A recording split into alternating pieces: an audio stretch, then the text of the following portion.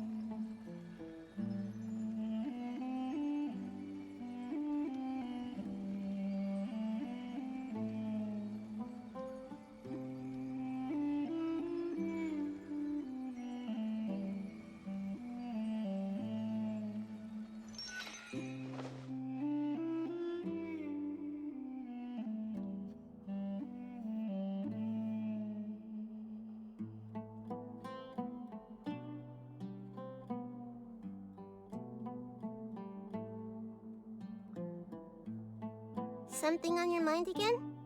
Let's work through it together. 2 heads are better than 1.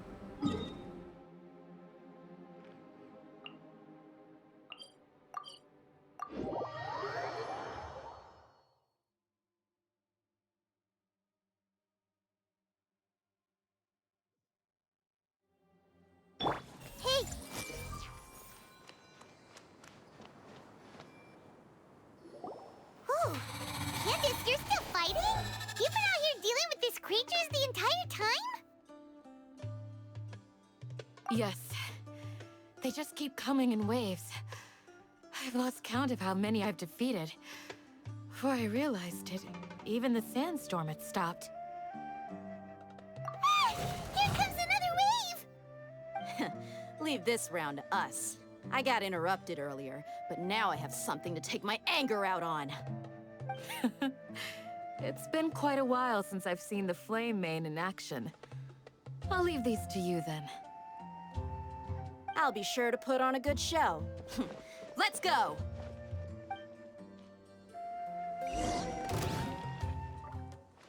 I see everything! Rain cutter! Rain outlines your... Here comes another wave! When are they ever gonna let up?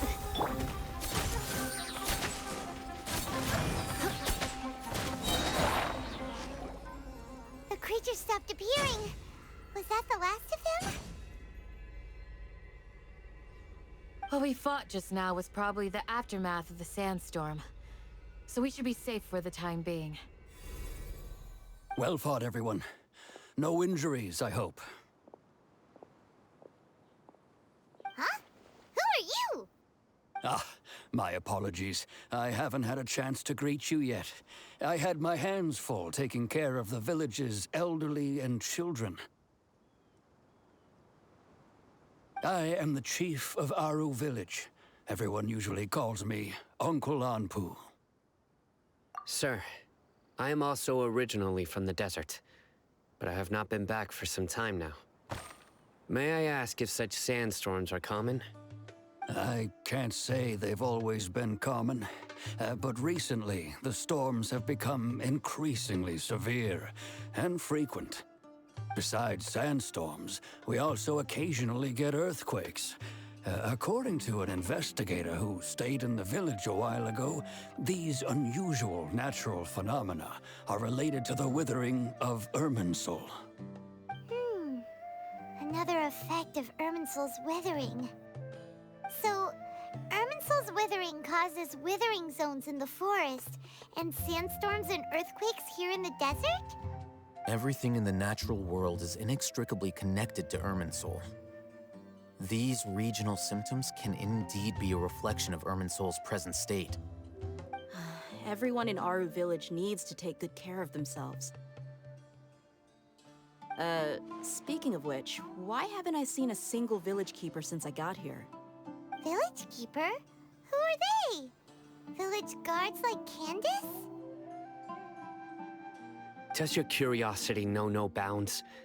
Village Keeper is how Aru village refers to mad scholars exiled here by the academia. Most of them are scholars who lost their sanity after a period of training in the Avidia forest. The academia believes that their crazed mutterings may have a negative effect on the psyches of other scholars. So, they're forcibly exiled to the desert. Though if you ask me, it's all a boatload of nonsense. Alas, that's exactly what we've been trying to investigate. One by one, the village keepers have been mysteriously disappearing without a trace. But no one in the village has ever seen them leave. If you're planning to stay around the village for the next few days, I'd appreciate it if you could keep an eye out for them. I've had encounters with those people in the past. I'll see what I can do to help. The Matra are the ones responsible for their exile. Now that you're no longer with them, are you trying to alleviate your guilt and atone for your past sins? I'm fascinated by how you think. Mock me if you will, but if you are guilty, I will eliminate you, regardless of my position or identity. Oh, you're the former General Mahamatra. You must be an expert in these kinds of investigations. Thank you for your help. Is it because you're reminded of Hypatia? Oh, these poor scholars. First they lose their sanity, now this! We need to help get them back home, safe and sound. But, is it really a good idea to tag along with Sino? You seem like you really don't trust him. I'll be grateful for the assistance. No doubt you will do a better job than some of my former subordinates. Let's start by finding a spot to share what we know so far.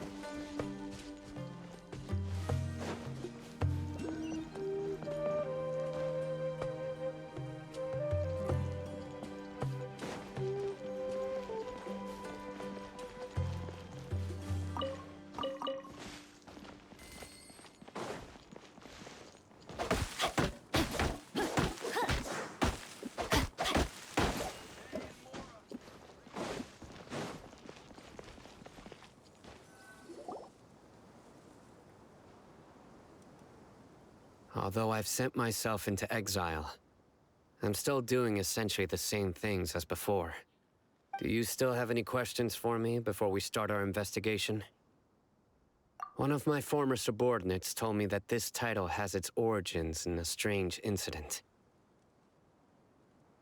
The Academia has long exiled mad scholars to Aru Village. A mysterious phenomenon exists here.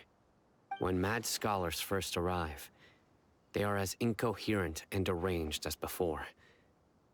But after spending some time here, they invariably begin to calm down. Initially, the people of Aru Village greatly resented having to take in the mad scholars. But a strange incident one night changed that. Aru Village was struck by the strongest earthquake in living memory. Seeing buildings on the verge of collapse all around him, the then chief of the village was preparing to take everyone to safety. Suddenly, he noticed a mad scholar crouching in a corner, caressing the ground with his hands. A soft, green light radiated from him, like a divine glow against the backdrop of night. Despite the powerful tremors that ripped through the ground that night, all the houses remained upright, almost as if they had grown roots reaching deep into the ground.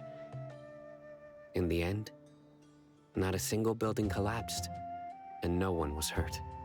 After that, the people of Aru Village treated the mad scholars with greater kindness, and began to refer to them as the village keepers.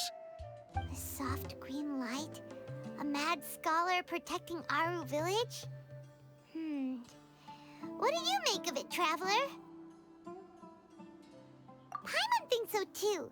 Actually, Sino, do you know if any of the mad scholars continued to wear their Akasha terminals at Aru Village? In theory, they would continue wearing them so the Academia could still monitor their activities. With that said, the main Akasha system would no longer have any interaction with them. Oh, no wonder! Everything makes sense then! Add in the fact that they calmed down, it was probably Nahida who calmed them. If you are able to draw a conclusion from this one story alone, then it appears you possess much more information than I do. So, what do you make of the story? Really? Lesser Lord Kusanali. What? You don't believe us? Lesser Lord Kusanali was definitely using the Akasha to give her power to the mad scholars! No, it's not so much that I don't believe you. I'm just struck by your reasoning. Lesser Lord Kusanali, the current Dendro Archon, is she really active in Sumeru? The Academia has always placed far greater importance on the late Greater Lord Rukkhadevata.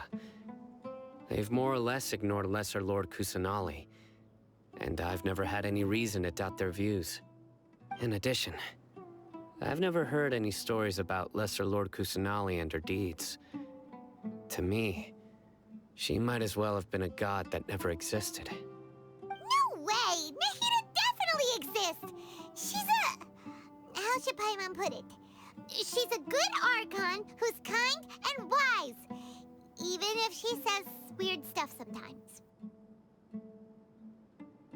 I've spent many years interrogating criminals, so I can easily tell when someone is lying. Good! Then you should know that we're telling the truth. That look in your eyes. I've never seen that from a liar. You two really must have met Lesser Lord Kusanali. How can this be? To think, our Archon has been amongst us this entire time.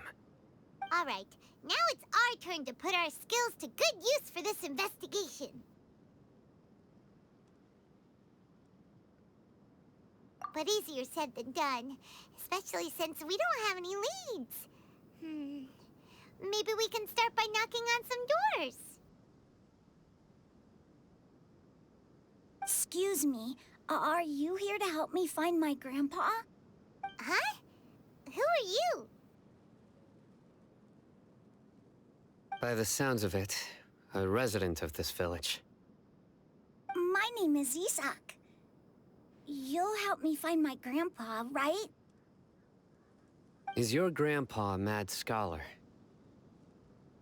Hey, don't say that. Grandpa is just Grandpa. Why do you have to call him that? It's not like he's a bad person or anything. The person you're referring to is not a local, yet you are. Why do you call him Grandpa? Grandpa is just Grandpa. He's my family. I heard everything you said to the village chief. Please, you gotta take me with you. I want to find my grandpa. I swear I'll help. I won't be a nuisance. Ah, so you're the one who was eavesdropping on us around the village chief's house. I was planning to go out and take care of whoever it was, but I had a vague feeling that they didn't harbor any ill intent. Whoa. Haven wasn't kidding about Matra having sharp senses. Sino, he's just a kid. All he wants is to find his grandpa. Let's find a way to help him. Sorry. I was only listening in because I wanted to know where Grandpa went. Honest. If you don't believe me, you can ask Miss Candace. All right. But first, let's confirm the facts with Candace.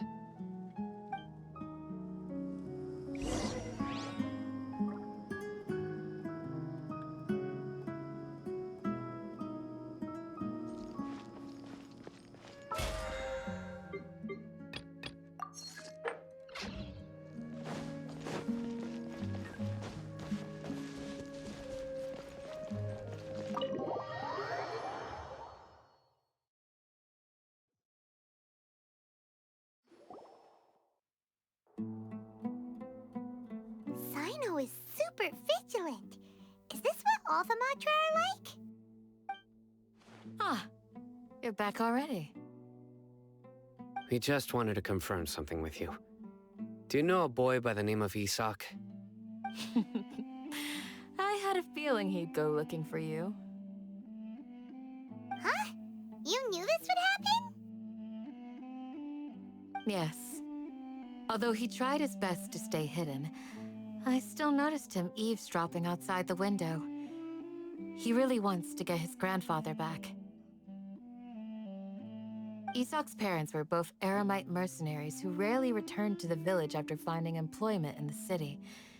He was raised by his grandfather.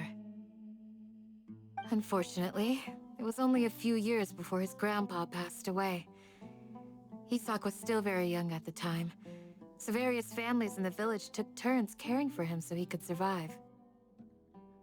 Later, an elderly mad scholar arrived at the village. Isak thought the scholar bore a striking resemblance to his grandfather, and thus often spied on the man. However, the scholar was unkempt in appearance and incoherent in speech. Although Isak referred to the man as his grandpa, he was afraid and didn't dare to approach him. One summer night, the oft mumbling and bumbling grandpa suddenly calmed down and seemed to become more lucid. He even noticed Isak hiding in the distance. So Grandpa walked up to Isak and patted him on the head.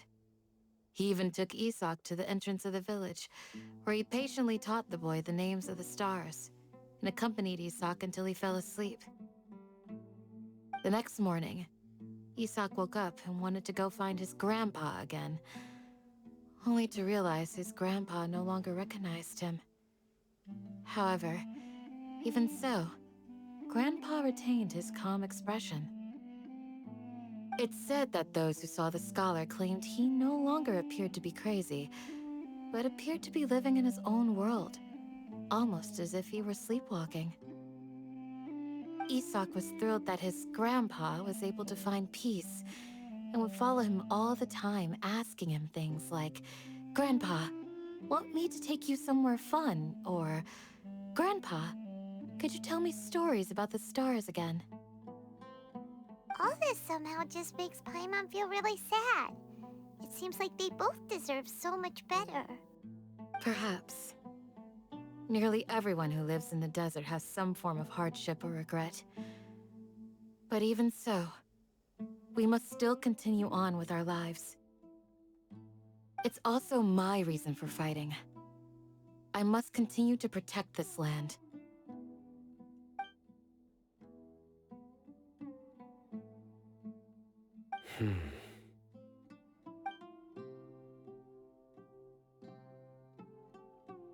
Maybe the people have always had a considerate god watching over them. Huh? What did you say, Sino? No, nothing. As long as Isak keeps his word and doesn't get in our way, we can take him along. Perhaps you are more compassionate than I gave you credit for. Please accept my thanks on Isak's behalf, Sino.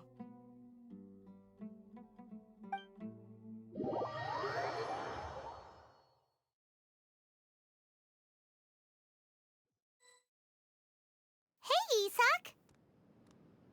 Oh, it's you guys! We've cleared everything up. Let's go find your grandpa. Really? Wow! Thank you so much! Yeah! All right. Let's ask the local residents some questions first.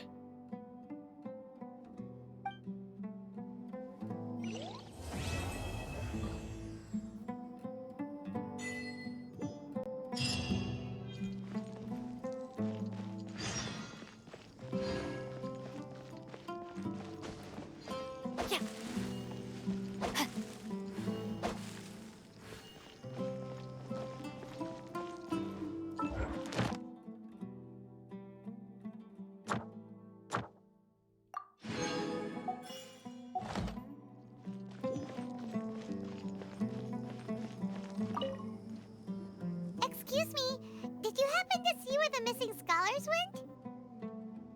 You mean the village keepers? Oh, let me think.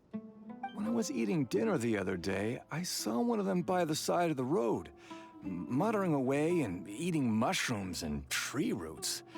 They shouldn't go around eating that kind of stuff. Okay. Did you notice anything else? Anything else? No, I think that's all I have to tell you. Sorry.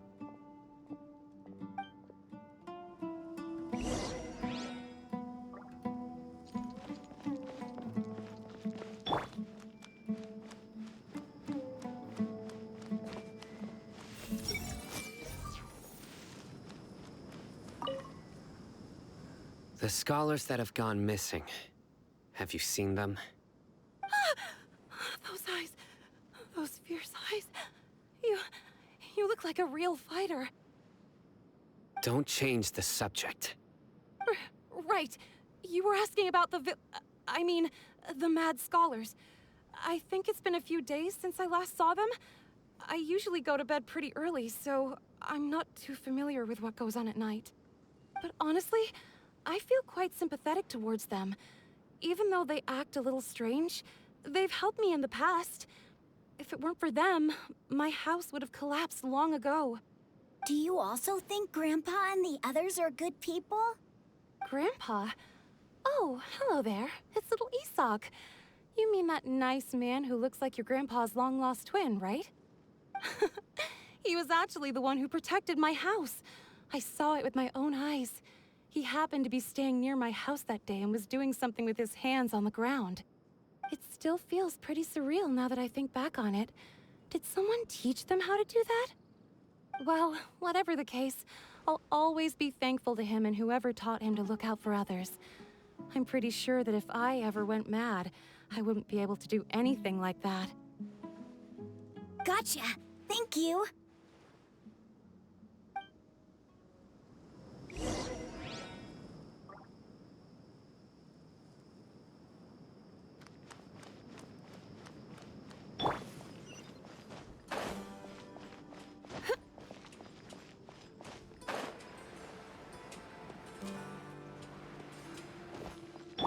Everyone hold his.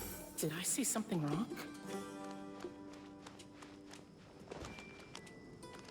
I see everything. I'll take better care of the flowers next time.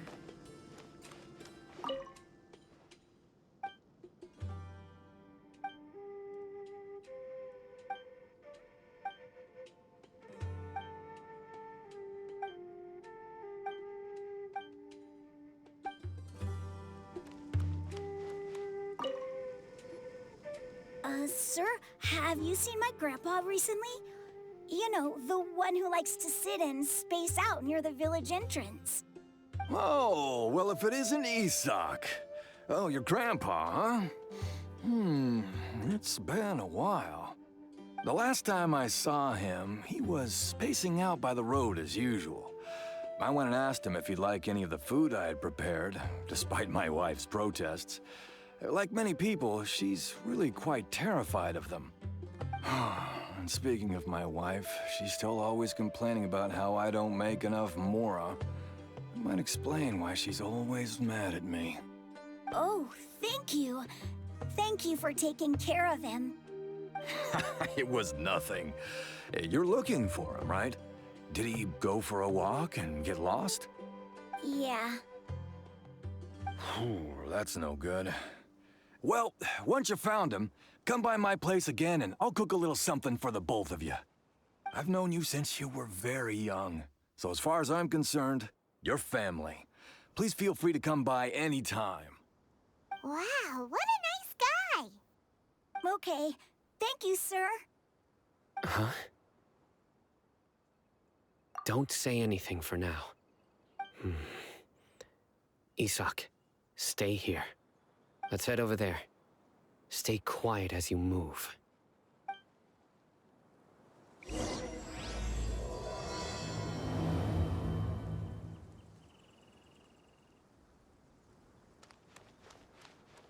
Join the Eremites and embrace a wonderful new life.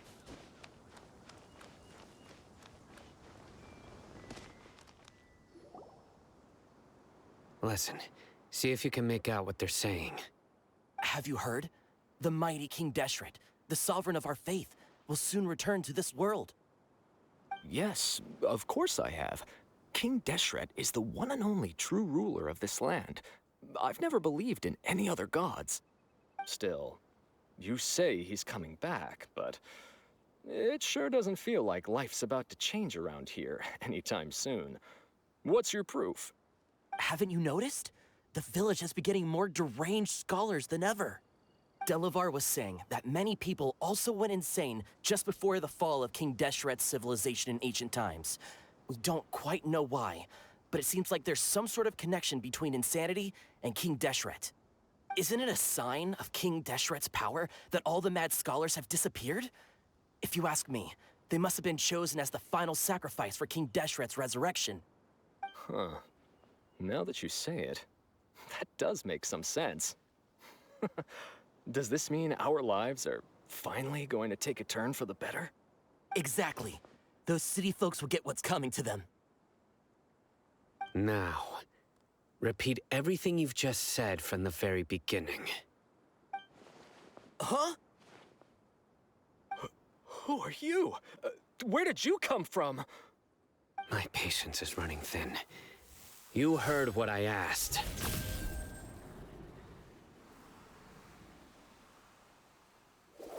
Yeah! Bro, this guy's something else. Just look at his eyes. One wrong move, and he's gonna flay us alive. Let's not get on his bad side, okay? I am no match for this guy. Oh, okay, good sir. What is it you would like to know? Tell me about King Deshret's resurrection. Well, I only know a few things from hearsay.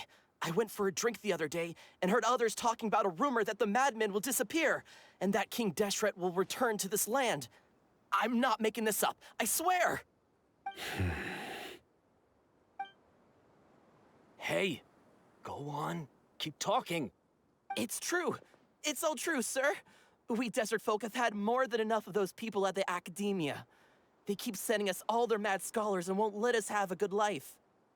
Would you want to live like this if you were in our place? The radicals were even more thrilled than me when they heard the news. We're all praying for King Deshret's speedy return. Delavar also said that once King Deshret returns to our side, it's only a matter of time before we conquer the land on the other side of the wall. They're all willing to serve under King Deshret and fight for a share of the glory.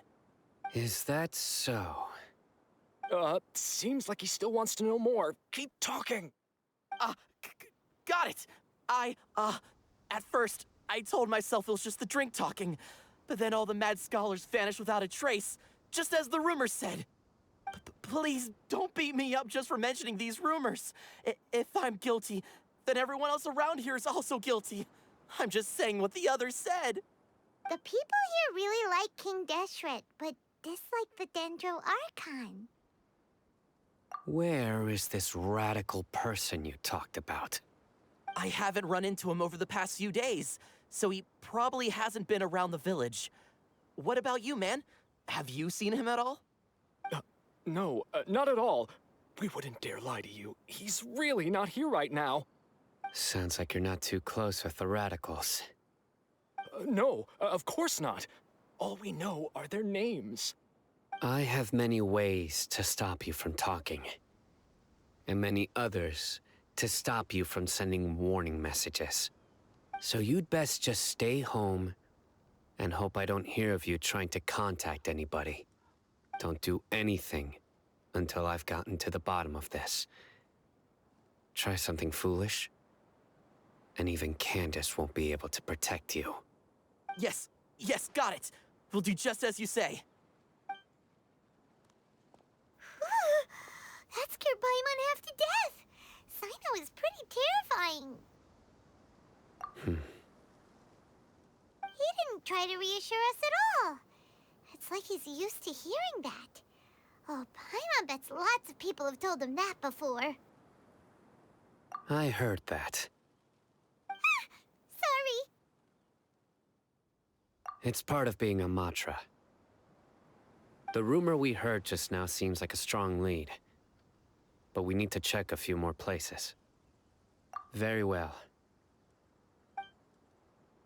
Isak! I'm here.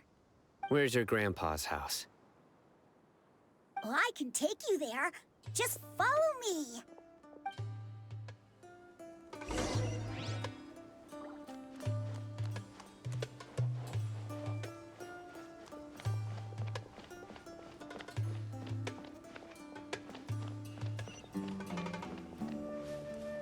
Grandpa, he likes to be alone. Sometimes he stares at the sky in a daze, and other times he just pokes at the ground with his fingers. Every now and then, he yells out at the top of his lungs, so a lot of people are really scared of him. But he's a good person, really. I know he is. I swear, he's just like my real grandpa.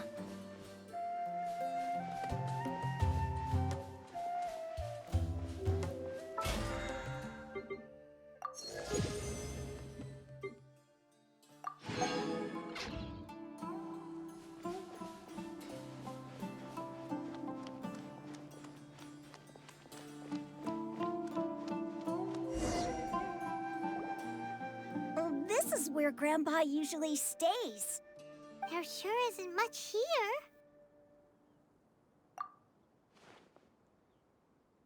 No. Incense? Please don't say it's the same one as before. But are you okay? Are you getting dizzy or need to lie down? There's a scent that you can sense, but I can't. A certain traveler here once passed out from that smell. Thankfully, Tainari saved the day. And then he gave us a long lecture to explain all about how it worked. So, you know Tainari? Huh? You know him too? Are you two friends? Yes. Now that I concentrate, I can also make out the scent of incense. Wait, surely Tainari didn't lecture you too? No. No need. Did you first encounter this scent at Tainari's house?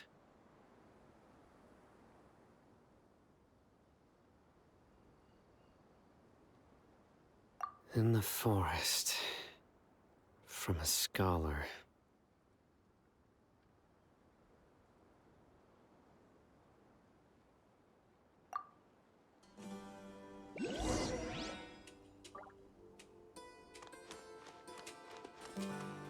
Everyone hold hands!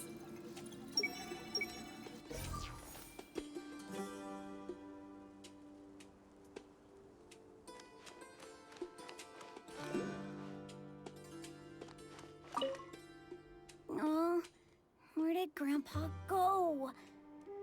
Please come home, Grandpa.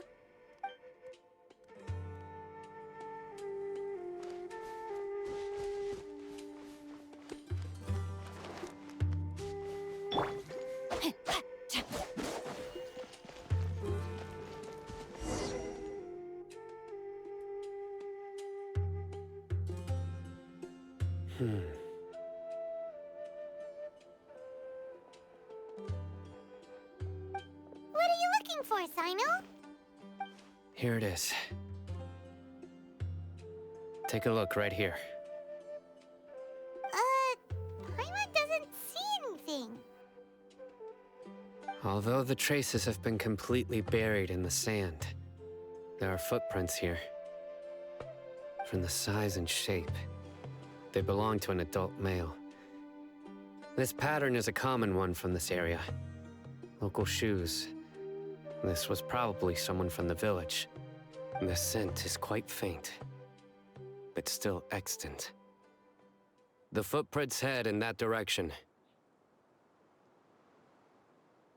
But who would come looking for Grandpa? He doesn't have any friends.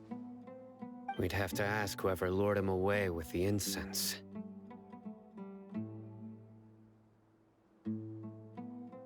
Huh? So you can lure someone away with just a scent?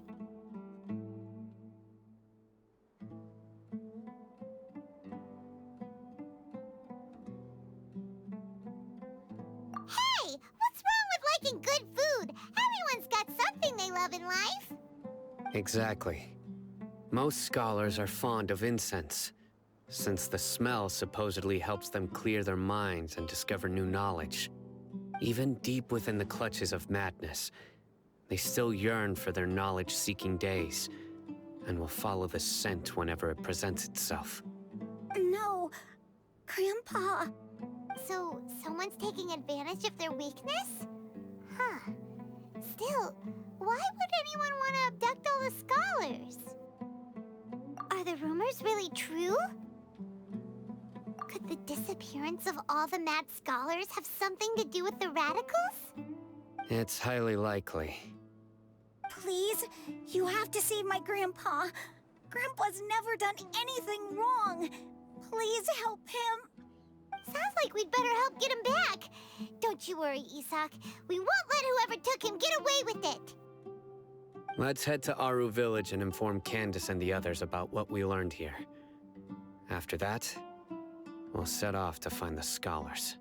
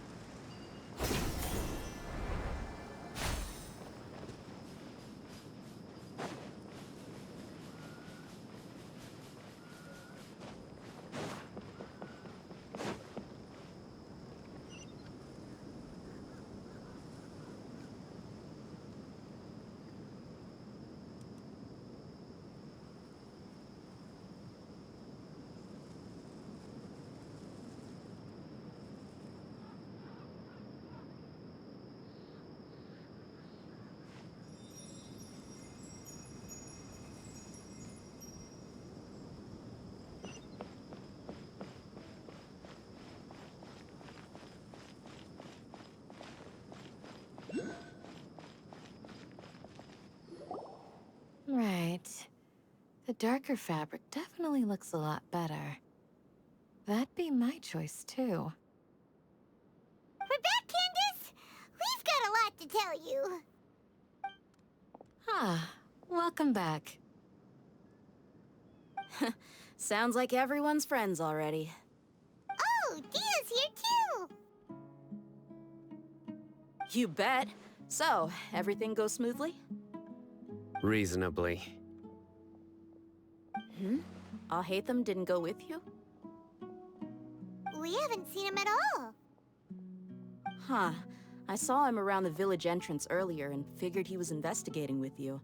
I guess he must have gone off on his own. Did you find out anything useful?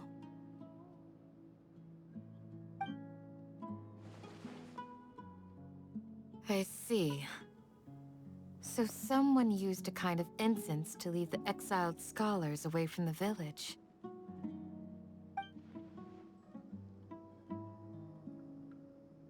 The resurrection of King Deshret? First I've heard of it. Far as I know, the kind of incense you just mentioned is only popular beyond the wall. Scholars are fond of it, but as you can see, there aren't many scholars still studying around these parts. No seller would be able to make a profit here. Not to mention, making incense is a labor-intensive process. You won't see anybody in the desert with the patience to make or sell something that requires that kind of effort. It seems someone from beyond the wall must have been supporting this.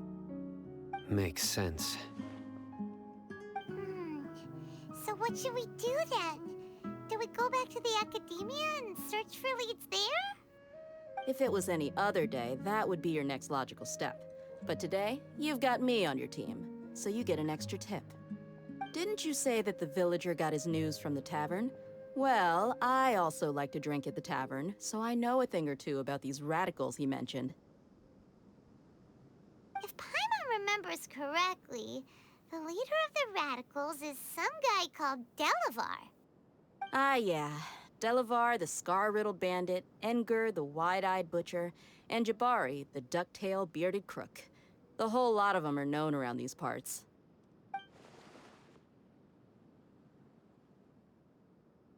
These guys have one thing in common, and that's being broke. The rougher life gets, the more they want to believe in King Deshret. Way they see it, King Deshret's resurrection is their only chance at overthrowing the academia. Throwing all of Sumeru into chaos is the only way to change the way of life here in the desert. Anyway, that's my guess why they've chosen to become radicals. Tia! You're amazing! You really know this place inside and out!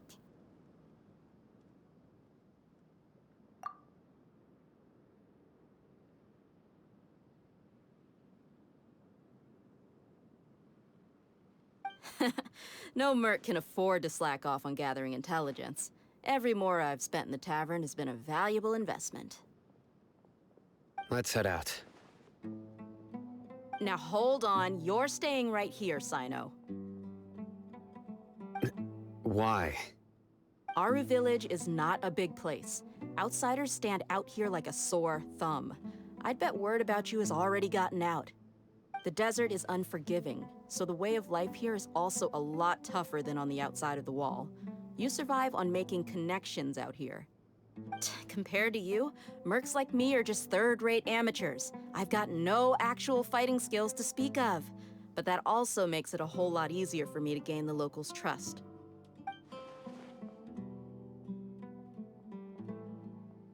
I need to go around and ask some questions, but it'll be difficult if you're with me.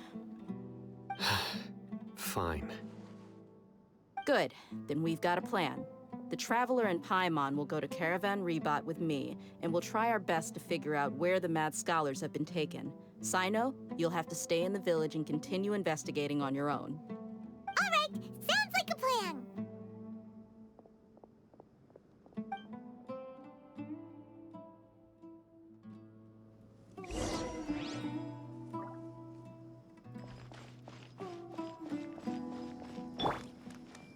I see everything. Sino, please don't take offense. I'm sure Dia just wants to help everyone solve their problem as quickly as possible. That's why she can be so straightforward at times. I don't mind. Ah, I see. Well, from the way you were staring out into the distance, I thought you might have been mulling over Dia's words. No, I'm used to being treated that way. It's natural to fear strength. I take no objection to it.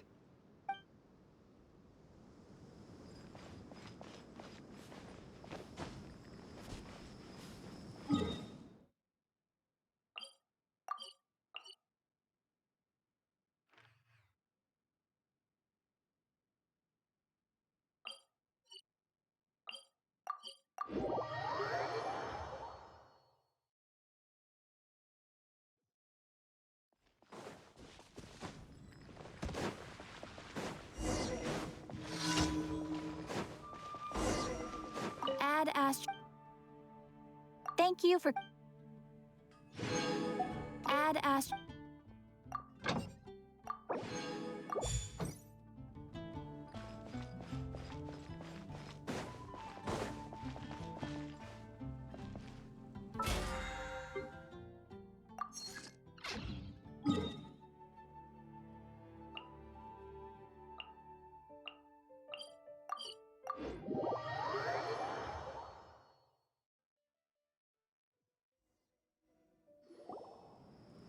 Well, here we are again. Sounds like you're starting to get familiar with the area. Paimon's amazed every time we see the wall of Samiel. How can a wall this tall even exist? It's almost unreal. I know what you mean. I had the same question every time I walked this way when I was a kid. Also, why is this high wall here? And can a wall really block sandstorms? It was only after I grew up that I realized the wall of Samiel isn't just there to keep out the sandstorms. It serves a more important purpose, keeping out people like us. Sumeru is run by wise and mighty sages. To them, us desert dwellers are nothing but tools that can be used and discarded at their whim. We're cheap labor, like livestock, but easier to control. Nothing more. Even if a child from the desert got the chance to obtain an Akasha terminal, almost all their requests for knowledge would be denied. The academia believes we're underserving. Geniuses like Sataria are 1 in a million. The other children never get a single chance to try and rewrite their fate, even though the academia knows very well that we're humans, just as they are. That's terrible. I would tear down this wall with my own hands if I could. Hey, Dia. You're not thinking about doing anything scary, are you? No, not at all. This place just gets me thinking, that's all. Besides, we're here to procure information, aren't we? Yep, we gotta catch those... Shh. Caravan Rebot is crawling with people, so be careful what you say. We don't want anyone to find out what we're here for. Our mission started the moment we arrived here. Let's go check out the tavern. Maybe we'll find someone I know.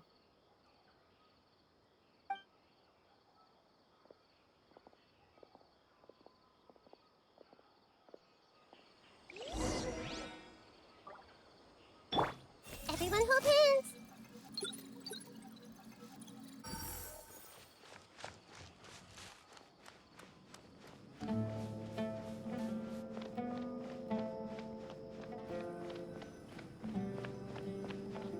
Hey! Just our luck. None of them are here today. You mean, you don't see anyone you know? Dia, is that you? What a coincidence. You here for a drink too? Zaki. Finally, a friendly face. Oh, and who do you have with you here? Guests from another land? Hello, hello. I'm Zaki. Dia's, how would you put it?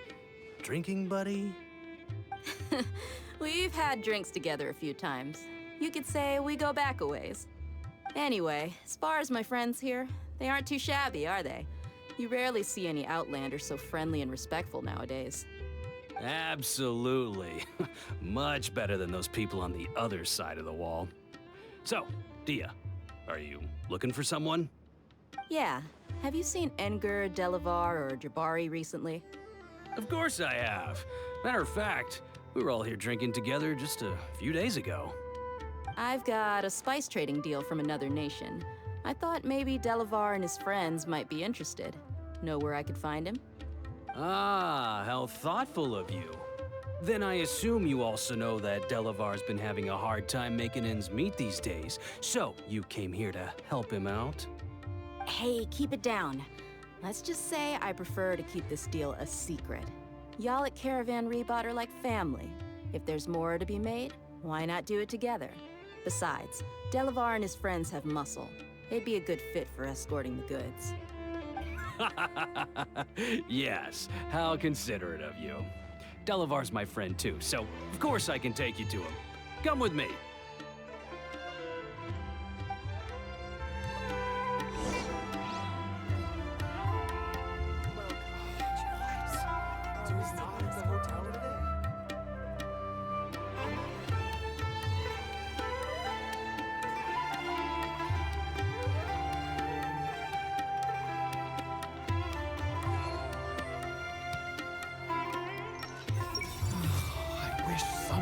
Play a game of Genius Invocation TCG with me.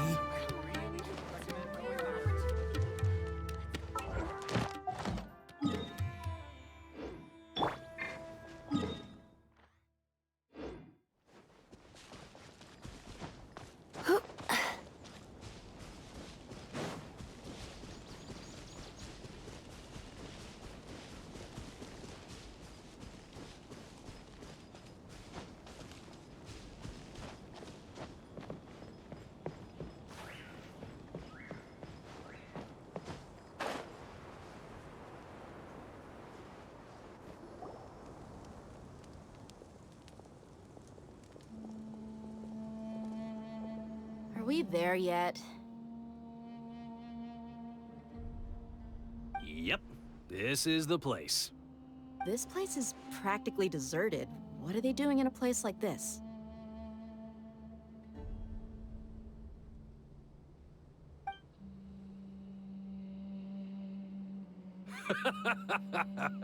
Why don't you take a guess? Go on, a wild stab in the dark. You're like lambs to the slaughter. Oh no! It's an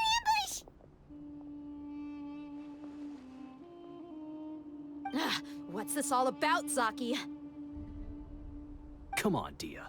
You really think we didn't hear about what you said back in Aru village? The boys have kept a close eye on you from the moment you set foot there. Not only do I know that you're looking for Delavar, I also know that you've teamed up with people from the Academia to look for the missing scholars. So, you've been watching us from the very beginning? Uh-oh. I knew leaving Sino behind was a mistake! And you left the strongest one in the village, didn't you? Who do you think you are? You really thought we'd fall for your little business deal nonsense? So you and Delavar have been partners all along.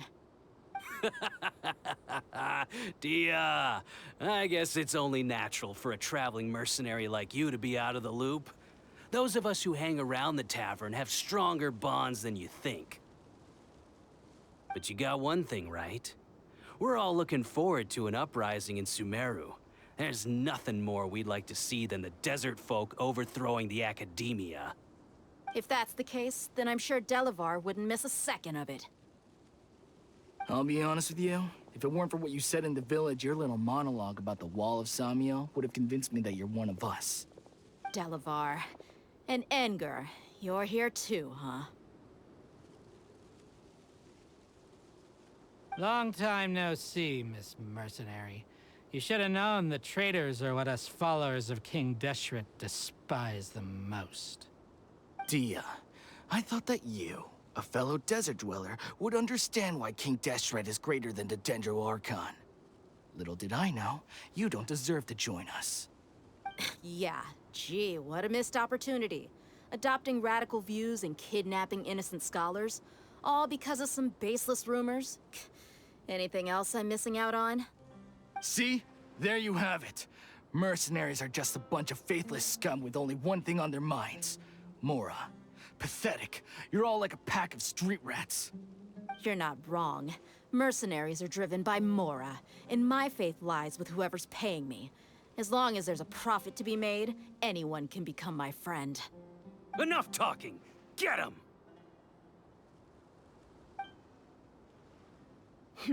Just as I expected. Let's teach him a lesson, traveler.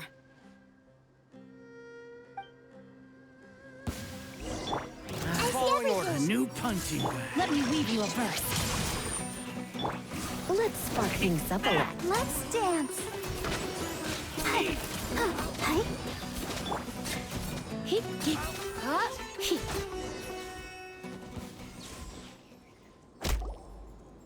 Impossible! How could you? So, what do you think about your meticulous network now, Zaki? How did you say it? It's only natural for a traveling mercenary like me to be out of the loop. I'm guessing your informant told you that I'm just an incompetent merc with no real fighting skills, correct? I mean, that is what I said after all. And of course, you would believe everything he reported. The only thing you know about me is that I'm a mercenary, but you've never seen me in action. Even though you heard we went to handle monsters together, you believed that Candace was the only one doing all the real fighting. That so-called Flame Mane is just a fraud. She admitted it herself. She just uses her connections to gain the trust of others. That's what you thought, right? Ugh. You lied in the village because you figured that we'd have people watching you. And you were stupid enough to fall for it. I figured as much the first time we drank together. You all thought you were so smart. Pathetic. Okay, that should be all of them. Whoa!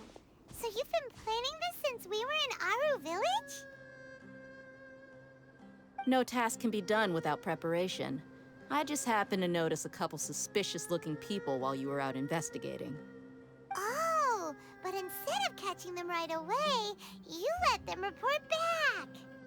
Those two who were snooping around were just a couple small fries. If we want to get the real catch, we have to be patient and give it some time.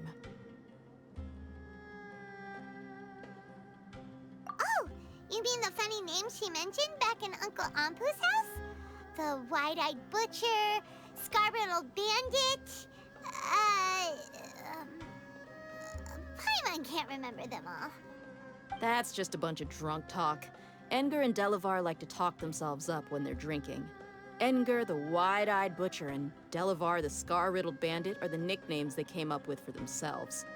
Alcohol has a way of making people share what they really think. So Edgar and Delavar are always rambling in the tavern about how King Deshret is a superior deity. What about Zaki? He's just a numbskull who fell right into our trap. Zaki was probably the best hidden of them all. My initial plan was to find Delavar first, and then try to track him down.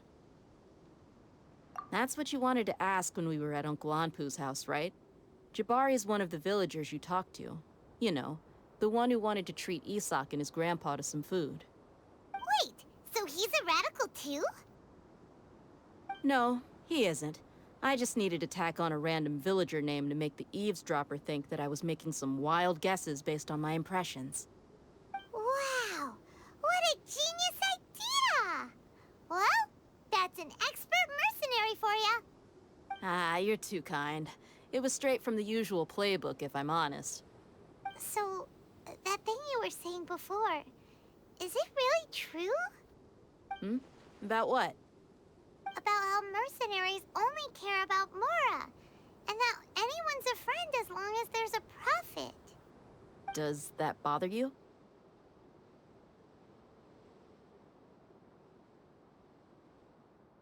What makes you so sure? Dia, do you dislike the Dendro Archon like the other desert folk? You two are pretty sharp. No, I don't have anything against the Dendro Archon. I've heard a lot of nice things about the Lesser Lord from Dunyarzad. I can understand her devotion and gratitude. Dunyarzad's just an ordinary person. There's no way a god would be so involved in the lives of everyday people, unless they were truly compassionate. I've begun to realize that the sages are behind everything that's happened recently. The radicals' blind belief in King Deshret, making the Dendro Archon out to be an enemy. It's all the academia's trickery. But I see through it all. And unlike them, I can never be hostile towards anyone who's never done anything wrong. Dia. Anyway, looks like we're done with business here. Traveler, lend me a hand. Let's tie him up and bring him to the village.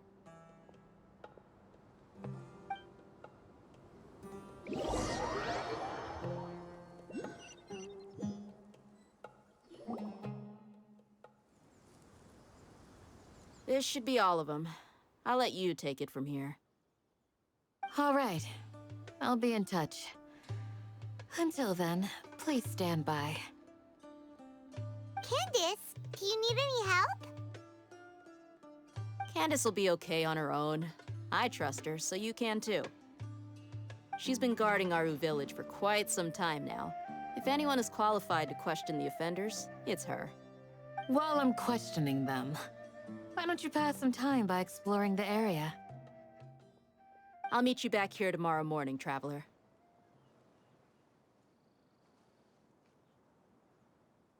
As for these idiots, let's just hope they live to see another day.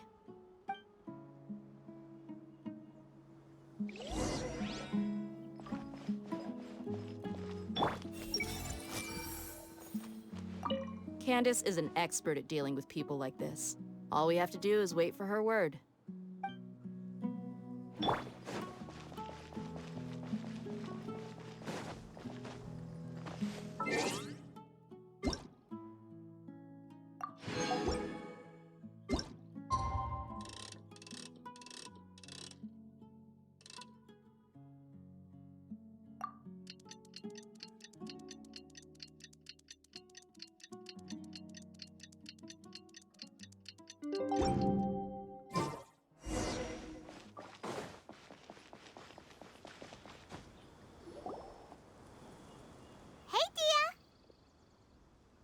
Right on time. We'll know any moment now. Paimon's been wondering. You seem to know Candace pretty well. Have you been friends for a long time? We've known each other for some time now. She's a pretty interesting person. Even though she's an extremely strong warrior, she never misuses her powers against others. Oh, Paimon knows what you mean. Like a lot of martial artists say, never take the fight outside the ring. Yep, I guess you can put it that way. It takes strong convictions to be as dedicated as she is, and shoulder that kind of responsibility. Us mercs, on the other hand, we pretty much live from one day to the next. Well, Paimon thinks you're great, too. Really? Thanks for that.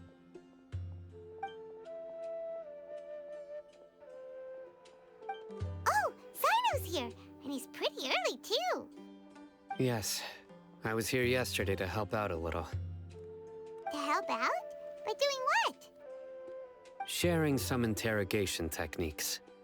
Oh, you mean you taught Candace some more persuasive methods? Right. Come on in, everyone. Come on, let's go inside.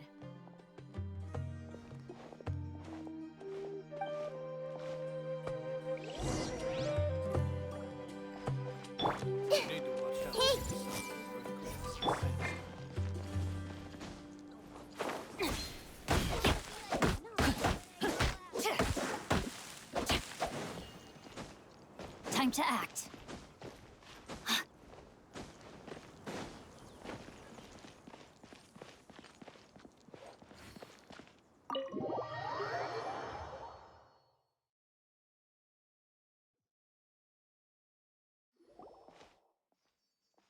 Candace, where?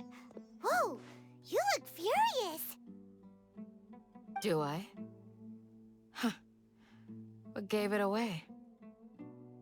Oh, there's no mask that can hide true bloodlust. Cover up your eyes, and it'll still show itself at the corners of your mouth. Perhaps I need to work on my composure. Still, it's perfectly understandable why I'm angry. I'm sure everyone present would agree. Yes, ma'am. Please, don't beat us anymore. We're gonna die. Well, looks like Sino taught her well. You fear death yourselves, yet you do not hesitate to place the lives of others at risk. The absurdity is mind-boggling.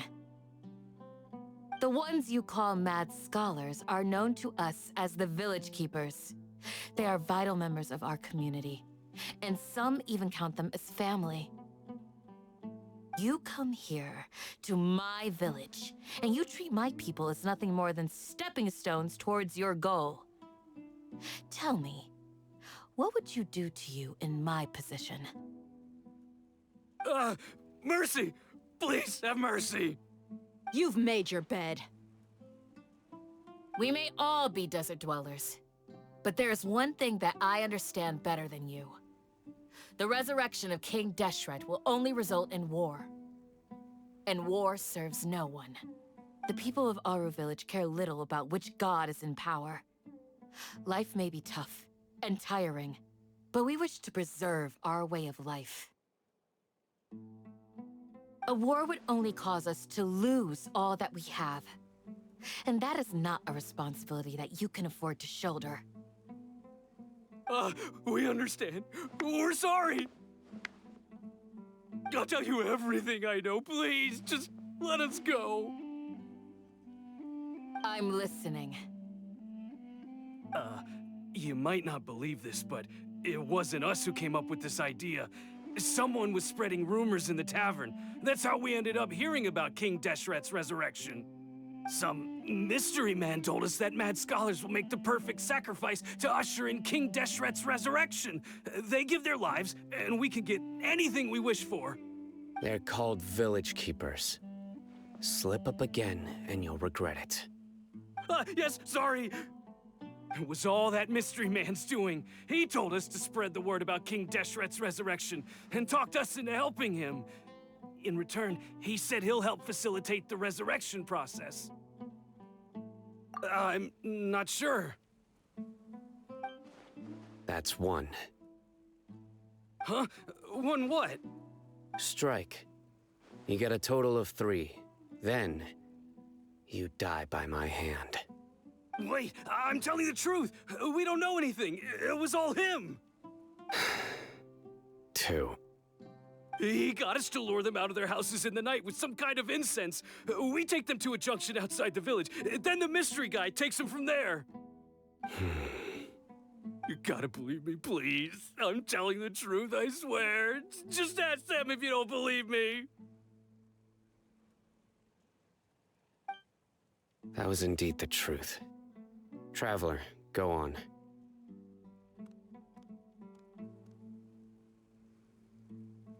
You have to believe me. If I knew that, I would have told you his name right away. I'm not risking another beating to keep his secrets. No way. That guy, he wears a cloak, and he's always careful to cover his face. He calls himself King Deshret's envoy. I believe I may know what's going on. Uncle Anpu? What do you mean?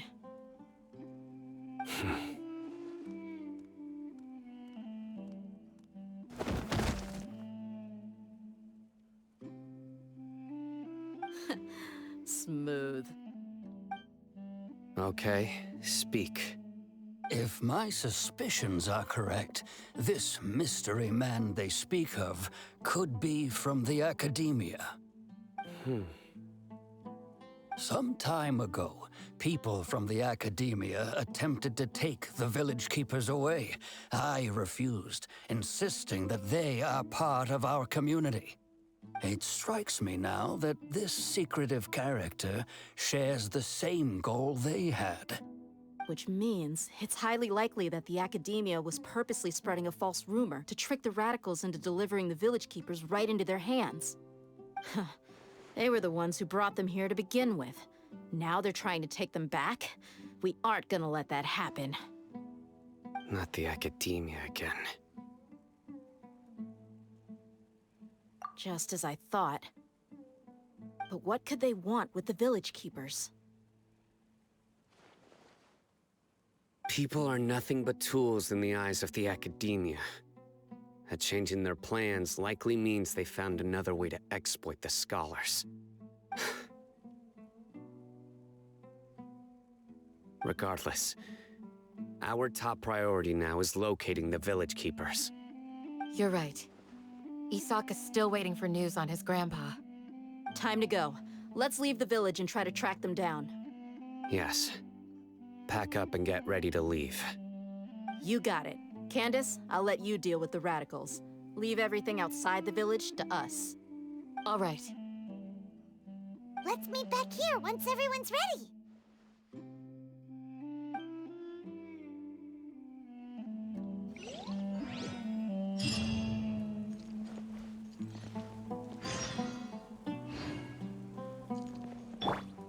Everyone hold hands.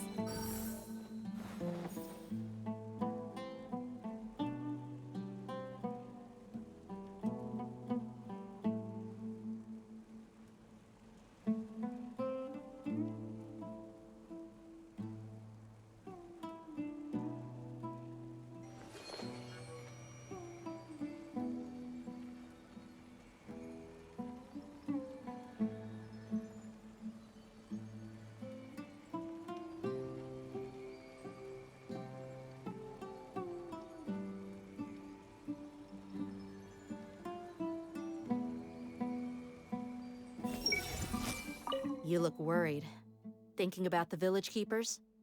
Yes. I'd look for them myself if I could.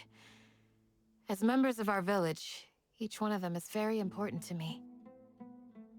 You have a strong sense of belonging here. I guess I'm the opposite. Mercs are stray dogs, wherever they go. Dia, don't say that. You can be a part of this community too. Thanks. I'll let you know when I feel like joining.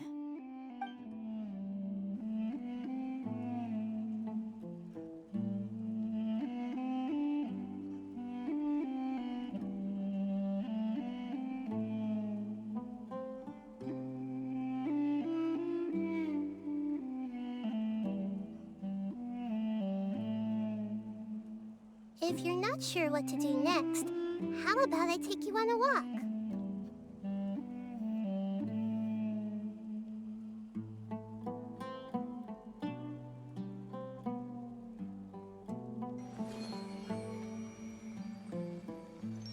What scheme is the Academia brewing now? I just hope everyone's all right.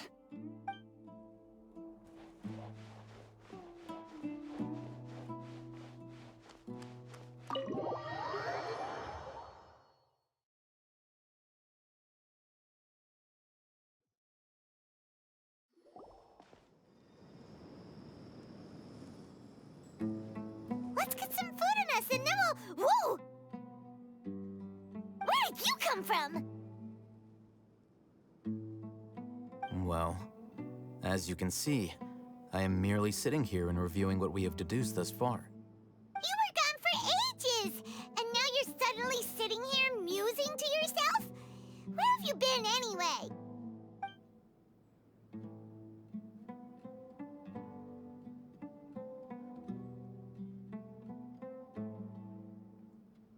Hey, what's with the silence? You never think things through before asking questions. I'm giving you some time to make up for that. Paimon's so mad! Paimon's gonna give you an ugly nickname!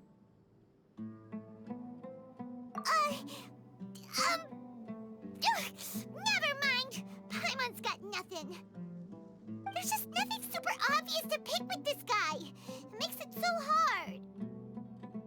Well, You've heard nothing to suggest I left this whole time, so clearly I stayed in the village to investigate.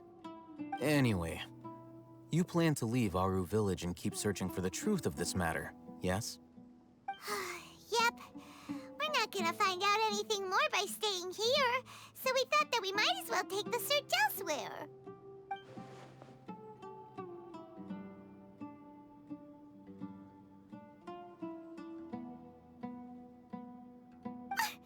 Enough with the silent treatment! No. I'm just surprised that you decided to team up with him. All Hatham. You haven't helped us out at all ever since we arrived at Aru Village. Bold of you to question our choices. Yeah, you're all talk!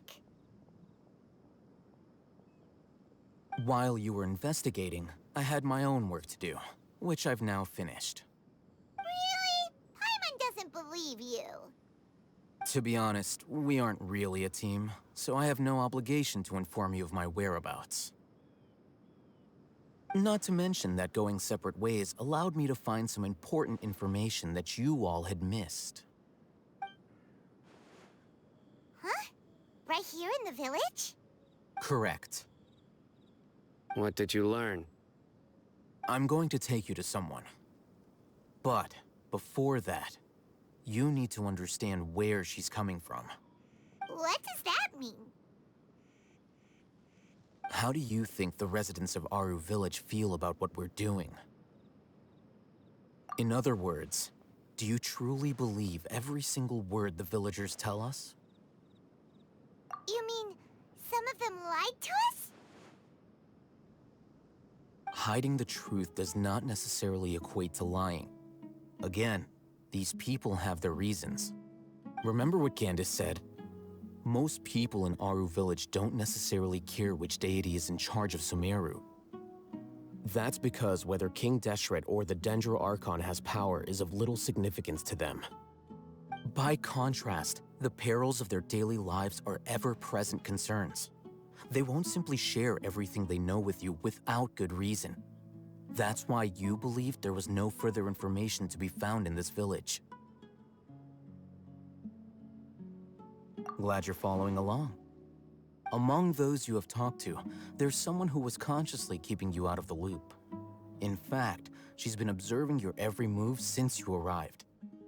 The reason being, to someone who only wants to live their life in peace, any external factors introduce unpredictability into the equation. Those eyes, those fierce eyes. You look like a real fighter. Don't change the subject.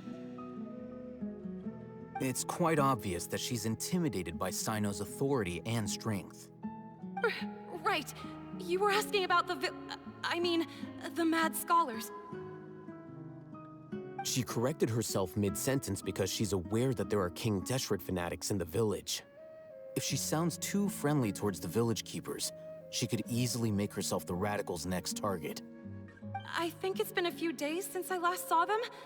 I usually go to bed pretty early, so I'm not too familiar with what goes on at night.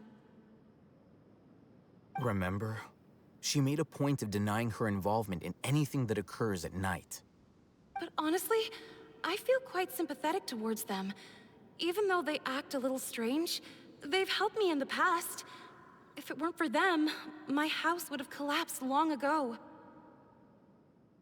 After speaking to the village chief, it became clear that the village keepers had protected Aru Village at night. In other words, the young miss was very much awake during that time. Then why would she lie? By getting involved with an outsider, she risks drawing unwanted attention to herself. As for why she might be so wary about all this, maybe you should ask her. I'll pass on this one. You said that she is afraid of me. If so, it's best if I stay out of this. We're on it!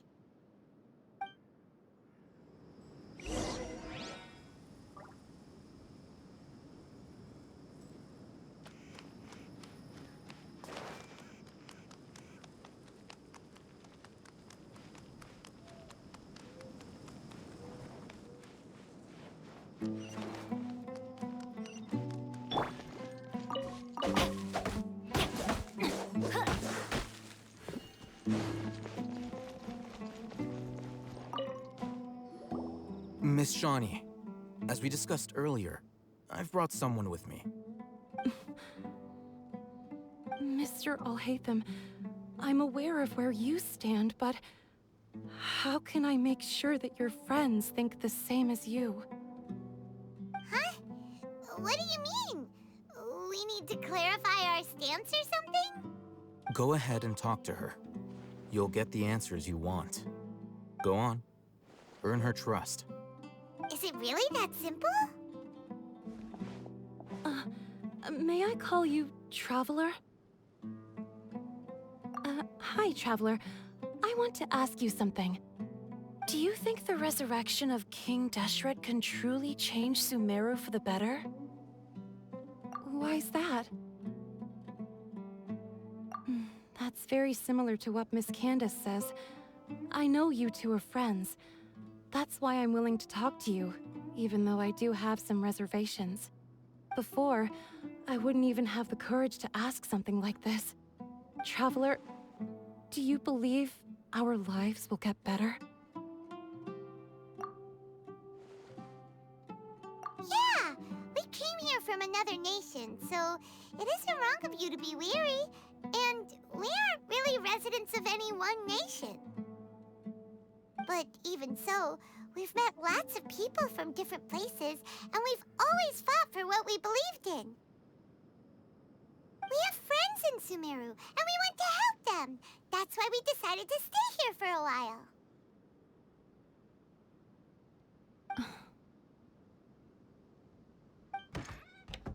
I want to trust you. My apologies for posing my questions like that. To be honest, I didn't expect you to come back for more information. Alhaitham told us you have your reasons. It's okay. We understand. The fact is that only one side of my family is desert folk. I don't really fit in anywhere in Sumeru. Some believe in the Dendro Archon, while others believe in King Deshret. I don't belong to either side, and neither side would want me. Speaking of which, the Radicals mentioned that they despise traitors. Do they just think that anyone who's different from them is a traitor? Yeah. Some people can be so narrow-minded when it comes to bloodline and beliefs. It makes no difference what I say or how I behave. I'll always be suspected of having ulterior motives. Slowly, I just stopped talking to people. I pretended not to hear or see anything.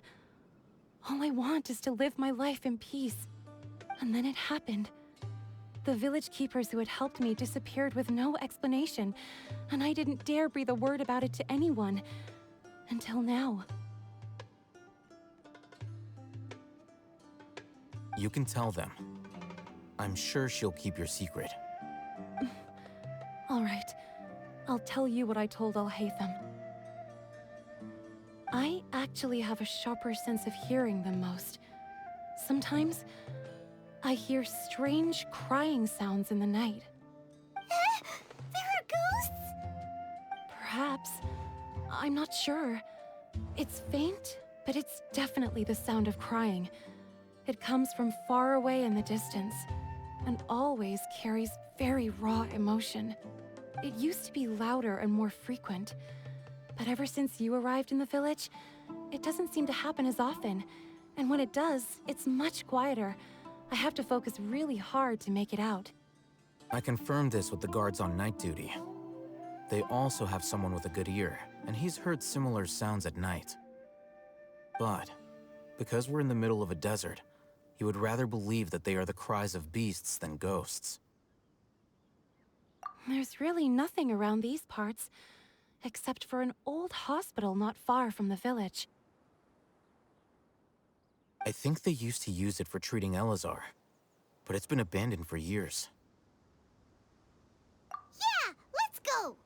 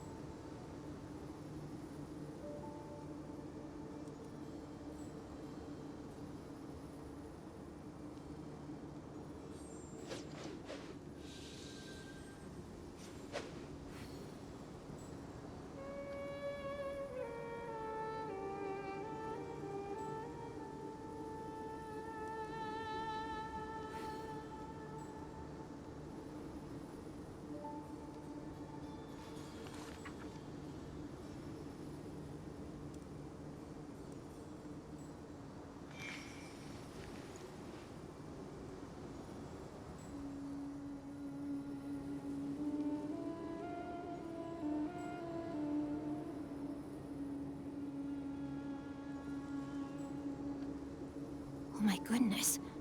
Oh my gosh. Wow. Huh? All will be revealed in the next volume? Oh, drat.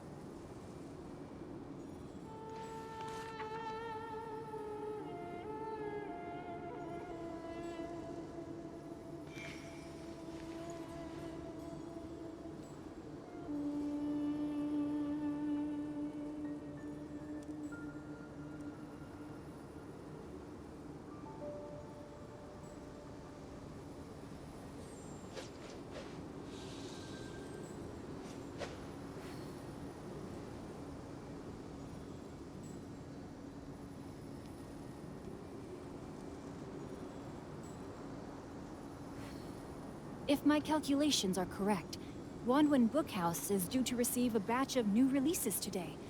Might we add a small detour to our adventure?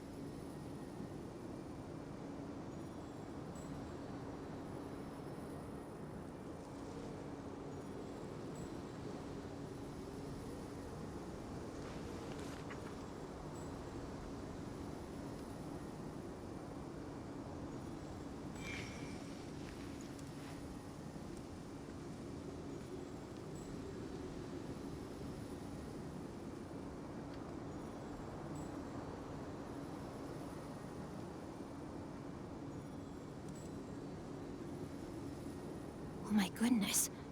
Oh my gosh. Wow. Huh? All will be revealed in the next volume?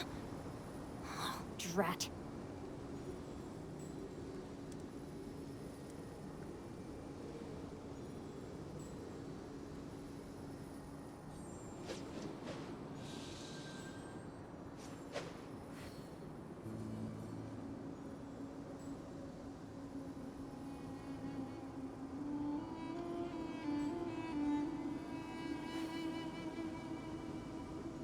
I never embark on a journey without a good book to accompany me.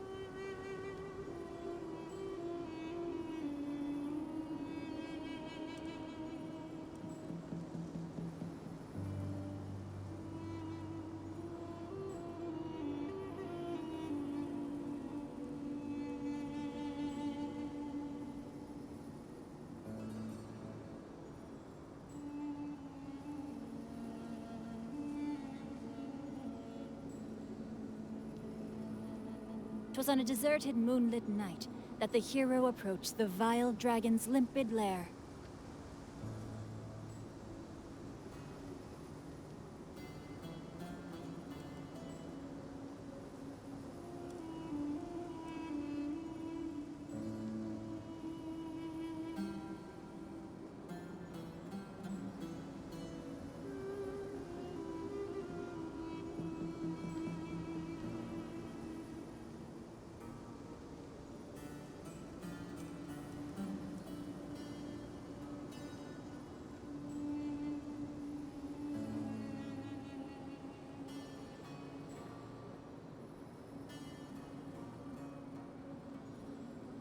If my calculations are correct, Wanwen Bookhouse is due to receive a batch of new releases today.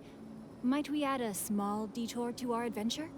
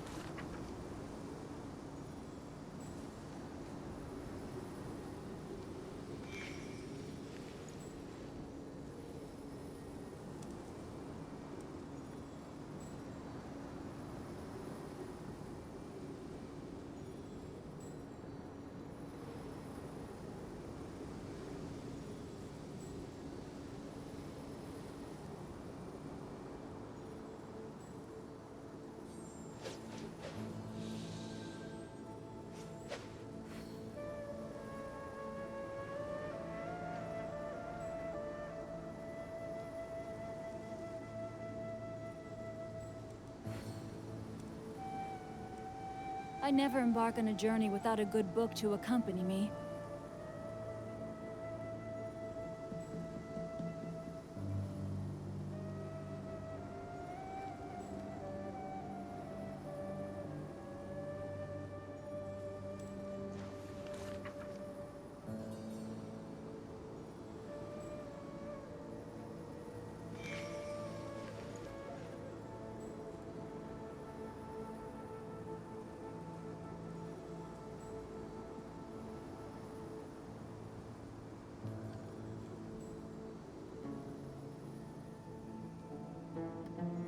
Twas on a deserted, moonlit night that the hero approached the vile dragon's limpid lair.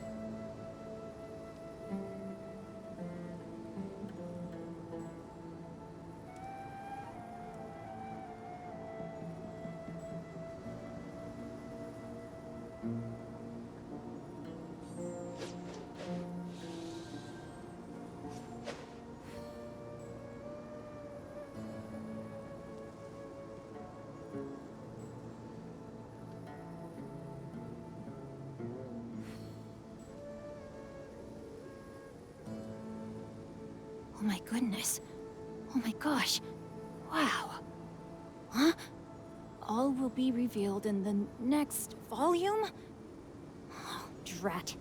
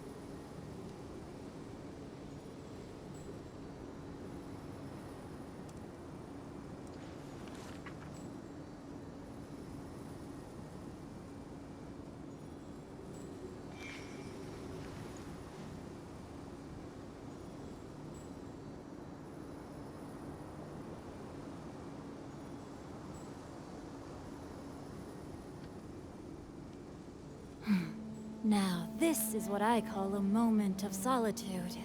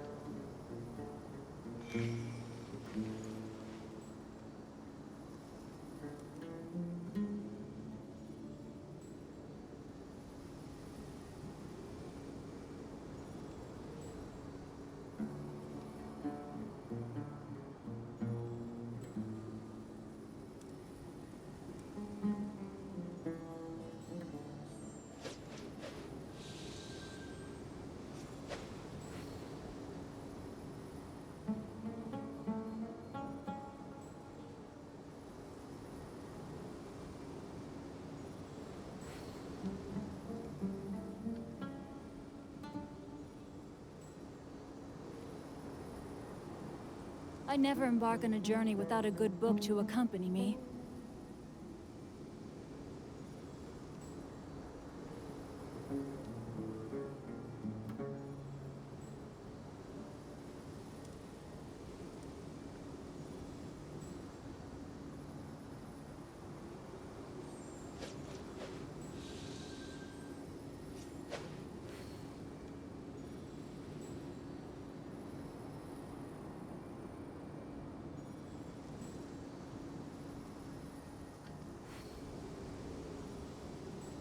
If my calculations are correct, Wanwan Bookhouse is due to receive a batch of new releases today.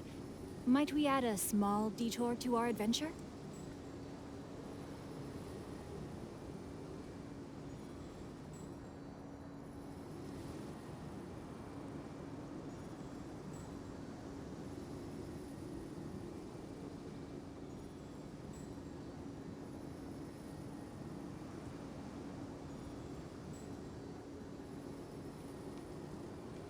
I never embark on a journey without a good book to accompany me.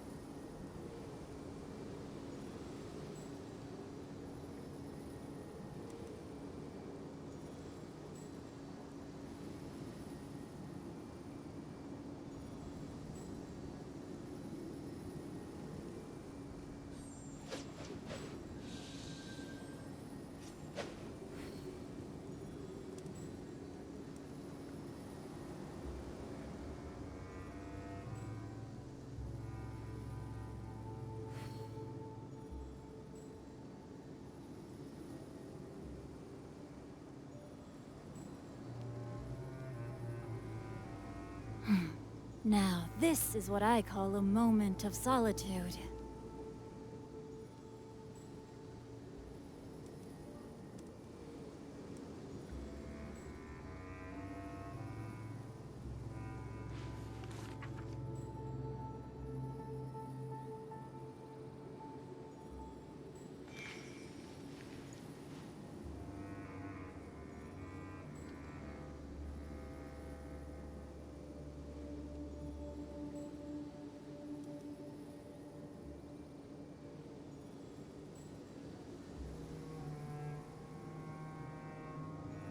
Oh my goodness. Oh my gosh. Wow. Huh? All will be revealed in the next volume? Oh, drat.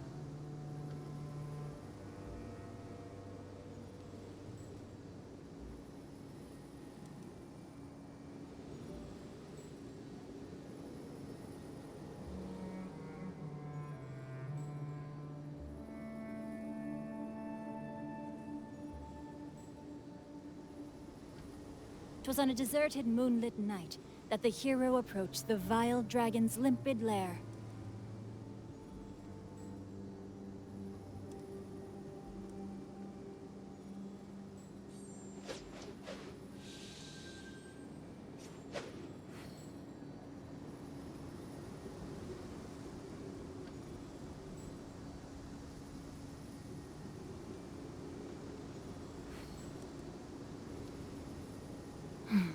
Now, this is what I call a moment of solitude.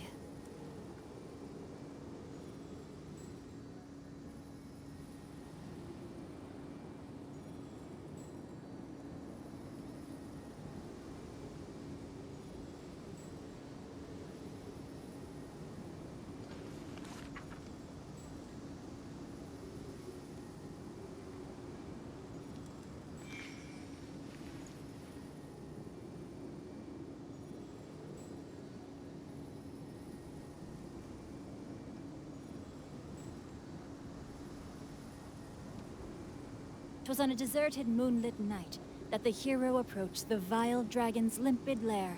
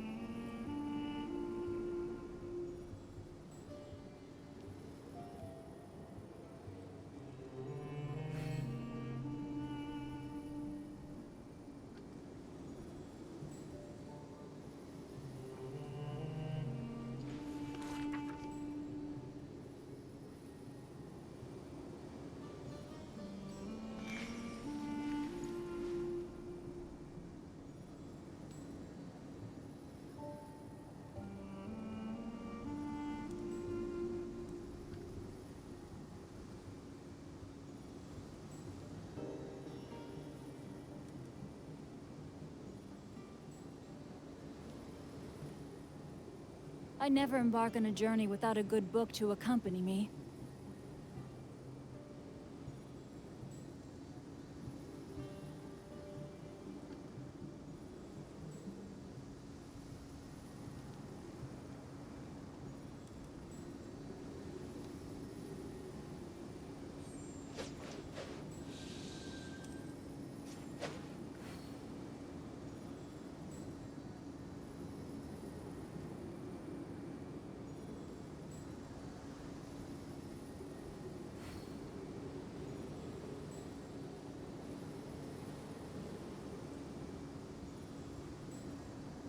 If my calculations are correct, Wanwen Bookhouse is due to receive a batch of new releases today.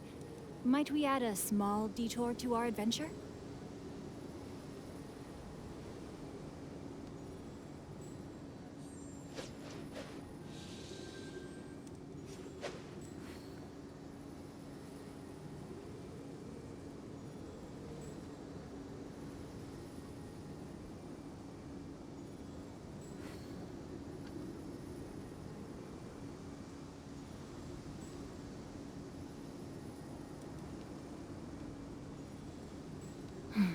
Now, this is what I call a moment of solitude.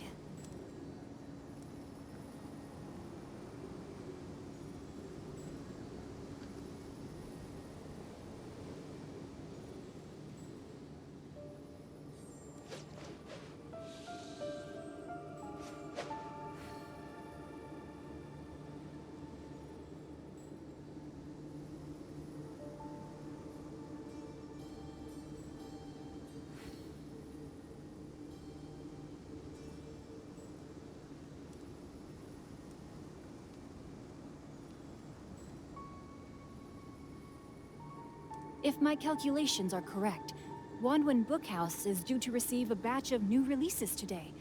Might we add a small detour to our adventure?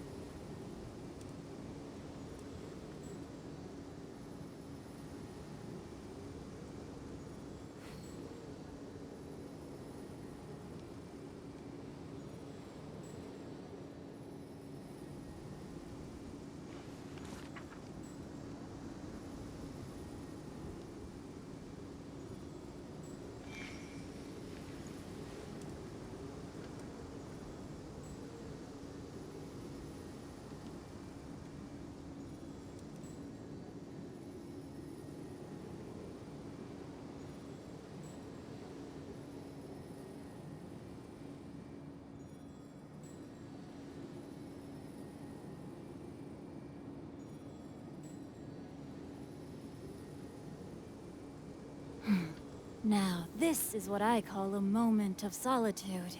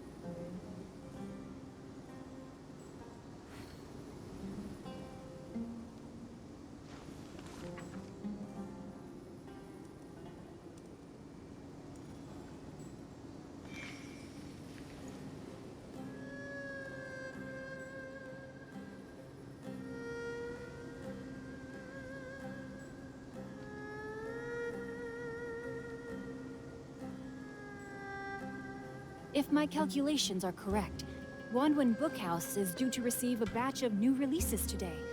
Might we add a small detour to our adventure?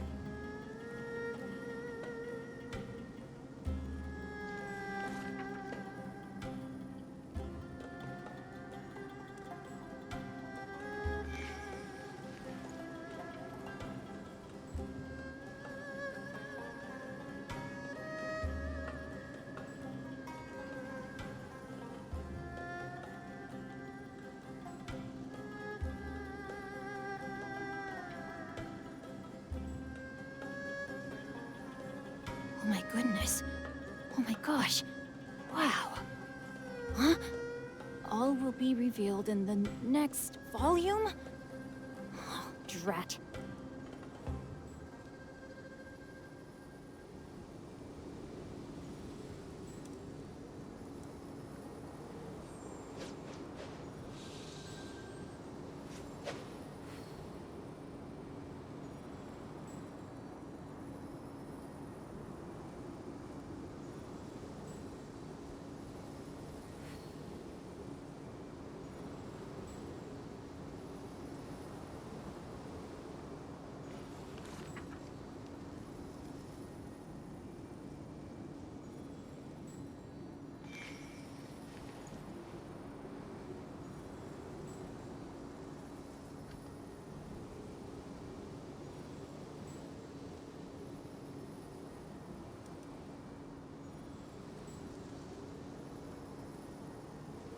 Twas on a deserted moonlit night that the hero approached the vile dragon's limpid lair.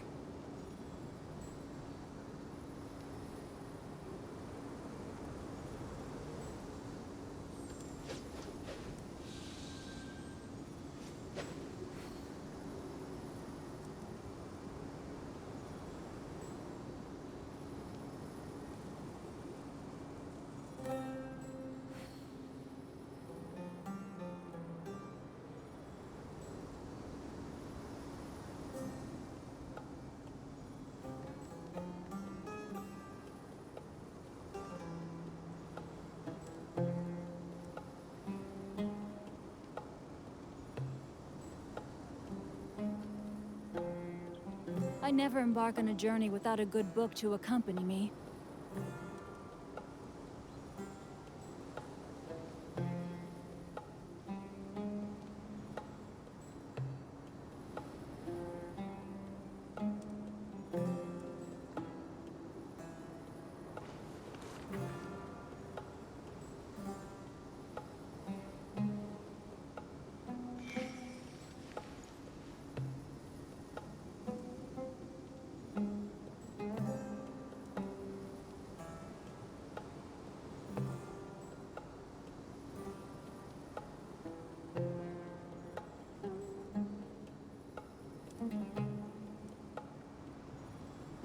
If my calculations are correct, Wanwen Bookhouse is due to receive a batch of new releases today. Might we add a small detour to our adventure?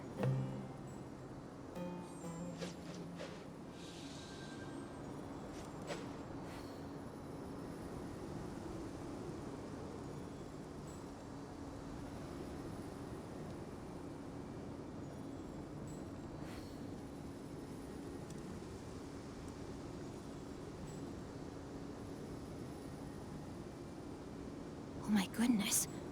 Oh my gosh. Wow. Huh? All will be revealed in the next volume? Oh, drat.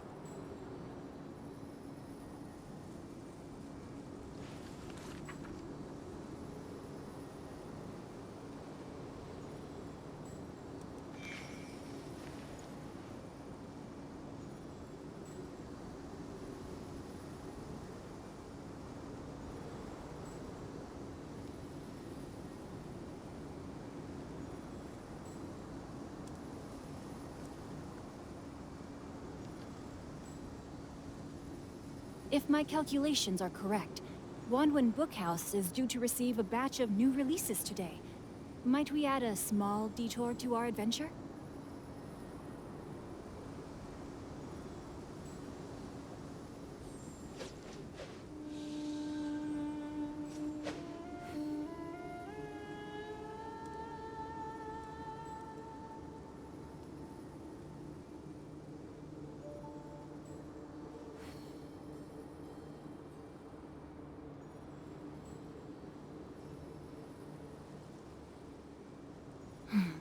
Now, this is what I call a moment of solitude.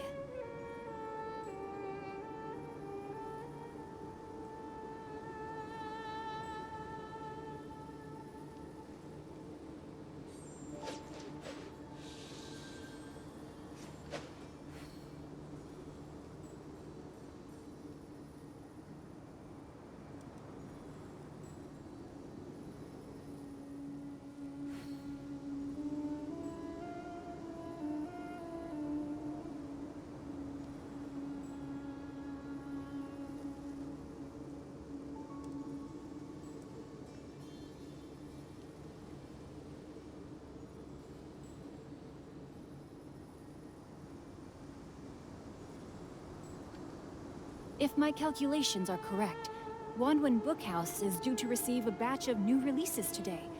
Might we add a small detour to our adventure?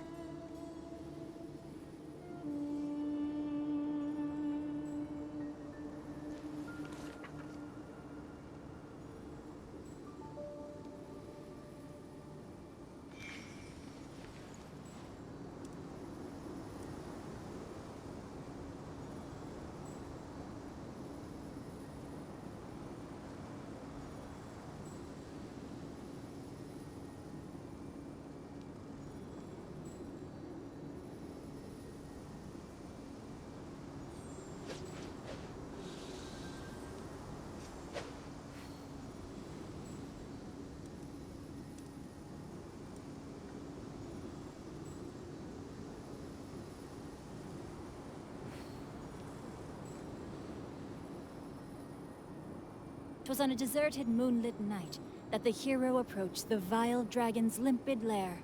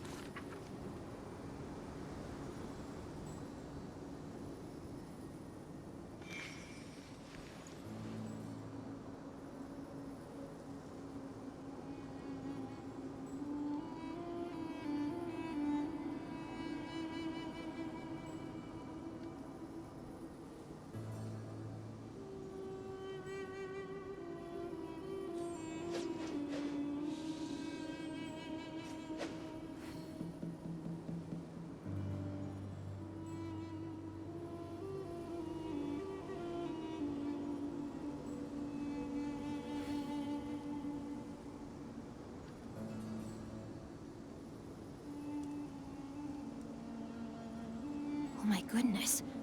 Oh my gosh. Wow. Huh? All will be revealed in the next volume? Oh, drat.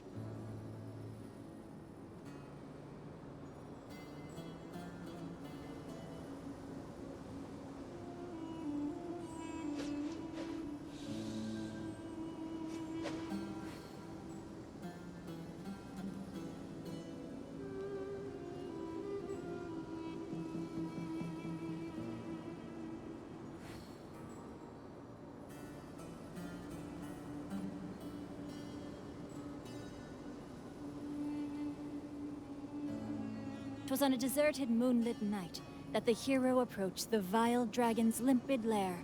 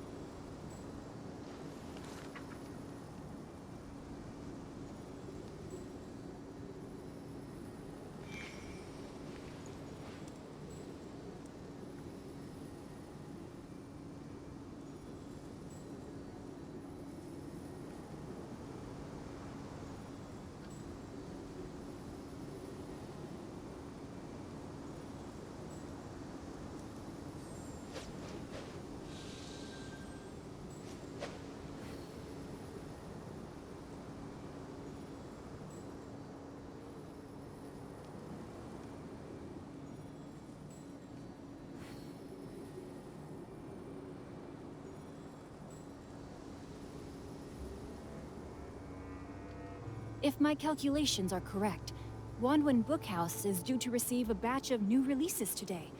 Might we add a small detour to our adventure?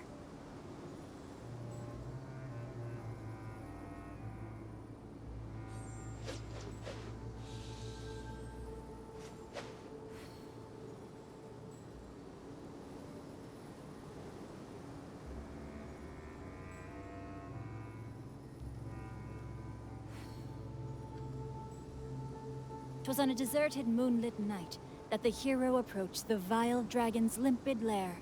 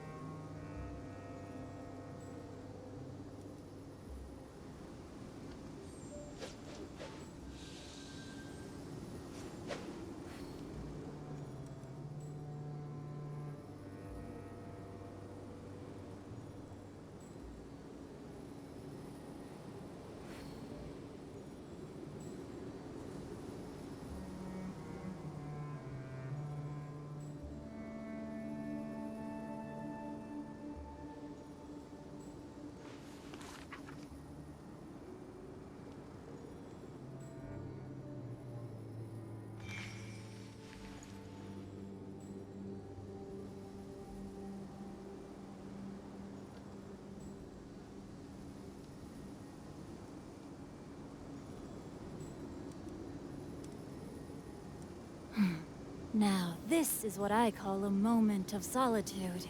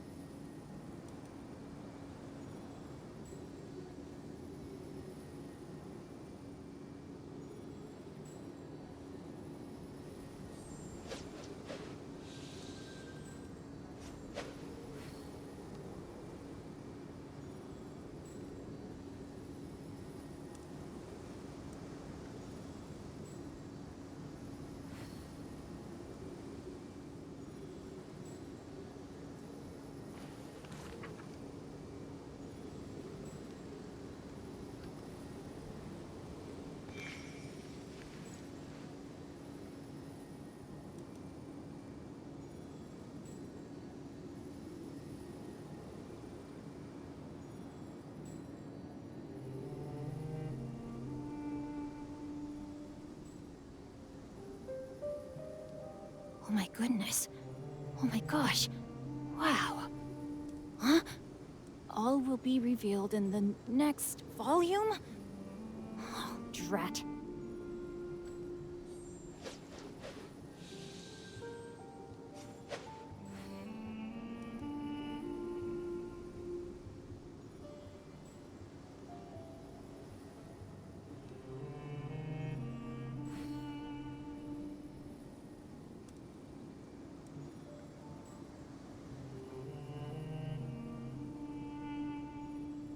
If my calculations are correct, Wanwen Bookhouse is due to receive a batch of new releases today. Might we add a small detour to our adventure?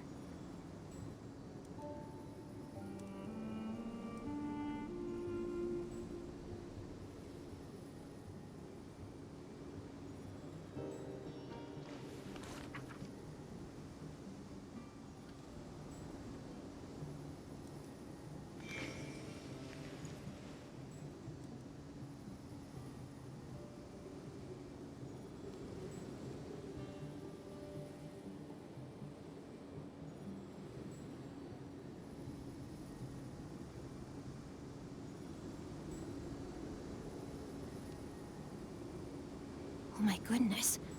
Oh my gosh. Wow. Huh? All will be revealed in the next volume? Oh, drat.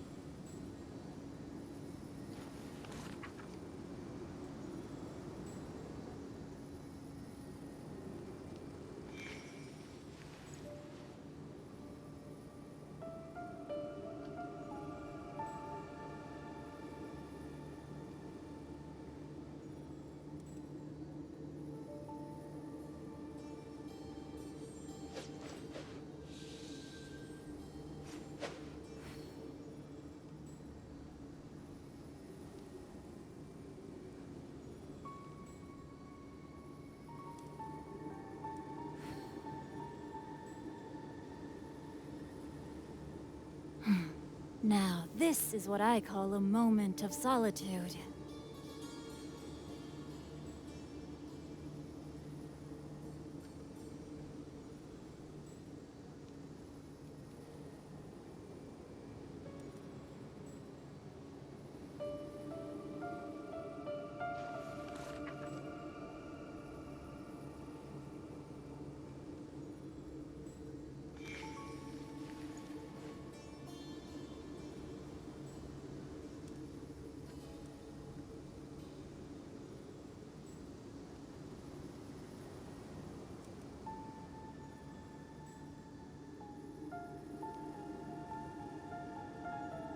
If my calculations are correct, Wanwen Bookhouse is due to receive a batch of new releases today. Might we add a small detour to our adventure?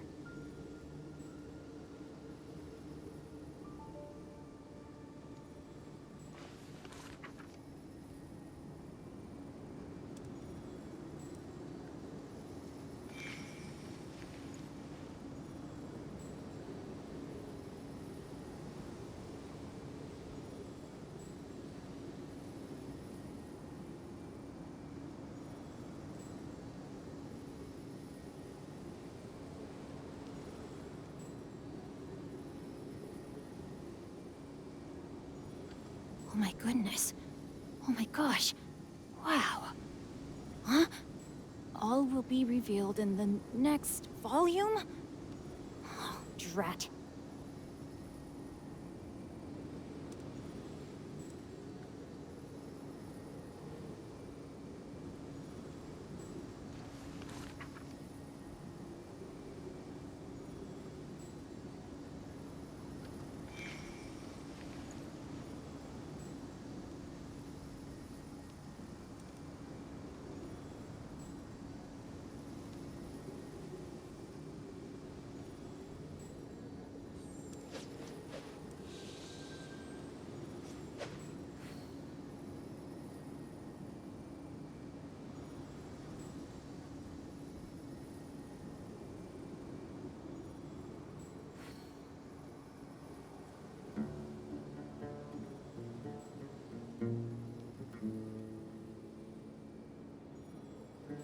I never embark on a journey without a good book to accompany me.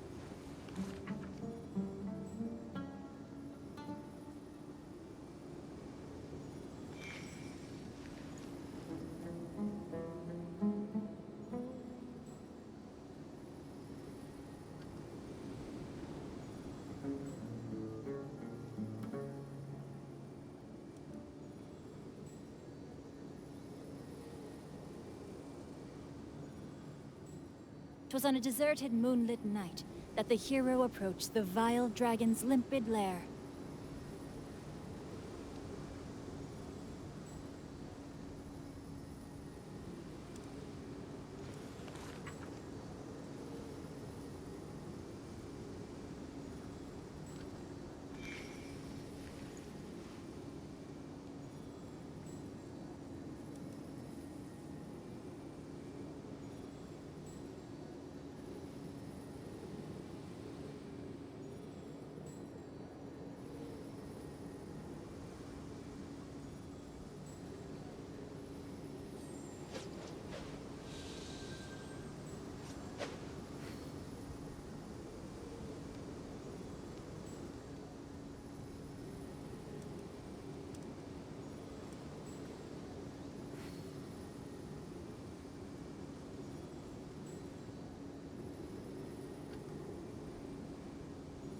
Oh my goodness.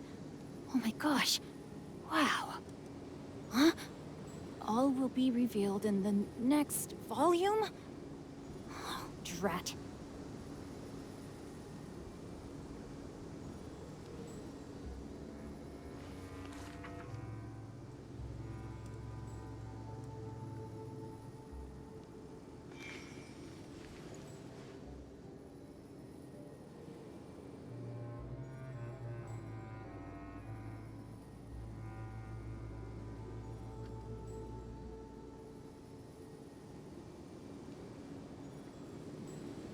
If my calculations are correct, Wanwen Bookhouse is due to receive a batch of new releases today.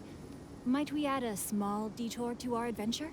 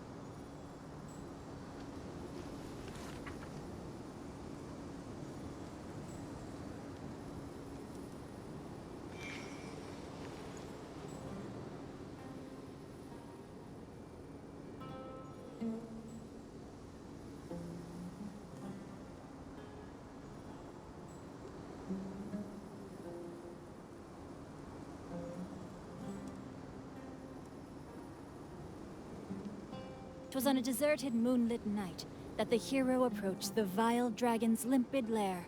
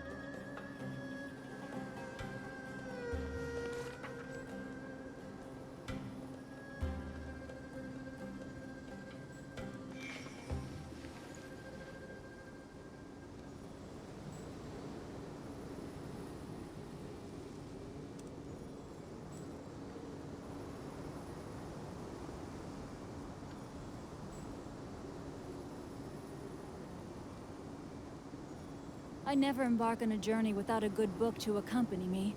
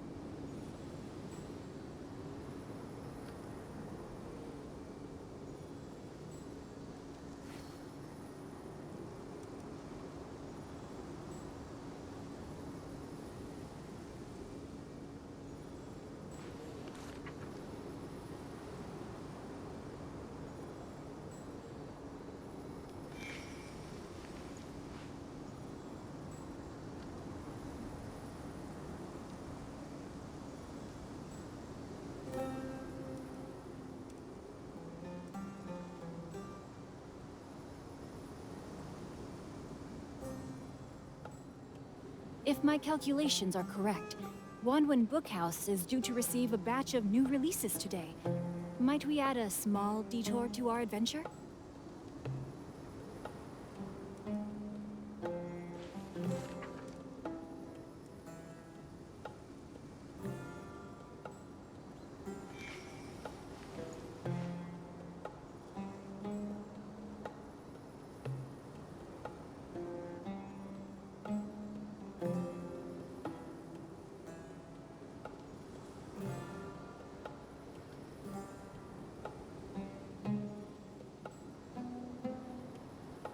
Oh my goodness.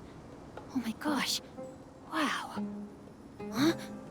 All will be revealed in the next volume? Oh, drat.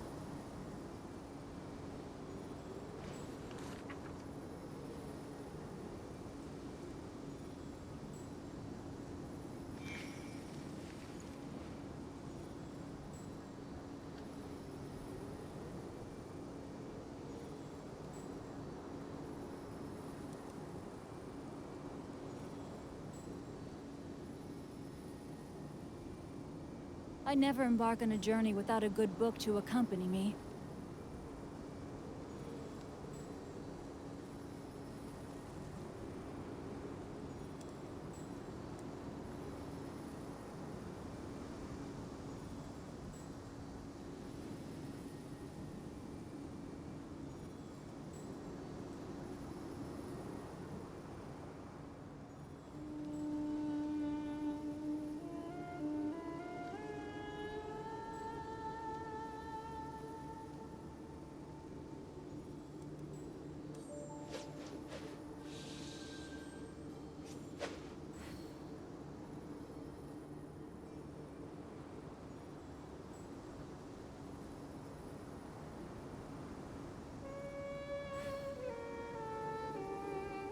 If my calculations are correct, Wanwen Bookhouse is due to receive a batch of new releases today. Might we add a small detour to our adventure?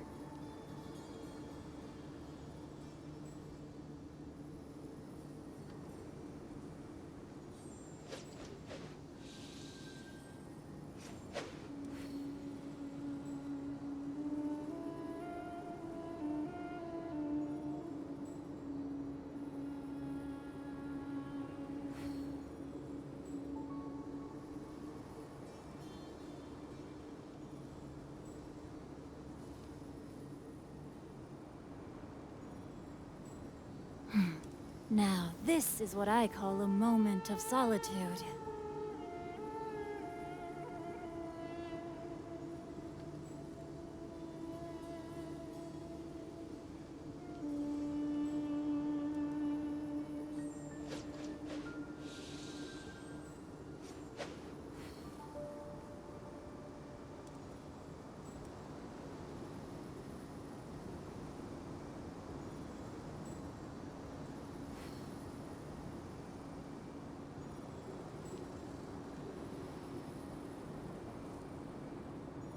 If my calculations are correct, Wanwen Bookhouse is due to receive a batch of new releases today. Might we add a small detour to our adventure?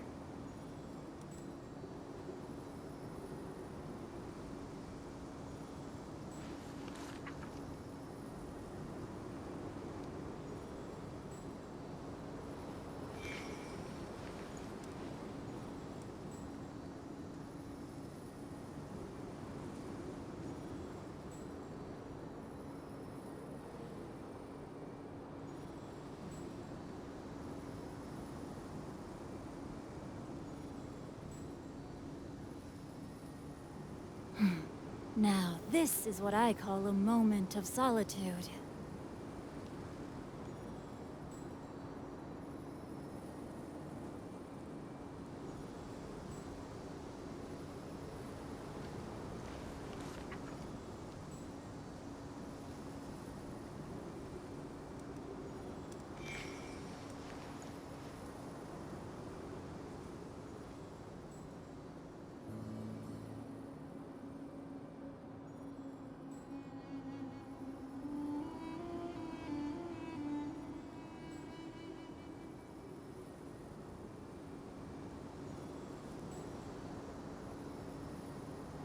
Oh my goodness. Oh my gosh. Wow. Huh? All will be revealed in the next volume? Oh, drat.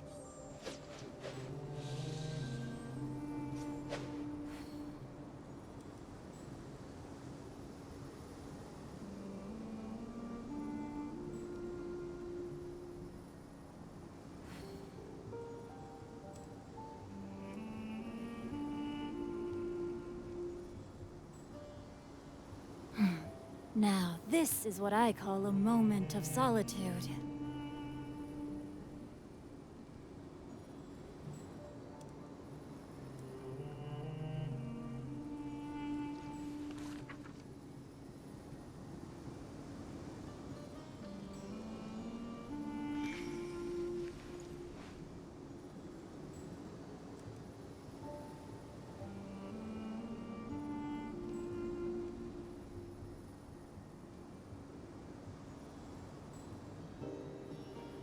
I never embark on a journey without a good book to accompany me.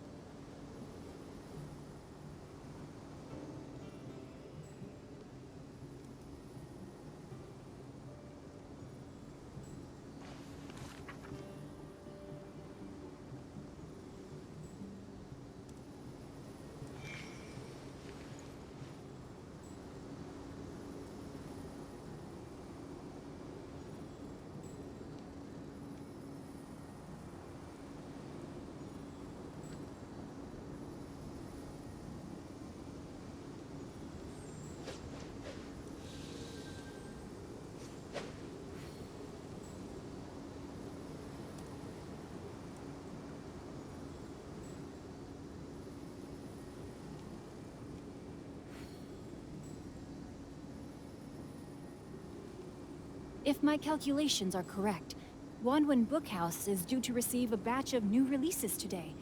Might we add a small detour to our adventure?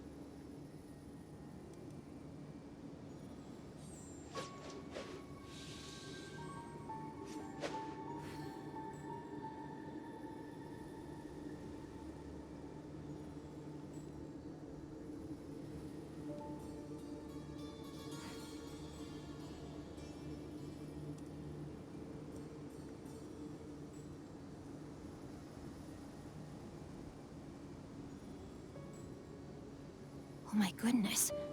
Oh my gosh. Wow. Huh? All will be revealed in the next volume? Oh, drat.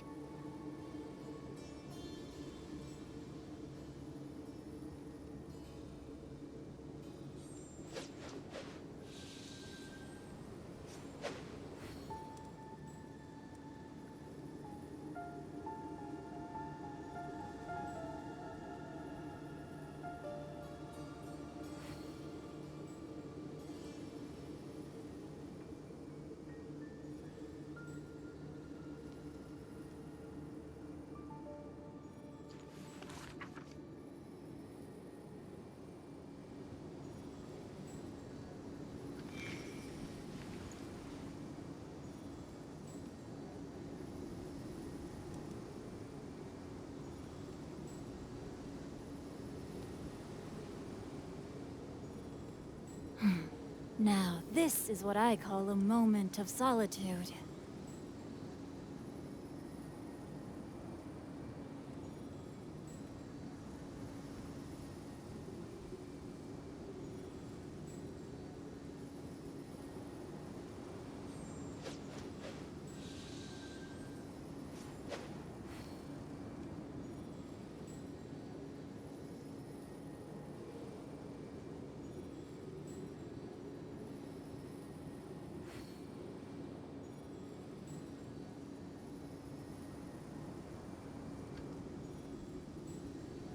I never embark on a journey without a good book to accompany me.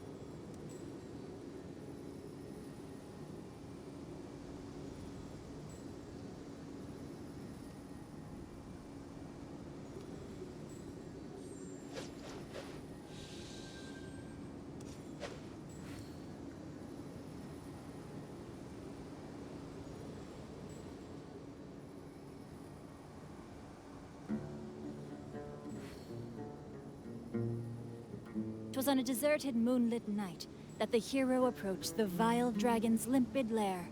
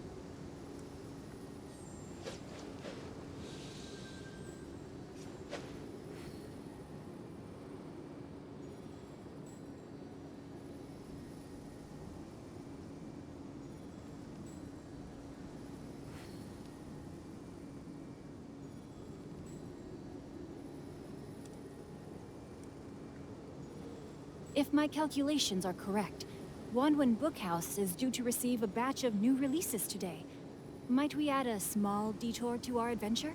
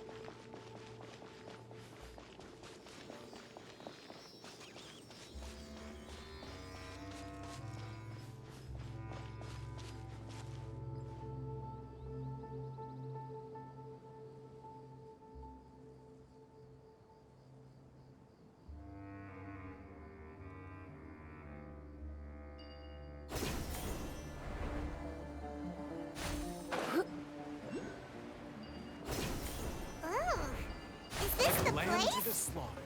It's in terrible shape, and there's sand everywhere. Empty and forgotten. An ideal place to hide people. I'll be back.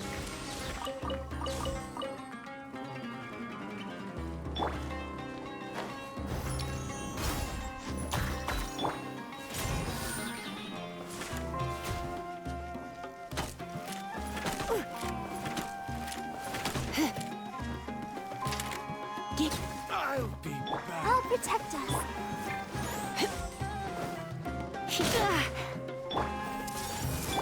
No, my sword! How heartless.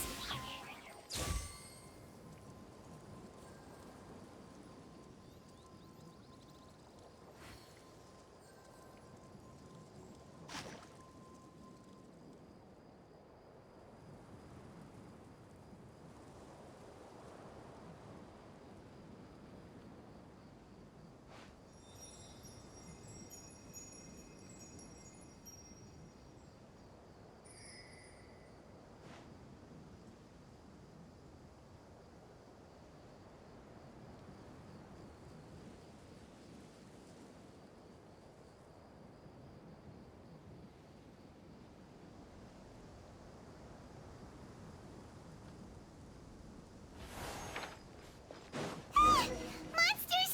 Watch out!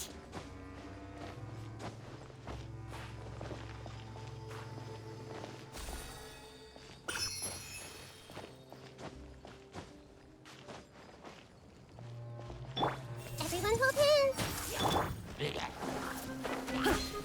Body and mind. Witness the power of Hua. Huh? Surrender and move. Hey!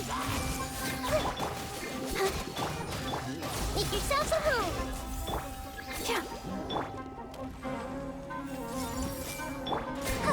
Let's dance! Hi. Rain cutter. Rain outlines your face.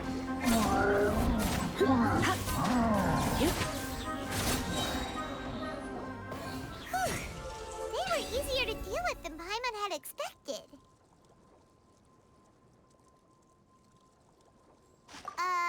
Super strong bandits?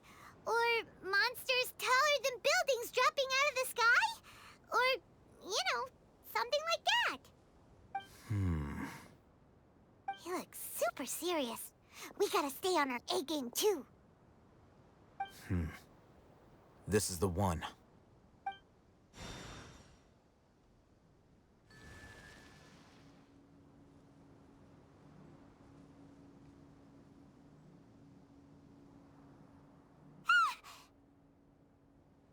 Let's go in and take a look.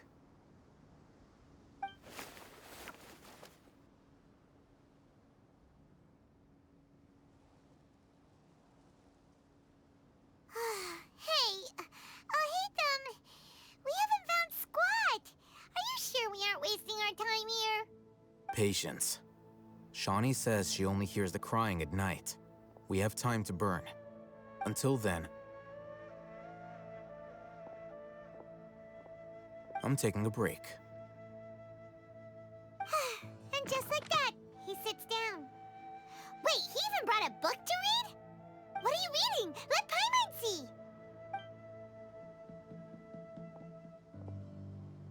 Okay, sure. Huh? The natural position, which is the positional propensity of an entity in natural motion in contrast with an object in forced motion? Huh? When free from external influences, every entity displays the tendency to follow its natural trajectory? So, you got that? Oh, Paimon gives up. You keep reading your book. See ya! How is he so relaxed? Look at him, reading an impossible book in a creepy place like this. Hey, what good good is that gonna do for you? You're acting like one of those annoying grown-ups who go around nagging people to focus on their studies. Hey, what gives? Shouldn't you be the one providing for Paimon? Oh, right. Okay then. Thank you for working so hard and earning so much, Mora.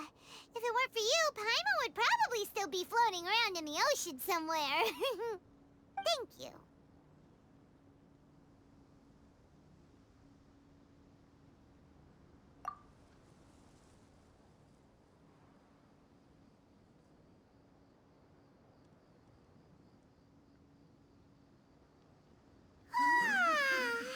Paimon's getting so sleepy. Huh? What was that sound? There it is. It's coming from that direction.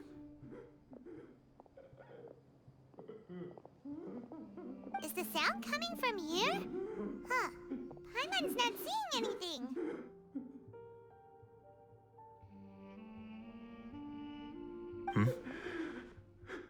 It's from below. But there's no way we can get down there. Something is off about the interior here.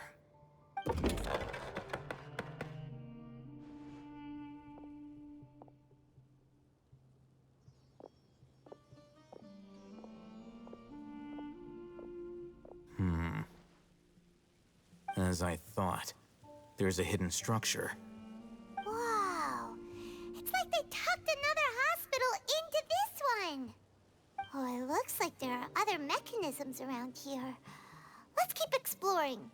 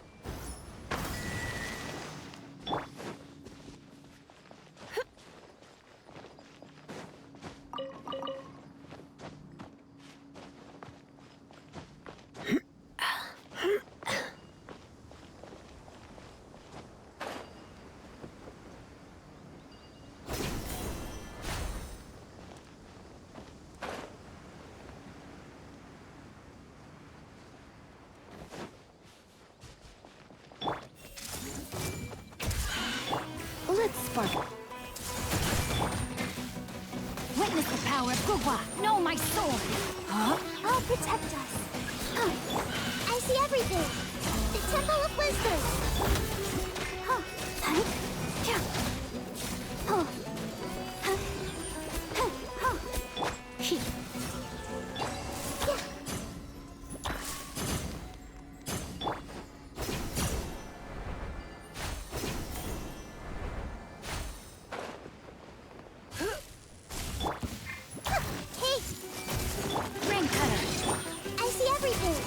Rain outlines your Hup. Hip.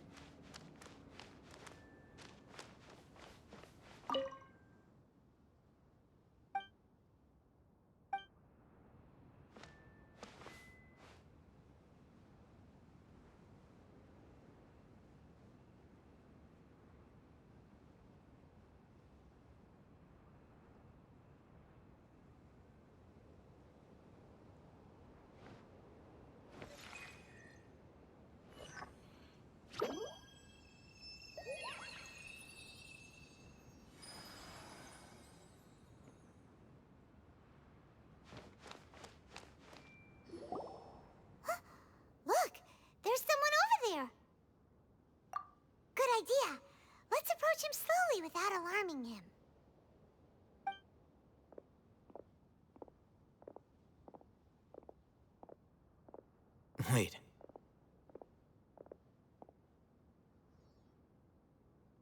You're...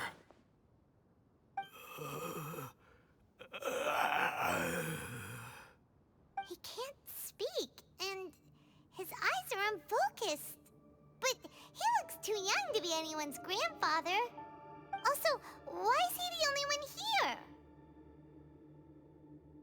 Didn't expect to see him here. You know him? He's Razak, a senior of mine at the Academia. He's a scholar too? Is he the kind that holes up in a forest and mumbles stuff about training? No. And that's the problem. Razak was never involved in any of those things. He never trained in the forest, let alone reach Satyavada life. Leaving that question aside for the moment, him being here alone means that we might be too late. Looks like they've already taken everyone away. For whatever reason, they left Razak here. Perhaps they simply didn't have time to come back for him. There are drag marks on the ground. They're clearer by the doorway. Someone was forcefully drawing a cart that was loaded with something heavy. Loaded with people? That is one possibility. It looks like they were in a hurry, as if they were afraid of being caught. In their haste, they failed to notice Razak hiding in a corner. The symptoms are identical. Looks like we found living proof. Huh? Why do you say that? Allow me to jog your memory. Recall your time at Port Ormos. Don't you think his symptoms look familiar?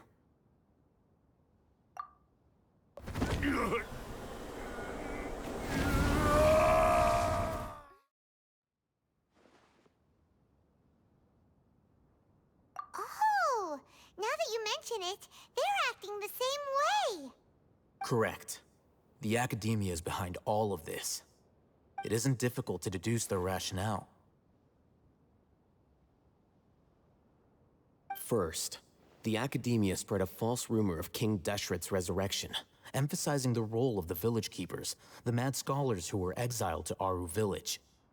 These rumors were all the persuasion that the radicals needed, and those based in Aru village leapt into action. Unbeknownst to them, of course, through rounding up the scholars, they were actually helping the Academia. As well as being able to exploit the radicals for their own ends, this scheme has one further advantage to the Academia. all the risks and responsibilities are offloaded onto King Deshret's followers. Life for the desert dwellers has been brutal ever since King Deshret's death all those years ago. Beneath the surface, feelings of desperation are widespread.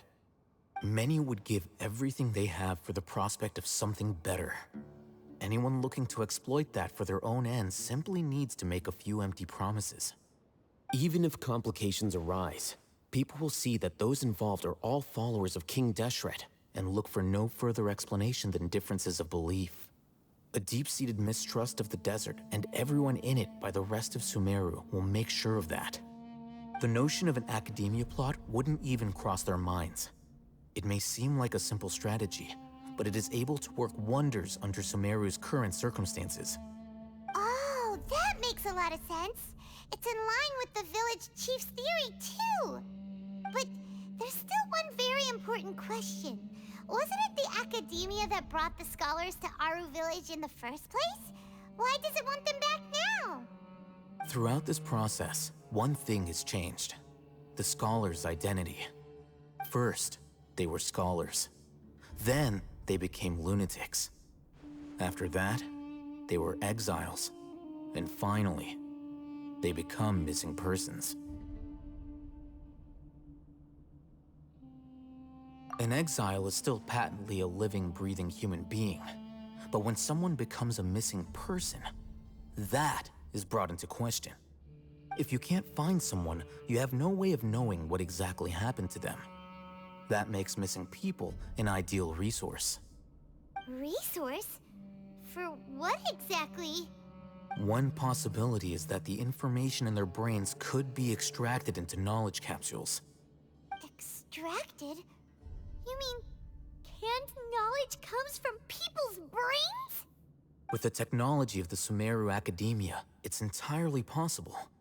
Perhaps the process caused them great suffering, which is why they cry out in the dead of night, when no one is watching them. So, the human brain... Nope, nah, Paimon doesn't want to think about this. I'm the Academia scribe, after all.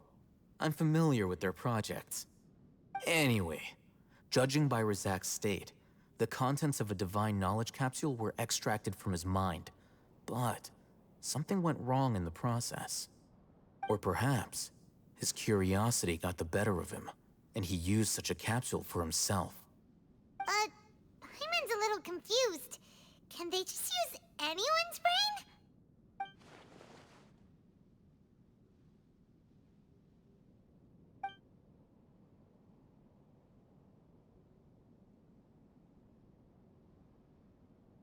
The look on your face tells me you've realized the answer.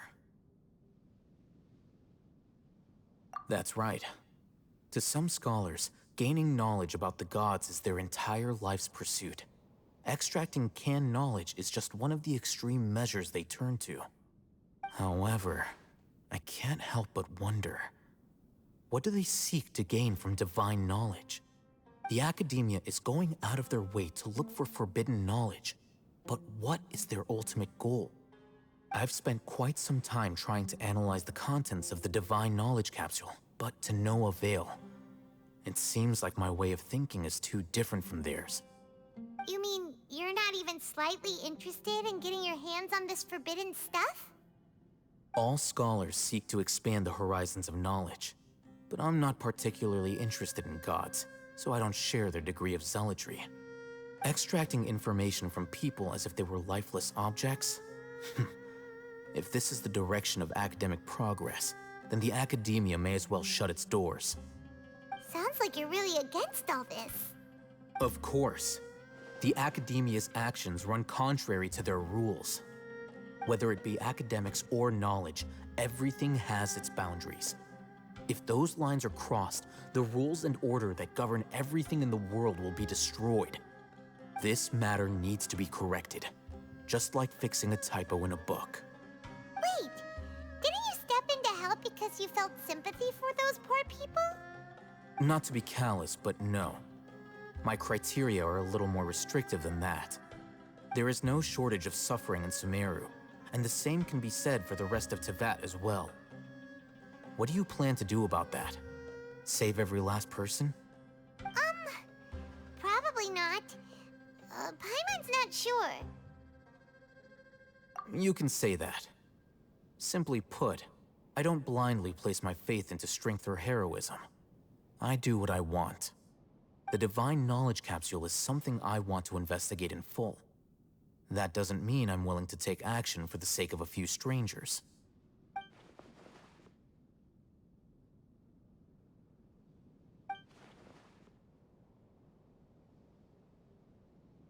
Paimon's been wanting to say this for a while. There are a lot of bad guys in the Academia, but you're not one of them. You're their weirdo. You're probably right. Though I must say, I quite enjoy this feeling of being the odd one out.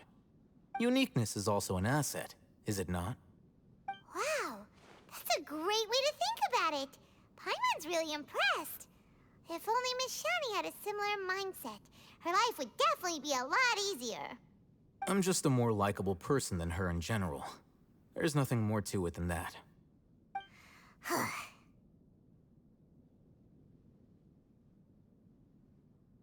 He won't last long if we leave him here. Let's take him with us. We'll work out our next step after we return to Aru Village.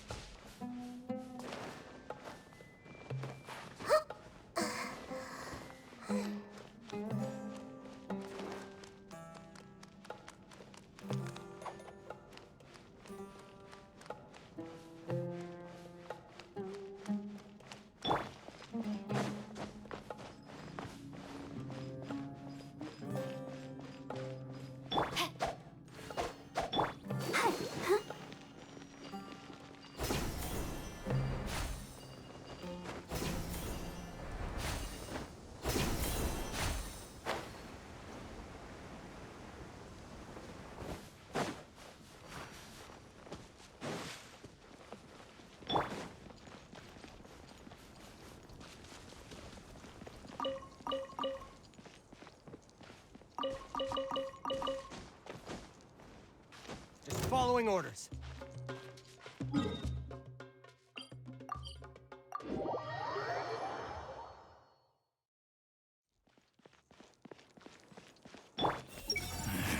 Weather in the desert is always so unpredictable.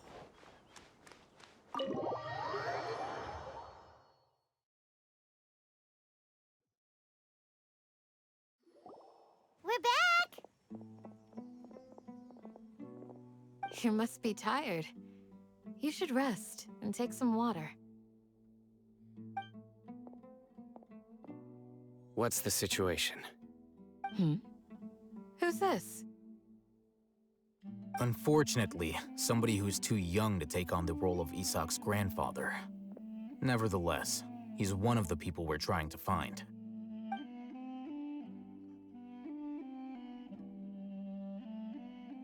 So, at one point in time, the abandoned Elazar Hospital served as the Academia's site for extracting divine cant knowledge.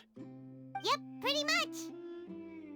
Their plan must have been implemented at some point before we arrived at Aru Village, since divine cant knowledge has been in circulation for a while now. Yet, they fled once we were headed to the village, almost as if they knew we were on their trail. Why is that? Yeah, why is that? We may have a mole in our midst. One of us could be secretly revealing our whereabouts to the Academia. Huh? Are our friendships that shallow? Looks like none of you have realized wherein lies the issue. Sino, you're the reason why they can predict our movements. Wait, what's that supposed to mean? Choose your next words very carefully.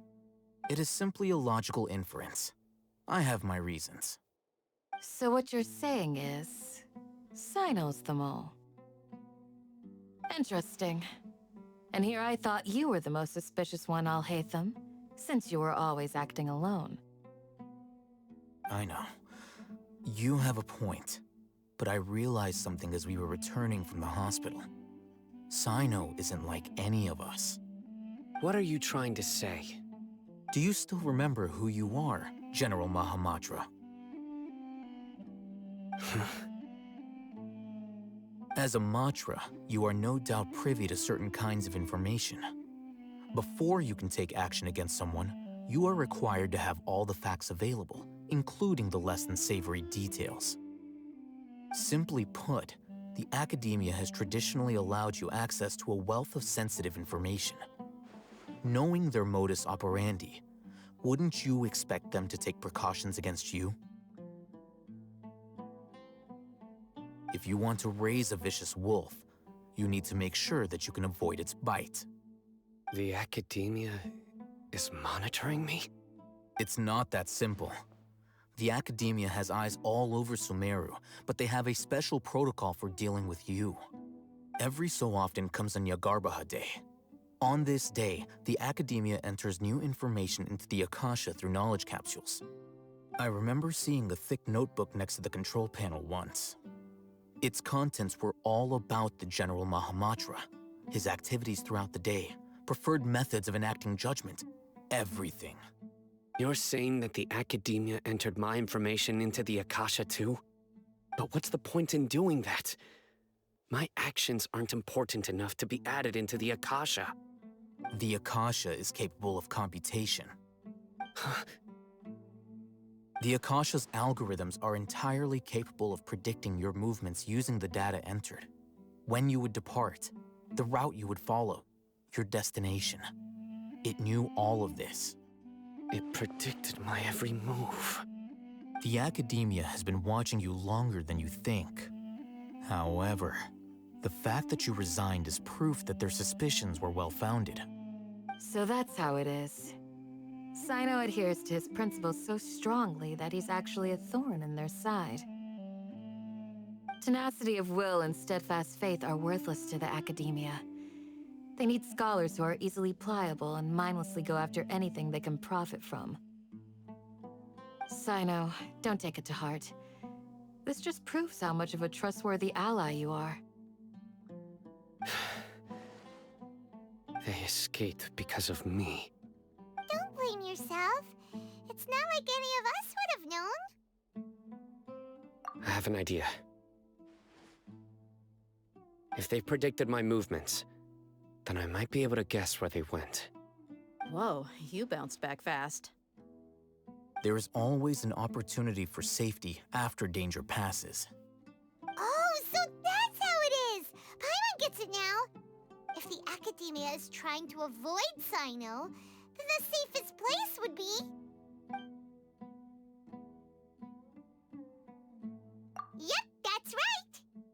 They'll want to proceed in the direction opposite of where I'm going.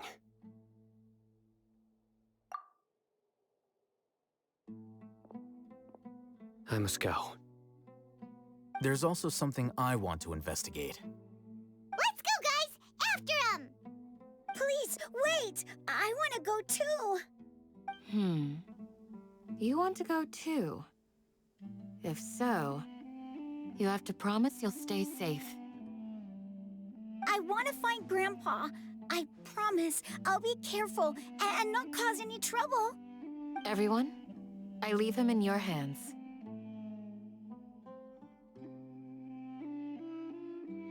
Yay! Let's go! Remember to pack some food with you! Paimon feels like we're missing someone, though.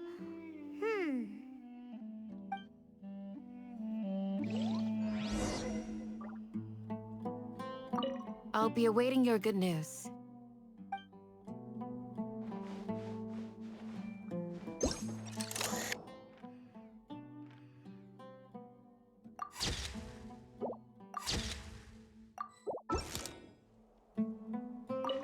Please, stay safe, everyone.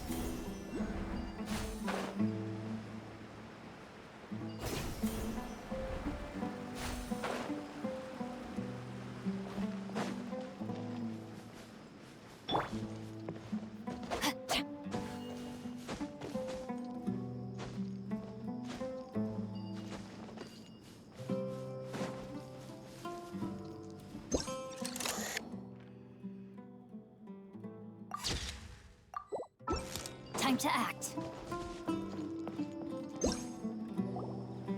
So, where do we go from here? Yes. After leaving the village, we should head straight toward the desert.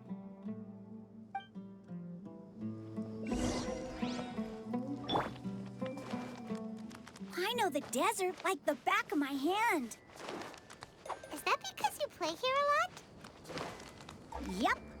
One time, Grandpa almost got lost in the desert, but I was the one who brought him back.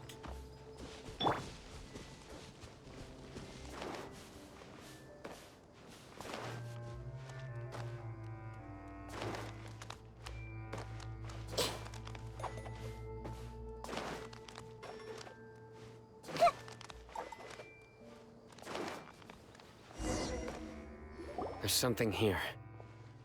What's this? It's buried in the sand. Looks like we'll need to roll up our sleeves and do some work. And Paimon thought running around everywhere was already enough work. Okay. So, we have to dig it out? Whatever's down there looks like it's buried really deep.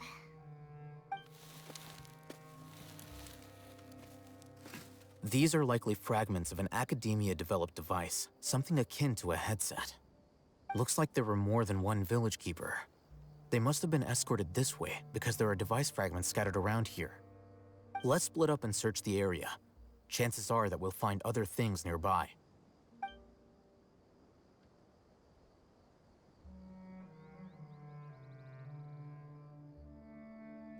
Is this what we're searching for?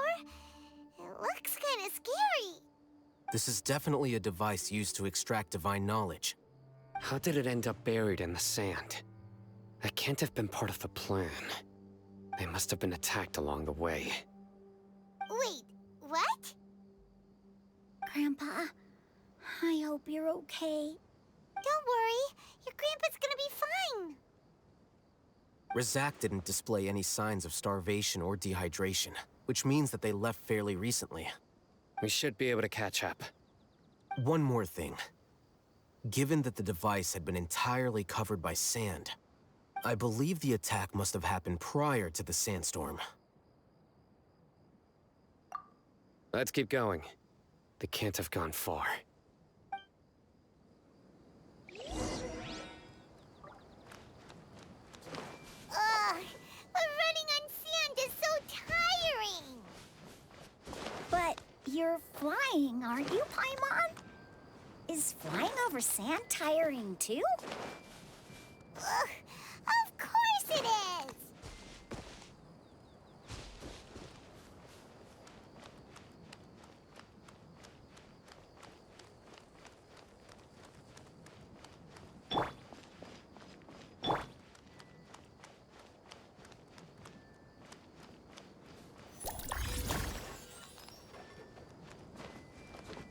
Voices, over there. It sounds like an argument. Whoa, you have really good ears. Don't get any closer. They'll notice us. Dia's talking with the Eremites? Very interesting. Let's listen in. If you had informed me sooner, there'd be plenty of room for us to... You're one of us. We would never lie. Scholars. You don't know as much as I do. Need me to... I knew it. That's our Dia. Dia? Why would you... Dia! Hey, what are you doing? Huh? Didn't you say you'd help me find Grandpa? Why are you on their side? Well, look who's here. Ain't that something? This complicates things. You've betrayed Aru village?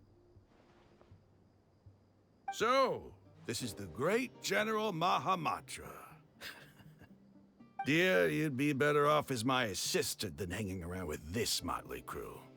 Seen for yourself, I have the means and methods, and my ideals are far more admirable than theirs. I'm not the type that's easily swayed, Raman. You of all people should know that. Wait, what's going on, Dia? Whose side are you on here? Shut it, Paimon. It doesn't matter. Whichever side you pick, nothing can deter us from the grand mission of resurrecting King Deshret. Once our Lord of Old returns to this land, we will have a new beginning. Face the facts, Raman. It's not gonna happen. You should understand that more than anyone. Have all your years as a merc taught you nothing about placing hopes in a ruler? I'm a desert dweller and a proud follower of King Deshret. Whether I live by the edge of the sword or in peaceful comfort, my soul will always carry this conviction. It's not too late yet. The village mad scholars aren't gonna bring King Deshret back to life. You don't understand, my dear lady. Pursuing our faith is our purpose in life. Even if the chance of success is 1 in a million, we must be willing to give everything we have. Even if it'll expose you to the academia? Even if they end up disbanding the Eremites? Your Eremites, which you've worked so hard for all these years? Yes. We've waited a long time for this day to come. The sun and the moon no longer shine here. All you see now is cracks in this desiccated land. but fate has finally dealt me a hand to play against the Academia. With these scholars in our custody, we'll stomp the Academia's forces and fight our way beyond the wall of Samiel. Ridiculous. Think about it. The Academia controls the entirety of Sumeru. Your powers are negligible in comparison. If you still don't believe me, then try asking these two men. They're also against the Academia, but neither of them are as arrogant as you are. They look more like pawns of the Academia to me. Why would I listen to anything the people of Greater Lord Rukkhadevata have to say? Filthy traitors. Your god abandoned all honor and betrayed King Deshret. We desert dwellers will never trust the likes of you. It's impossible to communicate with someone so hostile. Perhaps we should. Do you really believe that by kidnapping the scholars, you'll be able to negotiate with the Academia? These people have no value as bargaining chips, but I could be persuaded to take their place as your next hostage. These scholars were exiled from the Academia. I, on the other hand, am their current scribe, and will be a much greater asset to you. Wait, you can't be serious. So, you want to trade places with the hostages, do you? Precisely. Any wise person would gladly accept my offer. What are you thinking? What if they decide to kill you instead? Well, that would be bad luck for me. However, I'd get the chance to observe the scholars, perhaps even find out the truth.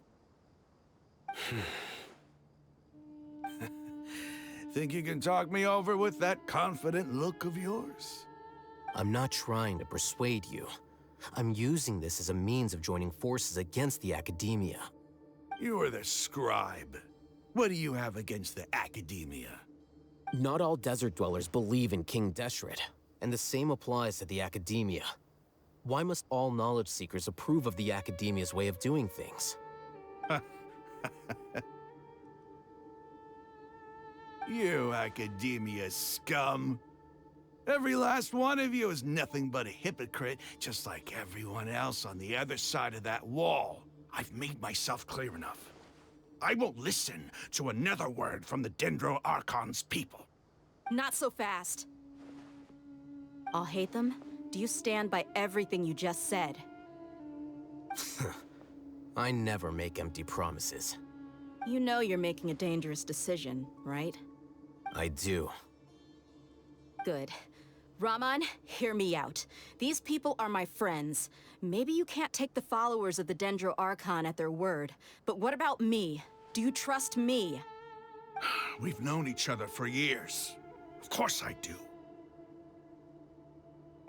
In that case, I'm willing to vouch for their honesty with my right arm.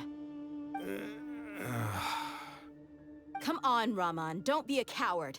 If you're serious about taking on the Academia, you need to steel yourself. You can't be afraid. An arm from the Flame Mane. You've piqued my interest. But what if you refuse to oblige?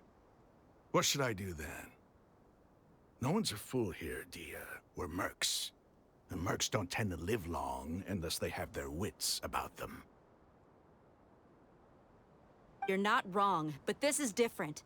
I promised my friends that we'd bring back the village keepers together. Let's do it right here, then. Give me your right arm as proof of your resolve. Don't listen to him! He's not even trying to negotiate! He just wants to make things more difficult! That's fine. Are you crazy? We came here to save lives. One arm for that many people is still a pretty good deal, if you ask me. Raman, I'm holding up my end of the deal here. You'd better not let me down. Sure. Go ahead and cut off her right arm.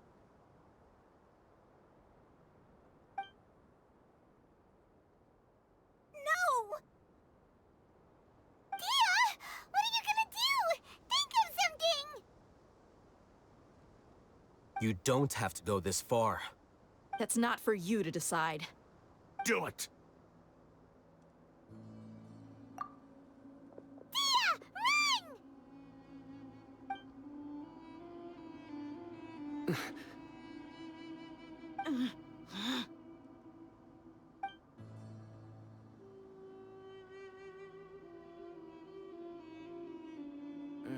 Stop!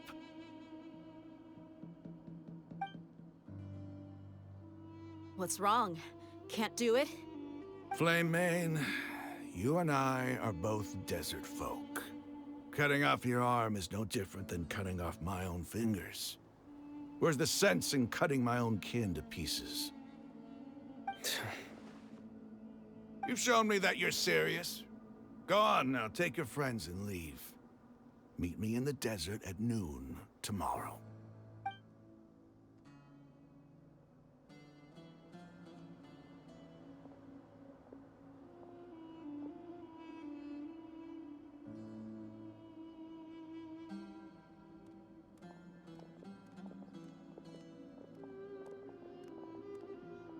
Phew. I was really counting on him not going through with it. Dia! That was crazy! Have you all lost your minds? What if he'd actually cut your arm off? Then I just have to hold my claymore with my left arm. Okay, I'm sorry. But sometimes when you're out on a limb, you gotta double down to seal the deal, you know? Don't ever make a promise like that again. I can deal with the likes of them. If it came down to it, you would not lose to them either. I don't doubt it, Sino. But this is about more than me and them. There's a lot more where they came from. Even if we got rid of one bunch of radicals, there are others out there. Wiping them out would do more harm than good. As you wish. I'm sorry, Dia. I should have stayed put and listened. I should have trusted you. It's okay. I promised you I'd help find your grandpa, so I'll do whatever it takes. Whatever it takes? You just might be scholar material. Huh? Are you serious? The Eremites once said that I was a lunatic. Perhaps a little madness is essential to be successful in research. Why does it feel like he's using his praise for me as an excuse to brag about himself? Okay, let's get moving. We should head back to the village and rest up. Today was just a trial run. Noon tomorrow is gonna be the hard part.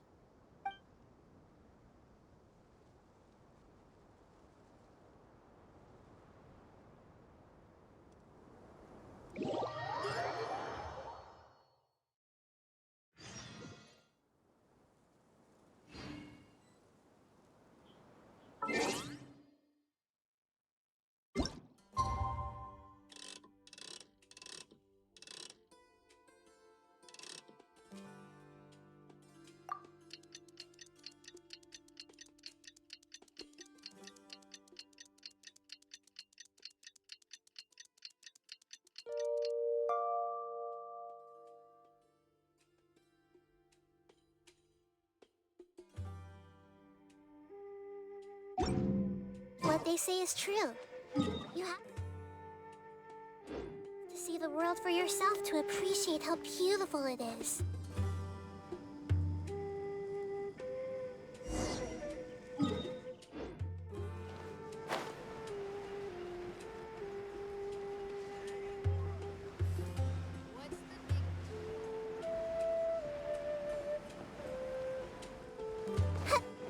Everyone hold hands.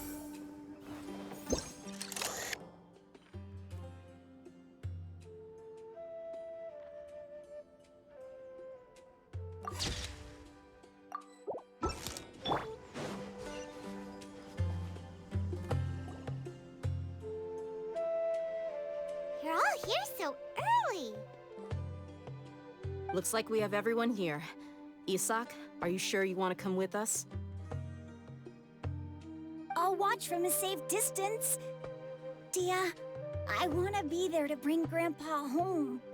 Okay, let's go then. Dia, wait. What's the matter? I heard that you were quite reckless yesterday. No more of that today, understood? Or I'll be very upset with you. Fine.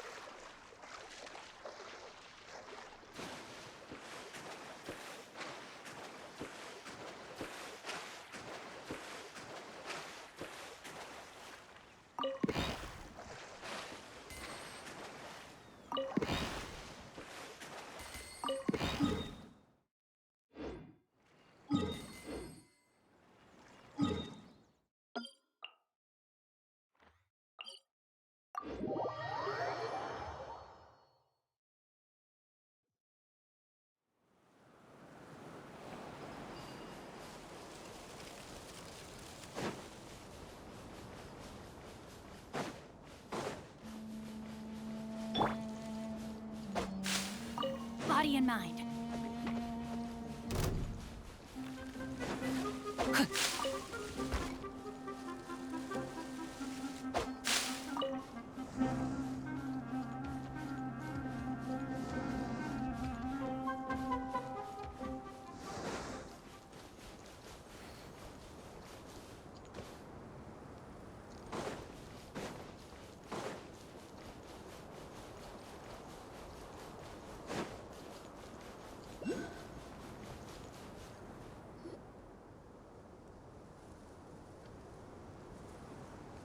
Huh. They got here before us. Uh-oh. Is it because Paimon overslept by 5 minutes and held everyone up? Is everything ready? Absolutely. Although, you brought fewer people than I imagined. Bring him over.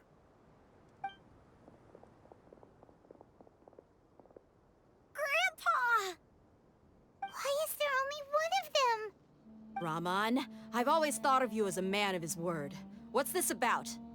It's a one-for-one exchange. Sounds fair, don't you think? And let me put it this way. Agreeing to any kind of deal with the Dendro Archon's people is already a huge compromise on my part.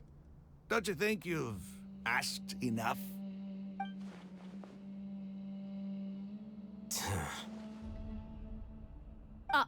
You stay right there!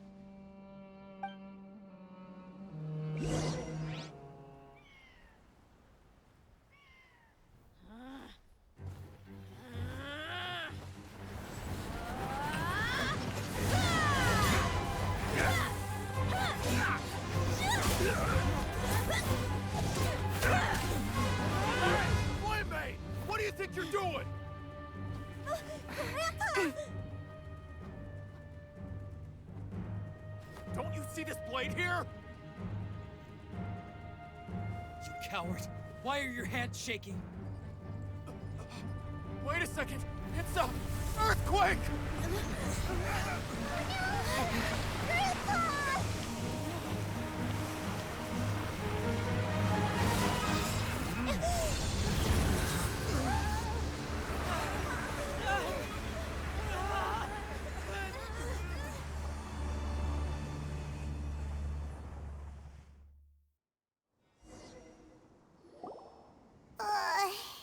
Paimon's dizzy.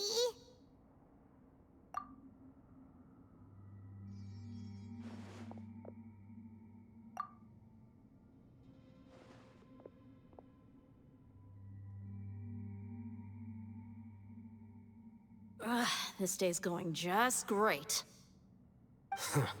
What a nuisance.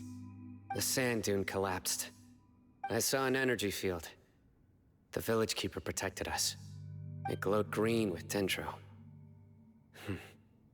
Just like you said, it may well have been the remains of Lesser Lord Kusanali's power inside the scholar's body. The Dendro Archon. The present one. Grandpa? Grandpa? Oh no, he's getting confused again. Hey, look around you. Did there used to be a temple here?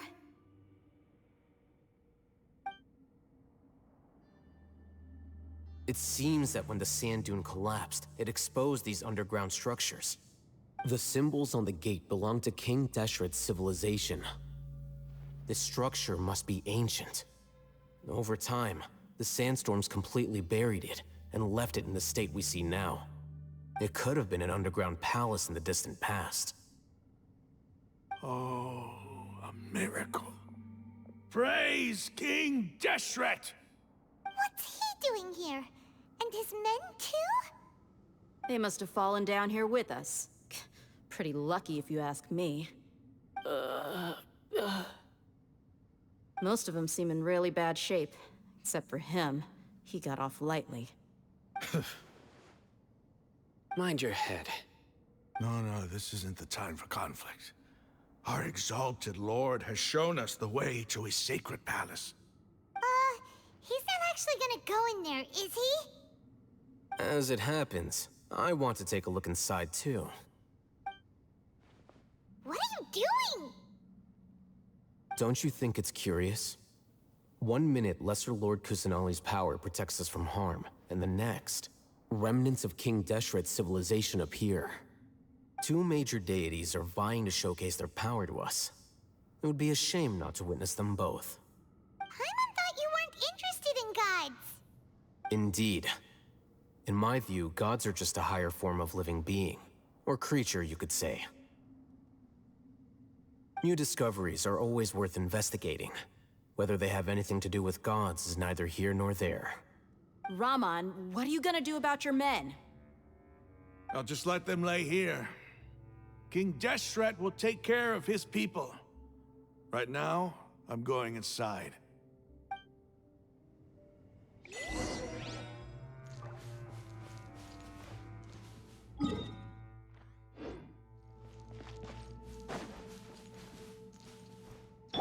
Everyone hold hands.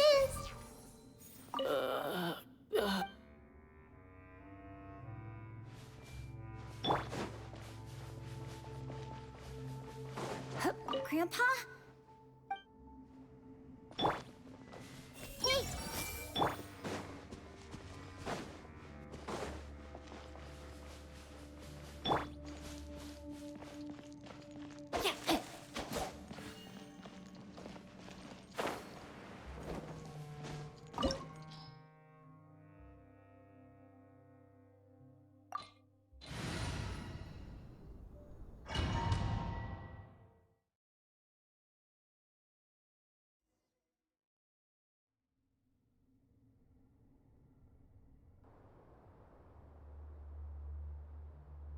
It's full of life here. This defies comprehension. It looked completely desolate from the outside. Yet, it flows with energy inside. Yeah, and there's so many plants. It's so pretty. Sir Raman. Huh? Me? Do you see another Raman here? Are you mocking me? What do you mean, sir? Interpret it however you want. But there's something I'd like to draw your attention to. While this structure is clearly left over from King Deshret's civilization, the energy that flows in here is that of the Dendro Archon. Whatever you say. It's not like I have a vision. There's nothing to be angry about. Think of this as an academic journey. It does seem kinda strange. If that's true, then we might have to explore this whole area to find an explanation.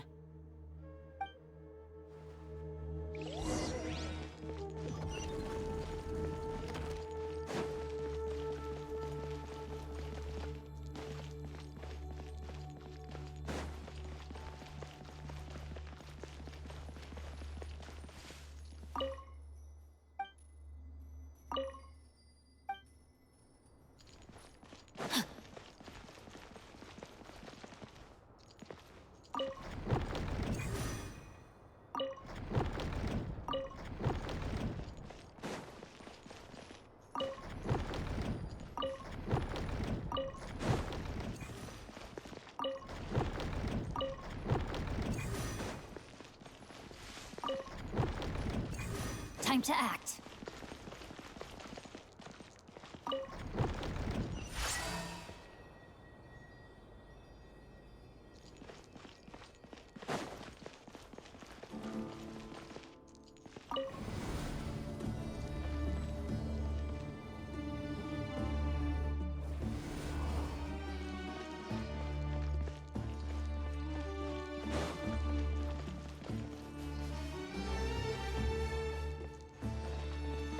Body and mind.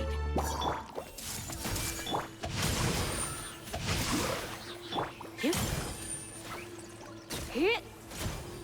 Get. Hit. Huh. Huh. Huh.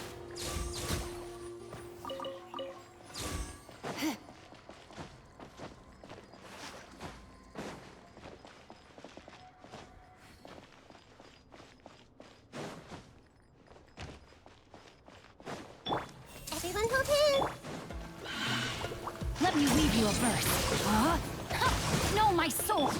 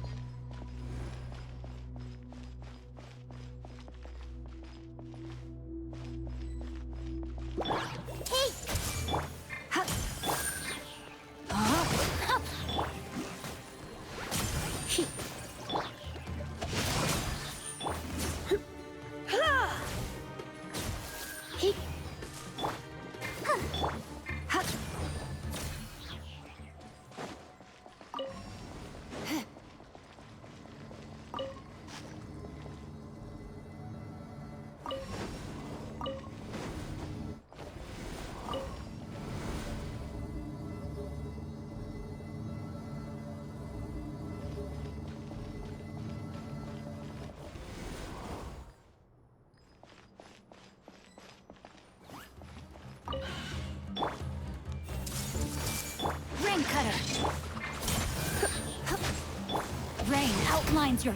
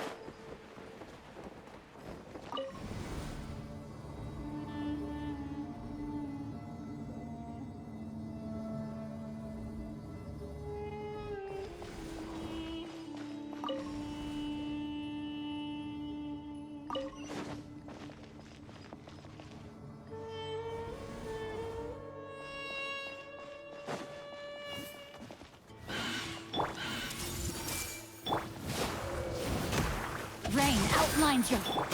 Surrender and witness the power. Let the show begin.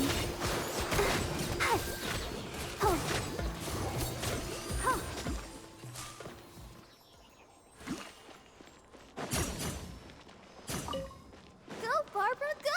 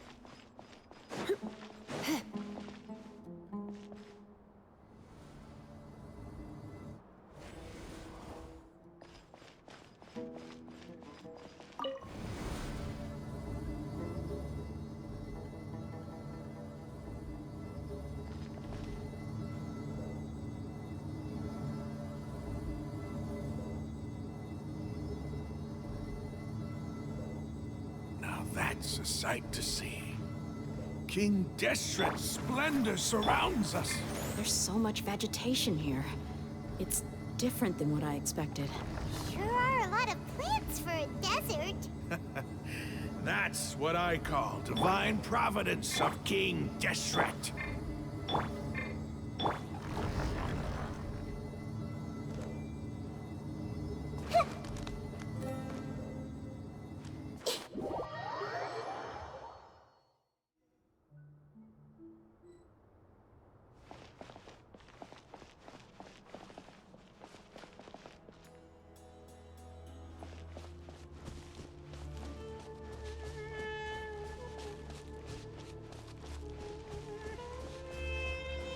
It's getting brighter! Oh, it looks so beautiful!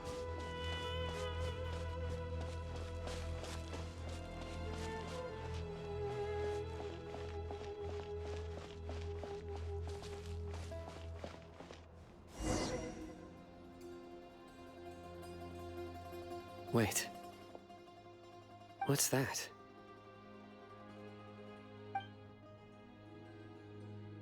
A load of flowers. And it looks like there's something among them. These are King Deshret runes. They left something behind. Yes. It's an elegy written in an ancient script. What does it say?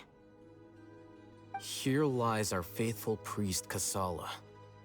His wisdom is a miracle among the people, deserving of high praise and admiration. You can read ancient King Deshret script? Of course. Every student needs to master at least 20 languages before they graduate. He's not serious, right? There's still something off about this place. The elemental energy here is too concentrated. The scent of life. Is it trying to tell us something? Is this it? Analyzing.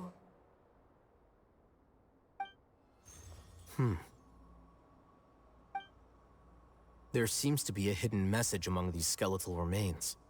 Excellent. There's a device from King Deshret's civilization in this gravesite. I'll transmit the information over and project it for everyone to see. Isn't sharing knowledge against the Academia's rules? Yes. However, under the circumstances, I'd prefer you to see this for yourself. You'll understand after watching it.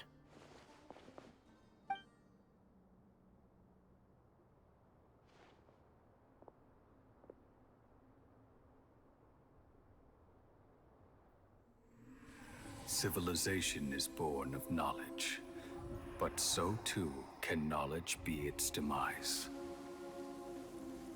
A disaster caught us unaware. It was knowledge that did not belong to this world. King Deshret brought this forbidden knowledge into our world, and it quickly spread like a plague. People's minds were filled with crazed whispers. Dark gray scales spread across their bodies. Even the land was stripped of its vigor. Only a desperate, deathly silence remained. Were it not for greater Lord Rukkhadevata from the forests, the damage would have been irreversible. She summoned the priests to build temples and infused into them the divine power of life. The disaster was miraculously tempered, and the embers of our civilization were preserved in Aru village. Alas, the miracle could not last. As long as forbidden knowledge continued to exist, it would forever blight this world. In the end, the proud king of the desert, my eternal lord, chose to sacrifice himself. I have spent my whole life since guarding one of these many temples. But now, my duty is coming to an end. As I close my eyes for the final time, the sight of that noble deity will appear in my vision once more. In helping King Deshret to eradicate forbidden knowledge, she exhausted her strength, and her form became that of a small child. How strange. Now that I think of her, I no longer have any fear of death, for I sense that the spirit of life will abide with me during my eternal sleep. Children of the desert, cling no longer to past grievances, but hold tight to the memory of this act of benevolence. What was that? The priest's memories. No, impossible. Greater Lord Rukkhadevata. So the former Dendro Archon and King Deshret were never enemies at all. But this doesn't make any sense. The Dendro Archon's followers, they're clearly... Was that the former Dendro Archon? She became so tiny in the end.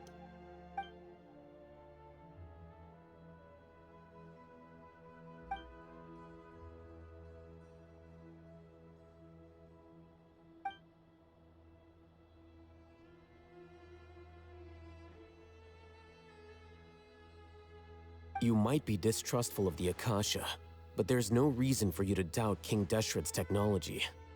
You've just witnessed his priest's last words. I've never heard about any of this before. The surviving followers of King Deshret all gathered in Aru village.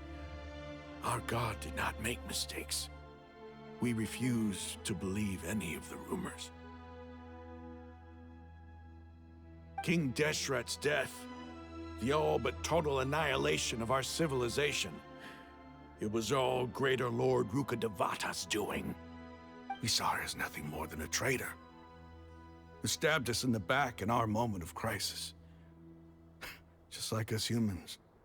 Fighting, feuding, double-crossing each other to survive in the desert. You were blinded by your prejudice.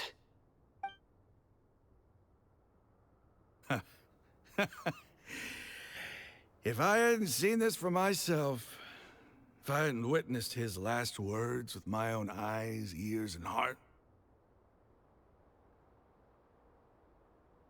how could I ever begin to accept this? The truth is so far from what I've always known. Am I really supposed to believe that after all these years, all this time seeking revenge, suddenly now my enemy is my savior? Rahman, that's enough. Give it a rest. You're starting to make a fool of yourself. Dia, tell me, my Eremites and I, what are we even fighting for?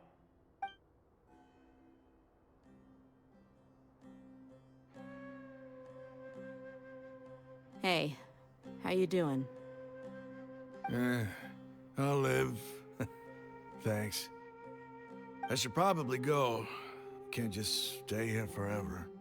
What's your next move gonna be? Oh, I know what you're going to ask. I feel deeply ashamed of everything I've done. You'll get everything you're asking for. But please, give me some time. After everything that's happened here today, somehow I need to explain it to the others. It's not gonna be easy. Well, I guess that's for me to deal with.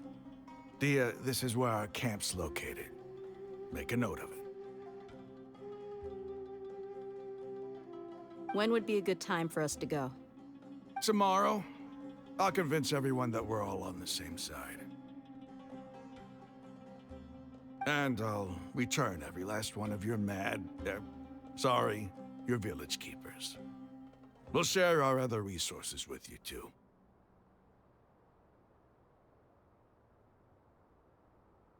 You seem to finally understand that our true enemy is the sages. Yes. The gods never gave up on anyone. It's the people responsible for all this that need to face the consequences of their actions. That must have been rough. But he seems to have figured things out now. Ramon's no fool. Being the leader of your own faction in the desert is no easy feat. It's too bad he was held back by his belief in King Deshret. But now that that's changed, I guess we have a few more people on our side. The outcome, at least, is favorable. We should get going too. Let's head back, have a proper meal, and a nice, long sleep. We'll need all our energy tomorrow.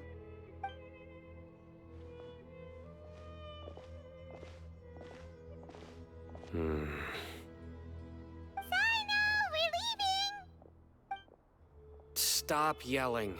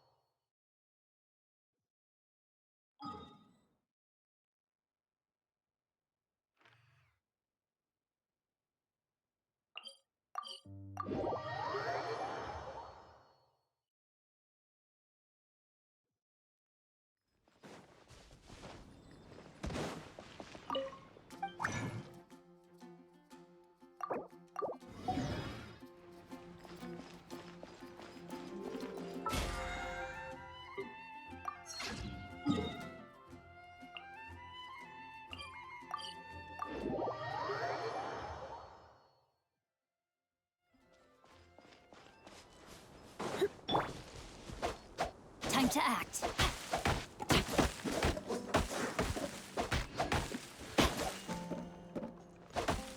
No, my sword!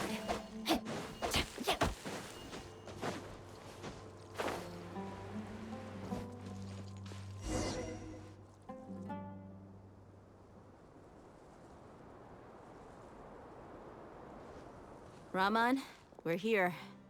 Everything's been arranged. Someone will bring the village keepers back to Aru village shortly. I guess all I can say now is, thanks for agreeing to help. Don't mention it. I think we can both agree you went to hell and back for it.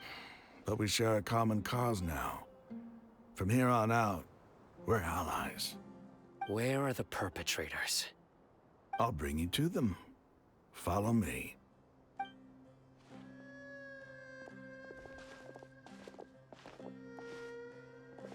So these are the people who kidnapped the village keepers.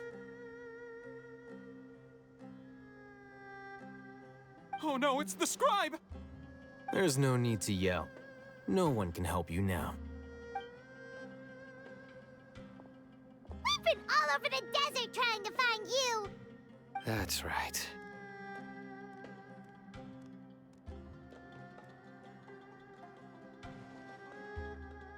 General Mahamatra? No, no! Make it quick, please! Swift and painless! Whoa. The moment they set eyes on Sino, they turned pale like they've seen a ghost! You should have known that I would be coming for you. Wait, we were just following orders. You know what I'm talking about, right? There's no way we could have done all this by ourselves. No, not Sino. He's gonna tear us limb from limb.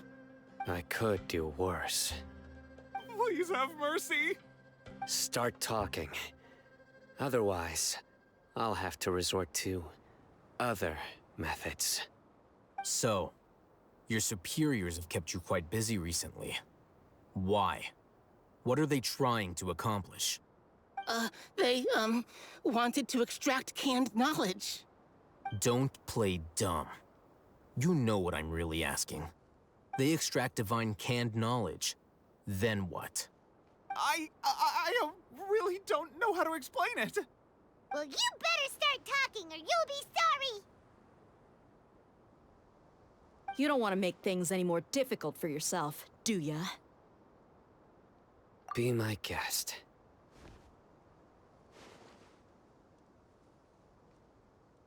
Huh? Huh? Uh-huh. That sure didn't sound like a fancy metaphor or anything. You're serious, aren't you? How did you know? There's no use hiding it now. Yes, you're right. The Academia is working on an important and potentially world-changing project. They are creating a new god. A god that will belong to them and to the people of Sumeru. It may seem as if Sumeru's academics are thriving, but ever since the death of Greater Lord Rukkhadevata, scholarly breakthroughs have been few and far between. The withering of Irminsul has been getting worse recently. The sages have tried everything they could think of, but nothing's worked. I'm always hearing them say things like, if only Greater Lord Rukkhadevata was still with us. Continue. And then, someone from the Fatui showed up. They called him the Doctor. He brought a gnosis and said he wanted to borrow the Academia's research facilities. The Doctor was previously expelled from the Academia. At first, the sages looked down at him in disdain. But when he said those words, everyone's expression changed. He asked them, "Do you wish to create a god?" This is what the arrogant ignorance at the extreme end of academia looks like. First, the Academia spent a long time constructing a divine vessel, which was based on an exquisite humanoid puppet. After that, they harvested dreams via the Zeb-Zerus Festival Samsara, maximizing the Akasha's output. With the Doctor's help, and the Akasha now functioning at maximum efficiency, they were able to use it to extract the power from the Gnosis and convert it into a divine core. Next, they decided that their new god needed to possess divine wisdom. For that to happen, they needed a huge quantity of divine canned knowledge. It adds up. But how do you determine whether the knowledge extracted is of divine origin? Call it an educated guess? The Academia has been trying to figure out the exact source of the Scholar's Madness for centuries, but to no avail. Nobody can explain the cause of this phenomenon. Surely you can see what that implies, Scribe Al-Haytham. If it's knowledge no mortal can comprehend, then it must be something only gods are able to decipher. In other words, it's the source of the God of Wisdom's omniscience and omnipotence.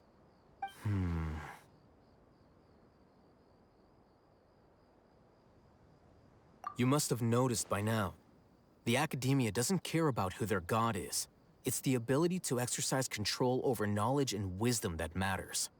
It is as if they are cursed with a desire for omniscience and omnipotence that burns in their blood. Some organisms demonstrate phototaxis, and thus orient their entire lives in respect to sources of light. For the sages, their only source of hope is the existence of a deity who embodies the acme of wisdom. This is but a form of phototaxis. For many scholars, the absence of a god of wisdom means stumbling in the darkness for the duration of their lives. Then what does Lesser Lord Kusanali mean to you? Is she not a true god present in this world? If you already have a new god, why try to create another one? From the beginning, the Academia has never treated her as a god. When the Academia first discovered Lesser Lord Kusanali, the newborn god of wisdom, the sages hoped that she would be as wise as Greater Lord Rukkhadevata. But upon evaluation, they found that at the time, she possessed no more intelligence than any ordinary human child. The sages never had a ruder awakening. This forced them to accept that Greater Lord Rukkhadevata had indeed passed away. Not to mention that Lesser Lord Kusanali's Gnosis had been used to power the Akasha this entire time. By herself, she has neither an Archon's raw power, nor the spectacular insight expected of a god of wisdom. Slowly but surely, people began to forget about her existence. So, this is the path the sages have chosen.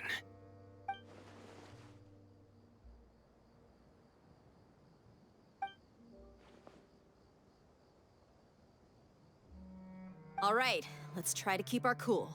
If everyone's in a bad mood, then let's change up our scenery. Rahman, give me a few men to help us escort the village keepers back to the village.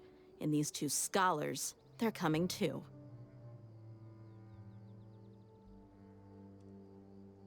Sure, as you wish.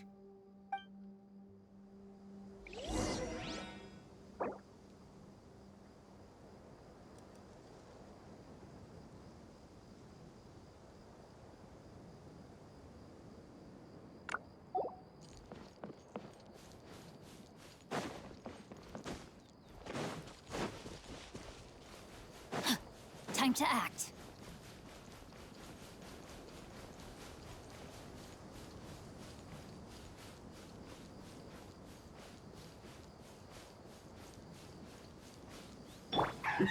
Work time! Time to work! Share my knowledge! Rain outlines your fate. Rain cutter! Get out of my way!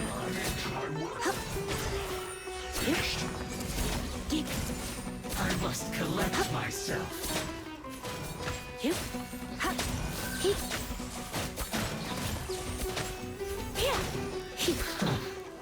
Let the show begin. You here to play with me? Everyone hold hands! Body and over here!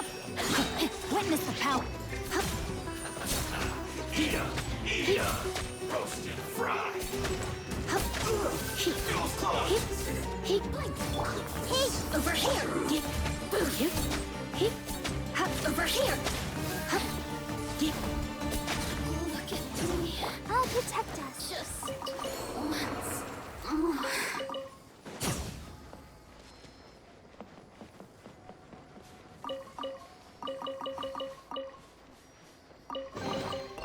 This is the kind of surprise I could sing about.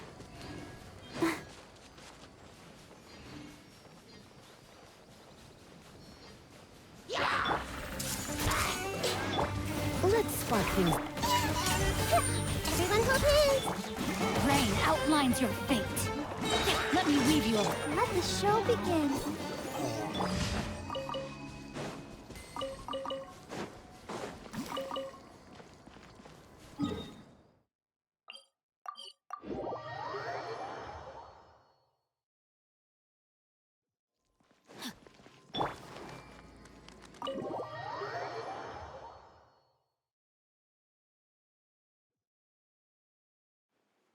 The village keepers you found have all been returned to their homes, and each one has a dedicated caregiver to look after them. The two new scholars are being kept under close supervision, too. Really great work, everyone. The atmosphere is so heavy.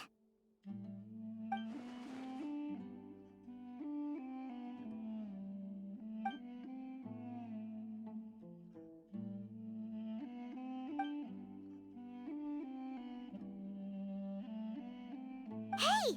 Say something! Stop spacing out! Come on, is there nothing left to talk about? In that case, let's all get some water and try to think about something else. Or I can go fetch some snacks.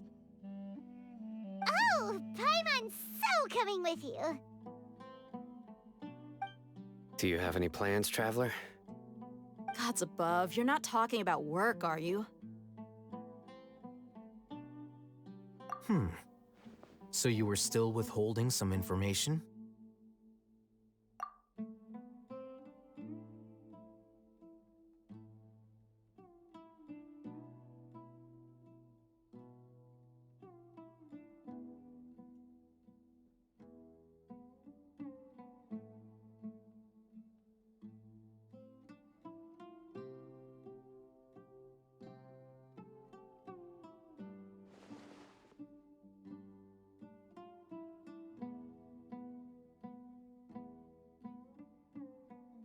Even though we lived through all of this firsthand, it still feels super surreal to hear you talk about it again. What a whirlwind of a story. I felt like I was holding my breath the whole time. It seems like there'll be more issues to face in the days ahead than I'd anticipated. Still, now's a good time to make our next move. Now that Ramon's joined us, we'll be an even stronger team. It's time to make a plan. Indeed. These events are a flagrant transgression of the rules in every sense. We cannot allow it to continue. So, everyone, are we on the same page? Crush the sages and rescue our god.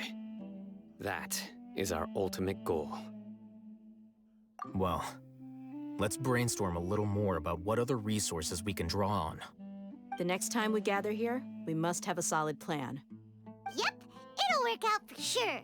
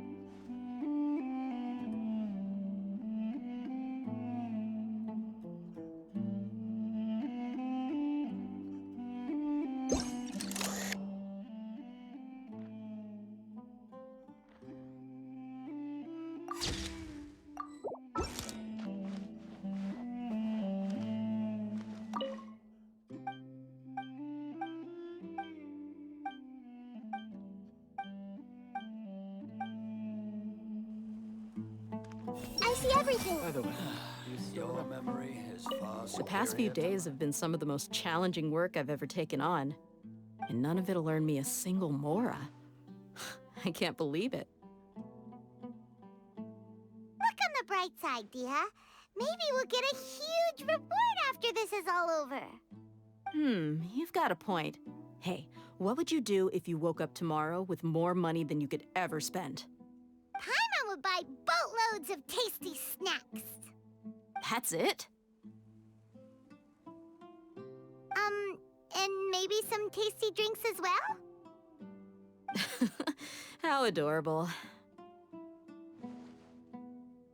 Well, here's to all our indulgent fantasies. If there's a chance they can come true, I'll give it my best shot. And here's hoping that everything we do from now on will change this world for the better. In the past, I never imagined that even the gods could suffer from hardship. If we can find a way to change all of this, will this nation become a better place?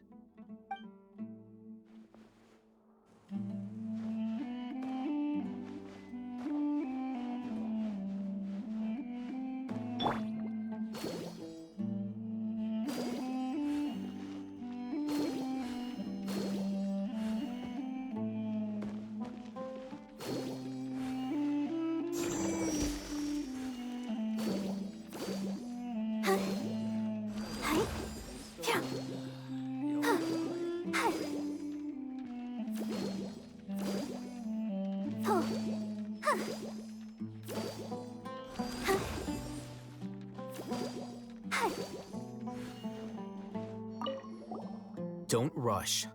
This is a big undertaking, and the planning and preparation for what lies ahead will no doubt take some time.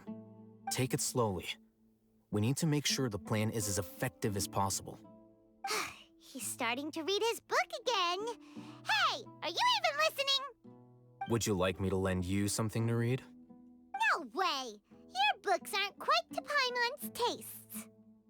I was joking. I know my books are far too difficult for you, and I have no intention of lending them out. Ugh, you're so annoying.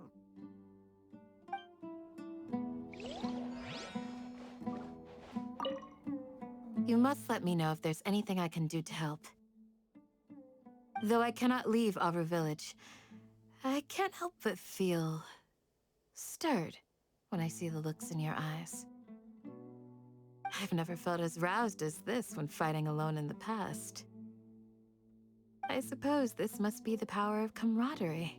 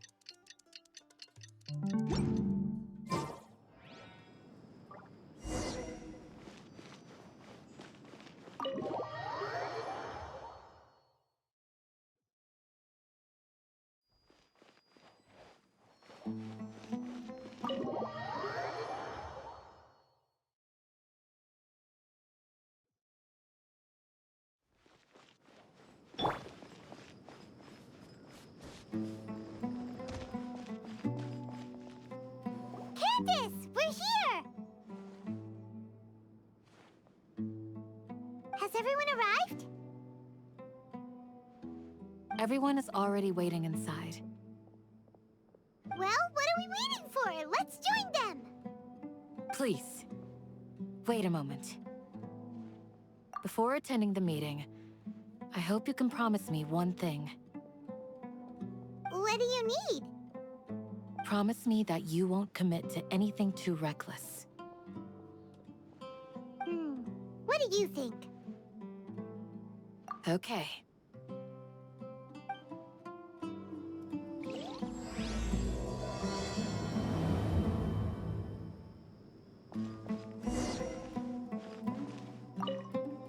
They're all waiting for you.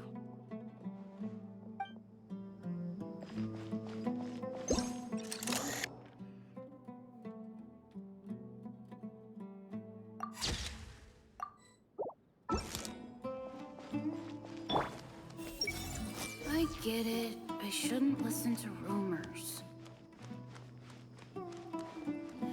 Everyone hold hands!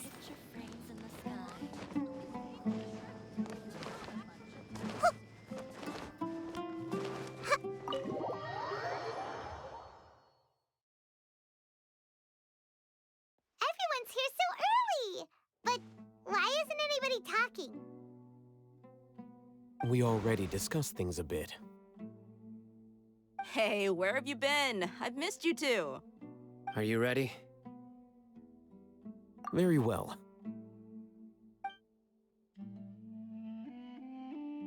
Are you sure this is gonna work? I gotta admit, it's bold. Color me impressed. It's worth a try. The point of discussion is to arrive at a solution. Let's cut the small talk and move to the next point. You're making Paimon nervous.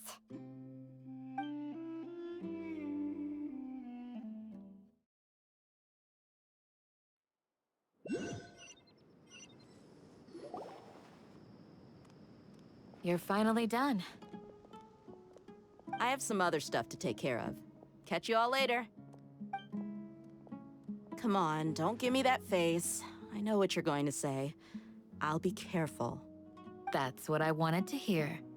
Take care.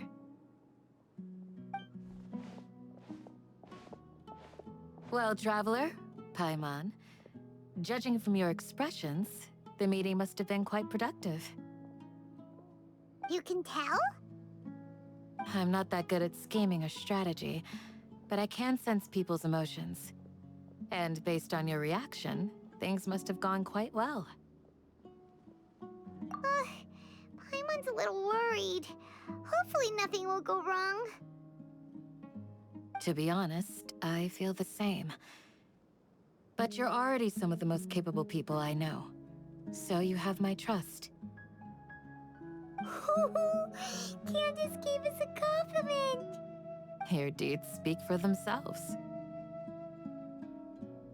Candace, we stayed behind to tell you that Although you won't be coming with us, we'll be sure to remember your words. I'm very glad to hear that. I've said the same thing to everyone here today as I said to you when you arrived. Your safety is the most important thing. Only when you're safe can the plan be successful. So please, take care.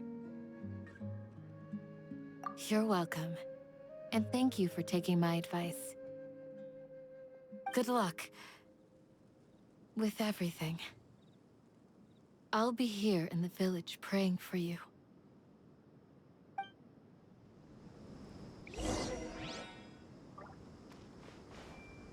I see everything.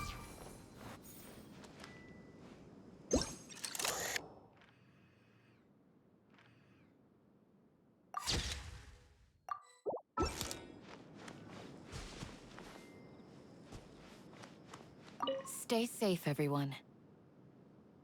I'll be here, praying for you. Good luck.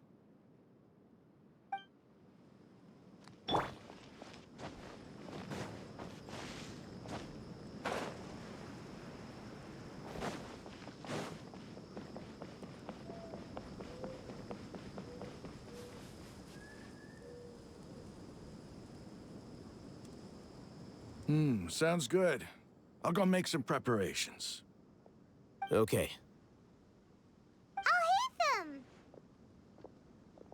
Have you finished saying your goodbyes? Yeah! Also, Candace told everyone to be careful. Yes, she did. But I think my point also bears repeating. Our plan is not child's play. We won't be able to achieve anything if we're simply careful.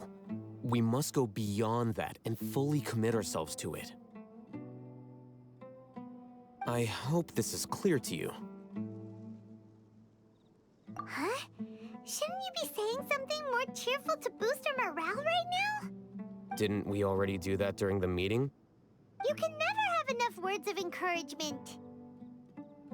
In that case, Candace can cuddle you to your heart's content while I continue to remind you of the seriousness of our situation. We all have our jobs to do, after all.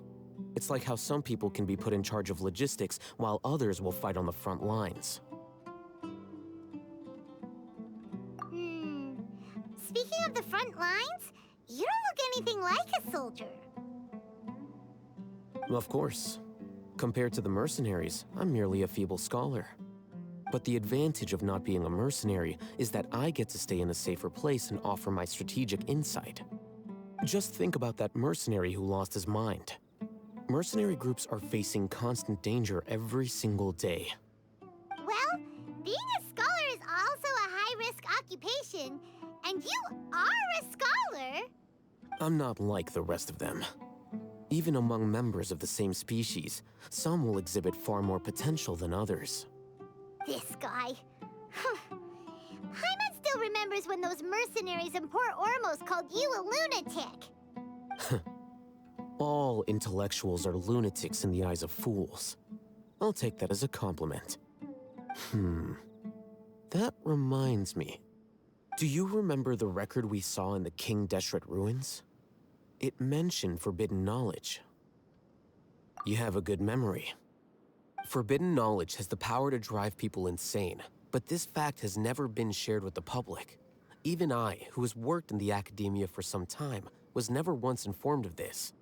I think those mad scholars and mercenaries we encountered may have all fallen victim to the corrupting qualities of forbidden knowledge.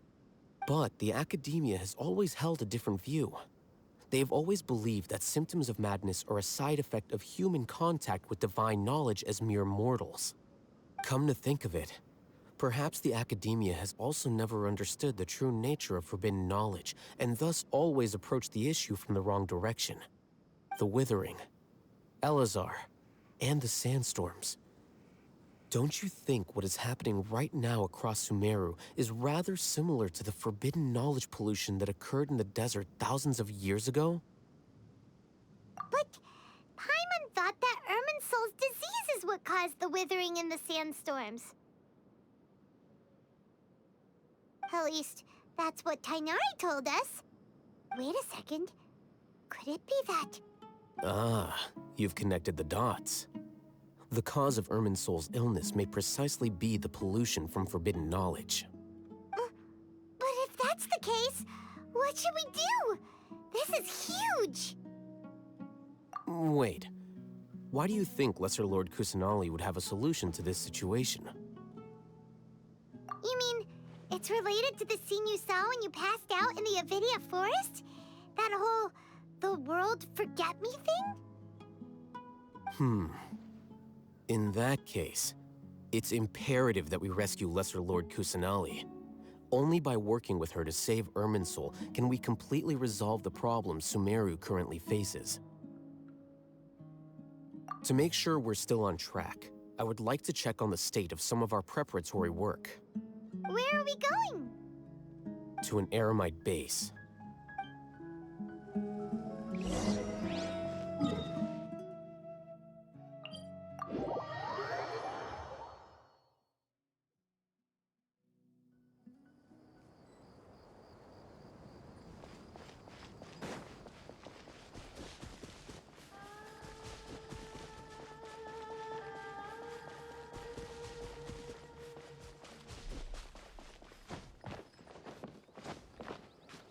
It's alright.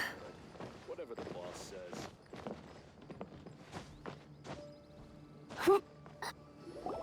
Ah, they're here. Huh? What are they doing here? I gave them some technical work to do. Ah, it's the scribe. And is that the traveler I see? How's the work going? Ah, yes! We have fixed the devices according to your instructions. One of them is already ready for use, while the others are still under repair. Aren't those devices for can knowledge extraction? What are you doing with those? Look here. Huh? More can knowledge? Are you going to put more weird stuff into her head again? What's that look on your face? Are you scared? Paimon's a little scared, but very, very furious! That's an interesting response. Anyway, we're not going to use this just yet. As I mentioned during the meeting, this knowledge capsule contains a decree I drew up in the past.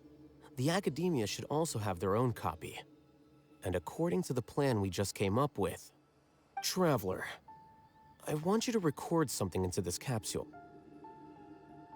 Do you believe we can save Lesser Lord Kusanali? Good. Conviction is the most important part of all of this. Now, please get ready and put on this device. You want us to record our conviction into the knowledge capsule? Yes. Paimon is still really worried. I understand, but trust me, Paimon, this is something we have to do. It's best if you can do as I say. Because, to achieve this impossible task, it sounds like you'll need to fool your own heart first.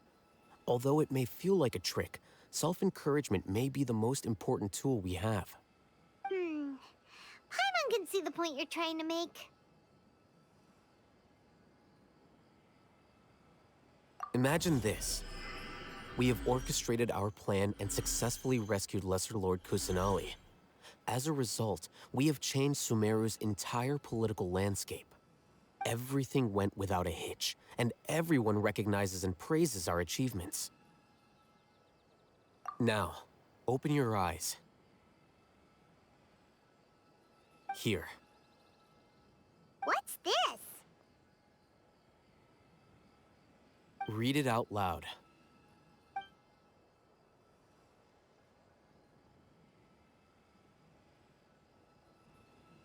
It's done. Is your head okay? Does anything hurt? It's just a recording. There should be no negative effects. But what was the point of doing this? Paimon doesn't get it. And that's perfectly fine. In any case, these capsules aren't meant to be used by you. Huh? What do you mean? Have you forgotten? Our plan needs to account for those who have long relied on the Akasha. You may find it hard to believe, but for those people, everything the Akasha transmits to them is nothing short of absolute truth. Imagine if you've been using a device like the Akasha since the day you were born, and this device has always supported you during times of need. After all that time, what do you think you'd become? A fool? A machine? A slave to orders. And that's why rules are so important. In addition, those who understand the rules can delineate boundaries and identify gray areas.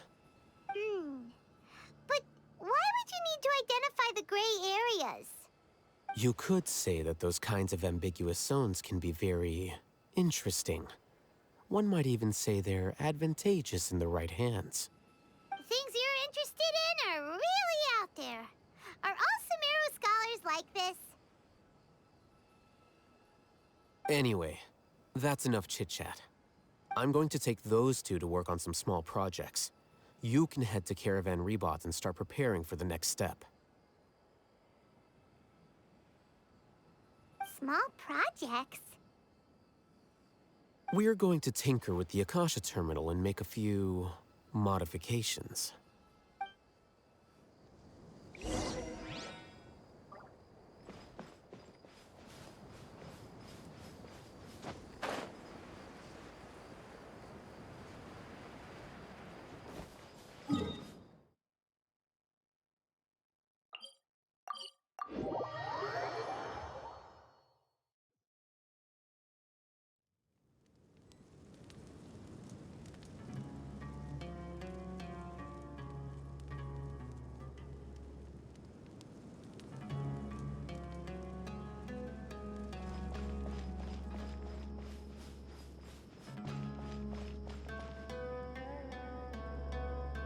I thought we agreed on a plan. How can you go back on your word? The plan is too radical and carries a high risk for casualties. I've given it a lot of thought. And in the end, I still can't agree to it. But it's still the best plan we have. As a former Matra, you of all people should be able to see the bigger picture and recognize the innate advantages of our plan. I did. And that's how I saw the danger behind these so-called advantages. Hitham's plan is even more radical than I imagined. Huh? Why are you guys arguing? My friend, you're just in time. Why don't you help me persuade Sino? He's turned against our plan. We agreed to work out a plan at the meeting. As mercenaries, you're familiar with the local environment, so you'll take care of the specifics. But then, you went to Al-Haytham for suggestions. Had I known Al-Haytham would give you those kinds of suggestions, I would not have agreed to the plan. Look, you already know that we're all on the same side here, don't you? Mercenaries place a lot of importance on their bonds of friendship, but also will not hesitate to make sacrifices if they deem the situation to be sufficiently dire. I'm sorry, but as things stand, I can't accept your principles. Seems you really do understand the ways of the desert. Traveler, Paimon, this is also something you should know. Ramon's plan is to have me work with the Caravan Rebot guards in my capacity as a Matra. We will arrest— Wait! How can we work with the guards? We can't get through that wall easily, remember? Caravan Rebot would never let so many unregistered members of the Eremites enter Sumeru City. My plan will clear us of any possible suspicion, and also let us enter the city as a big group. There is no better way. That also sounds like something Al-Haytham told you.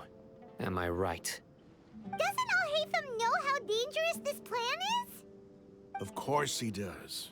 He told me, there is no perfect plan, but this can get the job done.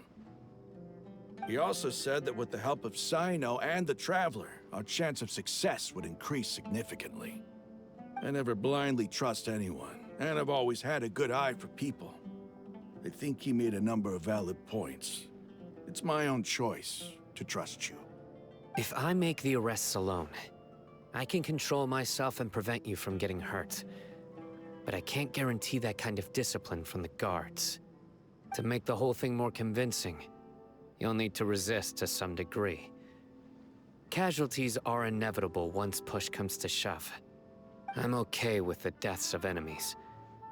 But now that we're allies, I'm against the meaningless loss of our own. I can't believe a Matra would actually care about us. I've lived a hard life, and I can say that people like you are hard to come by. I've always treated my allies with honesty and respect. They have the right to know important things like this. Now you're making this hard for me. Hey, is there something we can do to help? I knew you would say that. We can help fight some of the mercenaries, which should reduce the number of times you'll have to struggle directly with the guards. That should help at least a little bit. Sino, on behalf of my people, I thank you for your kindness. But this is a mission we cannot turn our backs on. We strongly value the lives of our friends, but the goal we are about to achieve is even more important. We have no fear of casualties, because we crave the spoils of victory. So please, lend us your support. We will show you the determination of us desert dwellers. Well, now that you've put it that way, I can no longer refuse. But remember, you need to follow the plan and not do anything reckless. Candace made it very clear that we can only achieve our goals if we can ensure our safety. Since you and I both recognize the significance of this operation, there should be no more animosity between the followers of the Dendro Archon and those of King Deshret. Everyone's life is equally important. Okay, you have a deal. Let's do this for our shared dream.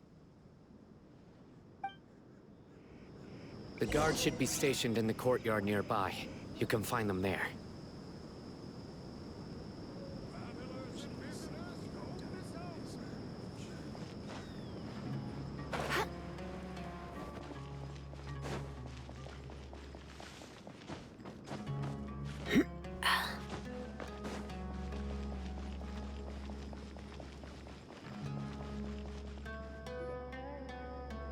Guards! General Mahamatra! To what do we owe the honor? Keep your voice down. This is a secret operation.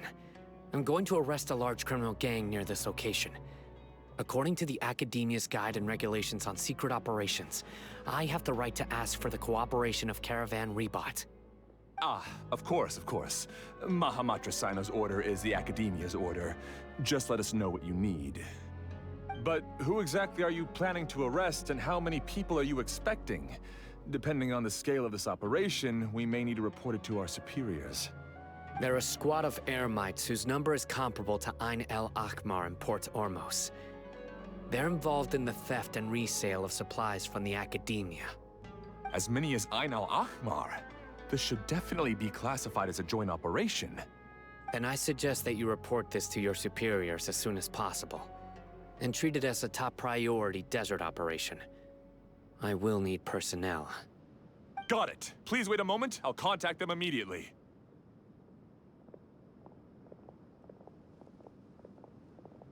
Because this is work. Because I trust you. Paimon can't believe you're still in the mood to chat. This whole thing has Paimon scared stiff. Aren't you even a little worried? What if these guards already know that you have betrayed the Academia and are no longer their General Mahamatra? Even if that guard doesn't know, their superiors might, right? We discussed this, remember? The Caravan Rebot operation is of great importance. But don't worry, the guards there shouldn't know that Sino has stepped down. How can you be so sure? First, The other Matra still don't know why Sino has left, which proves that the Academia has been covering up the matter. Second, this is a crucial moment for the Academia's God creation plan.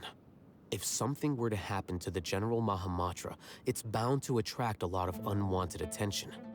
No matter how you look at it, they don't seem interested in sharing the news of Sino's departure.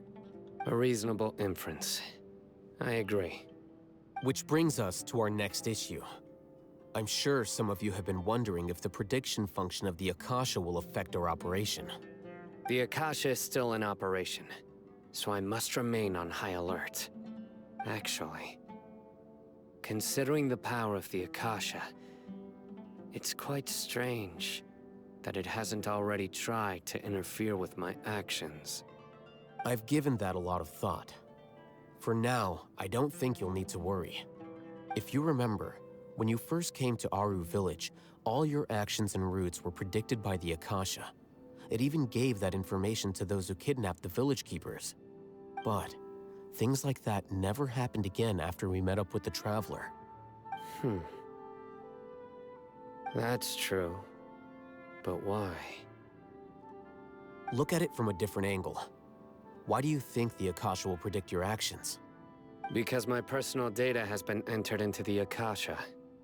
That's true, but the key to this question is, how well can the Akasha make predictions about a person? Haven't you ever thought about it? Just how can it do this in the first place? Because the Akasha controls the entirety of Sumeru. The Academia firmly believes that all human actions can be explained through logic. By sorting and analyzing entered data, the Akasha can derive behavioral logic and predict the actions of those who fit an existing logic model. However, at the risk of sounding like an advocate for fallacies, can everyone truly be considered logical at all times? Emotions are part of our behavioral logic, but can you guarantee that every experience of the same joy or pain would be equally intense? How can our feelings and opinions be predictable down to the letter in every single instance? Sino, in the past, you've always worked alone. In the absence of another person who could sway you or your thoughts, the Akasha could produce predictions that were similar to your real-life behavioral principles. Decisive and principled, you were used to solving problems alone. That's why the Akasha could figure you out. But now, you've joined a team. And I believe the Akasha hasn't yet figured out the full composition of it. Our thoughts and logic have intermingled and weaved themselves together to become a complicated, chaotic mess. Any one of us could potentially disagree with another. The Akasha lacks data on these interactions, and it's impossible for it to predict your actions in the future based on your decisions in the past. After all, there's probably a limit to just how much we can be modeled or controlled by data. So, in my opinion, you're probably safe for now. Makes sense to me. I agree. The Akasha is not alive, and I don't think we can be completely controlled by something without a mind of its own. Is that so? I guess there are things that even the Akasha cannot calculate, and people will not be forever trapped by the past. Paimon's so glad that this is settled. Next time, pay attention during our meetings. Will do. Just remember to stay vigilant.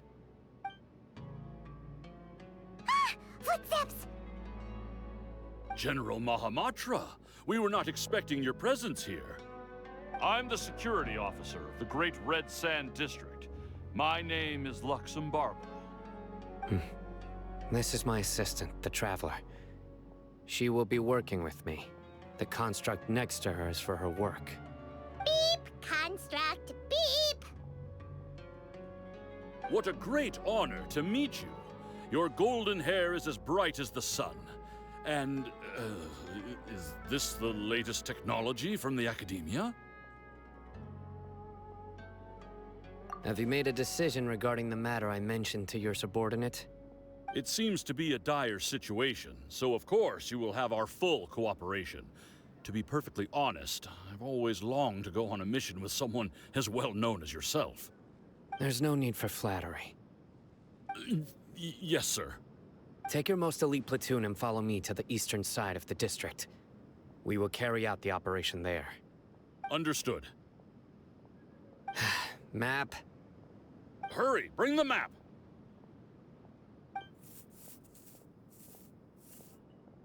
In 2 days, we will engage Rahman's Eremites and capture all of them.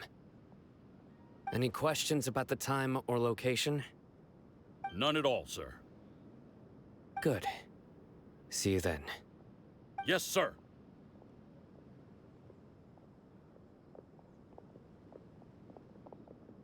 Maybe hanging around the General Mahamatra isn't so bad after all. Everyone's so respectful towards us.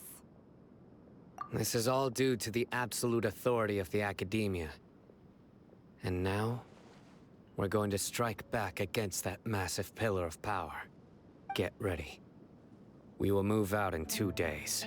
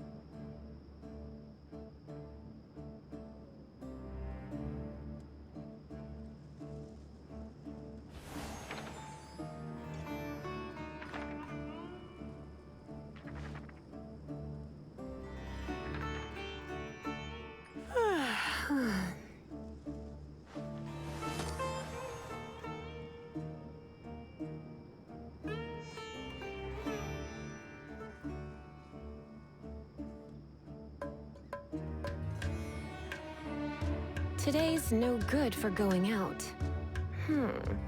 Did I say that yesterday as well?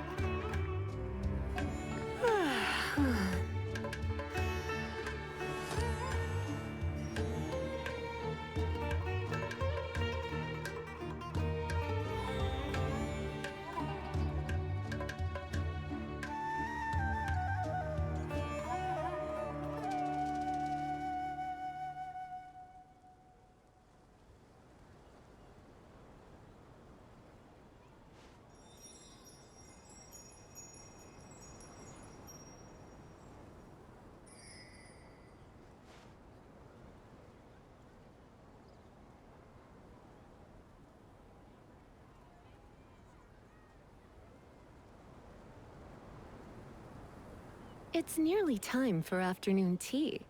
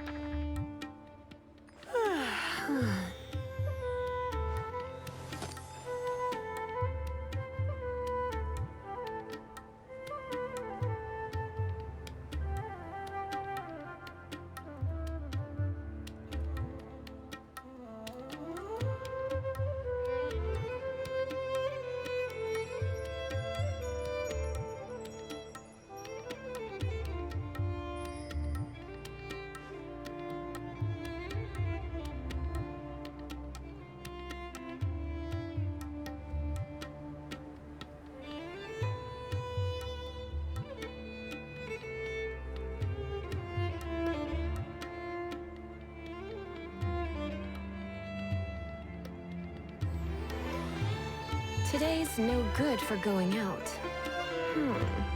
Did I say that yesterday as well?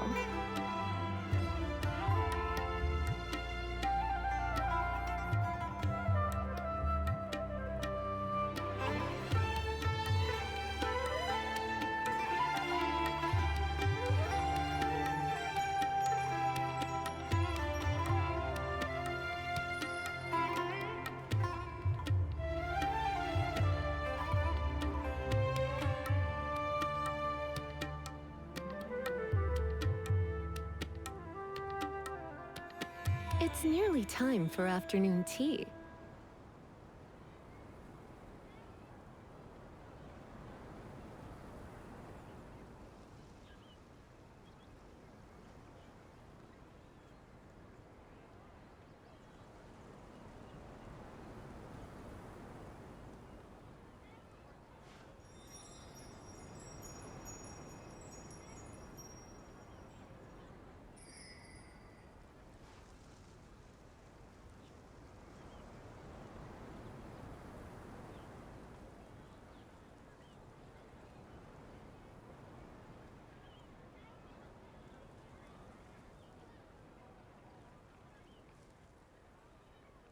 Today's no good for going out.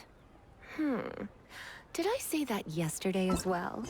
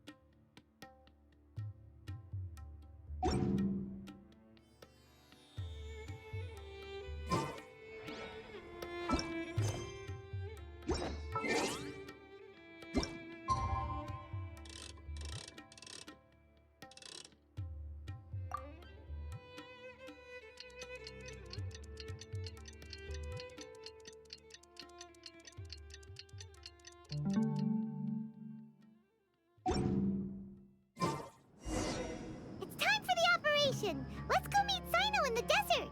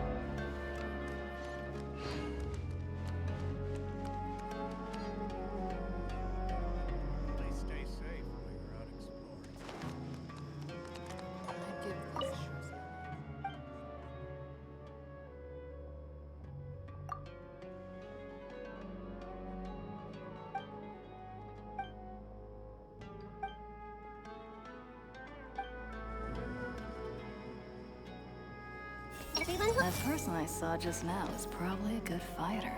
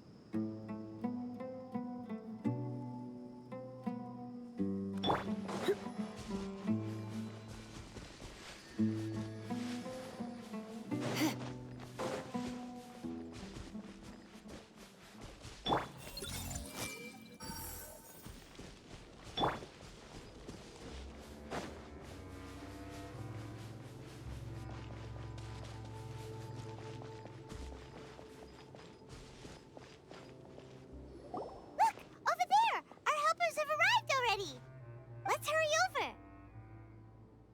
Wait a moment.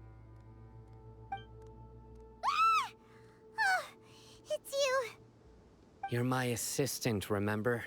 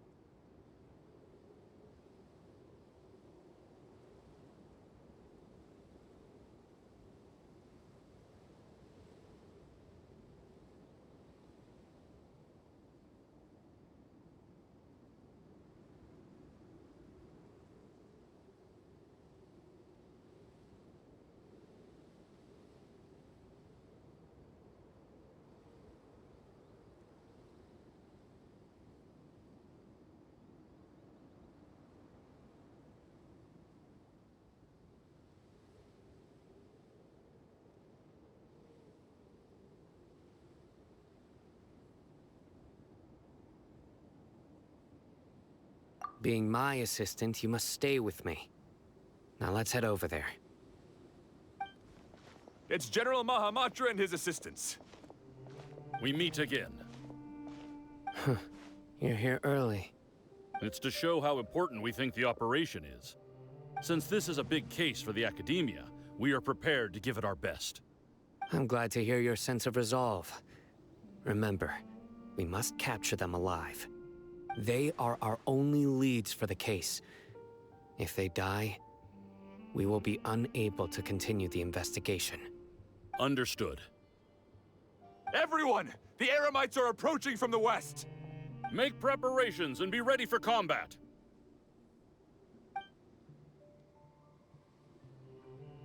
Halt! Oh? What a warm welcome! What do you want?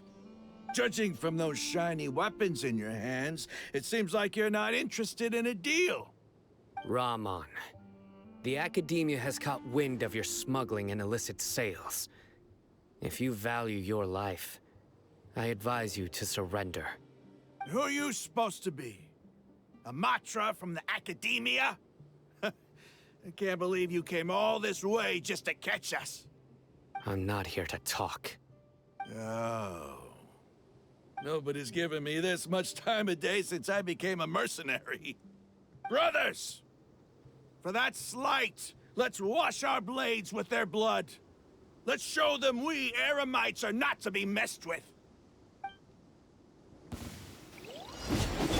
Hey! The Temple of Wisdom! No, my sword! Rain outlines it. He. Rain cutter. He.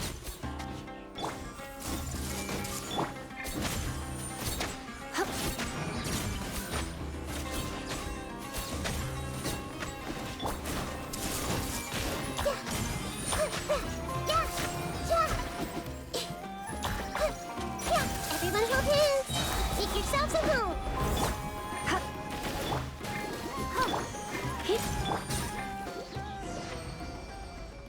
It's over. Ah! We have subdued them. The operation is now over.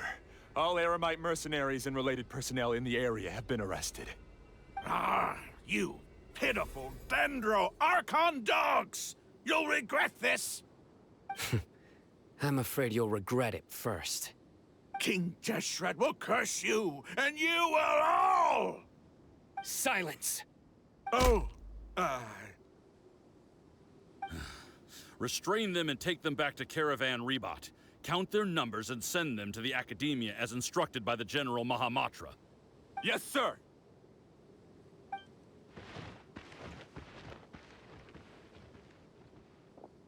Mahamatra Sino, I will now take my leave. If you need further assistance, please come to Caravan Rebot and ask for me. Understood. You are dismissed. There they go. Let's talk elsewhere.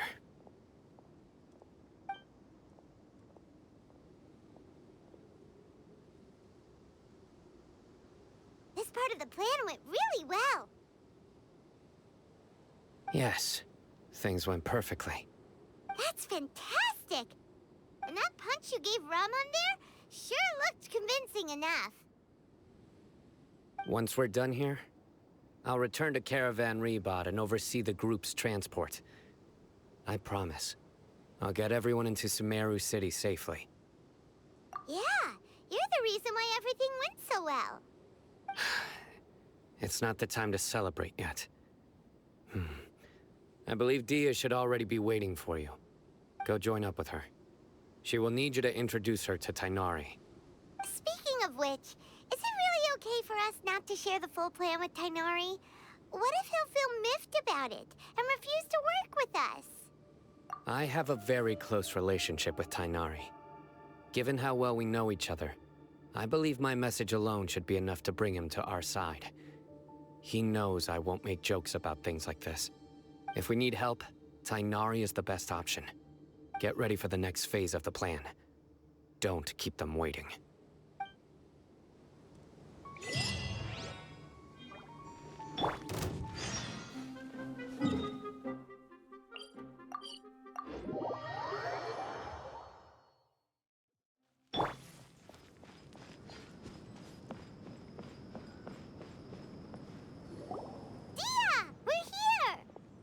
It's about time. Didn't you say our part of the plan is the most important of all?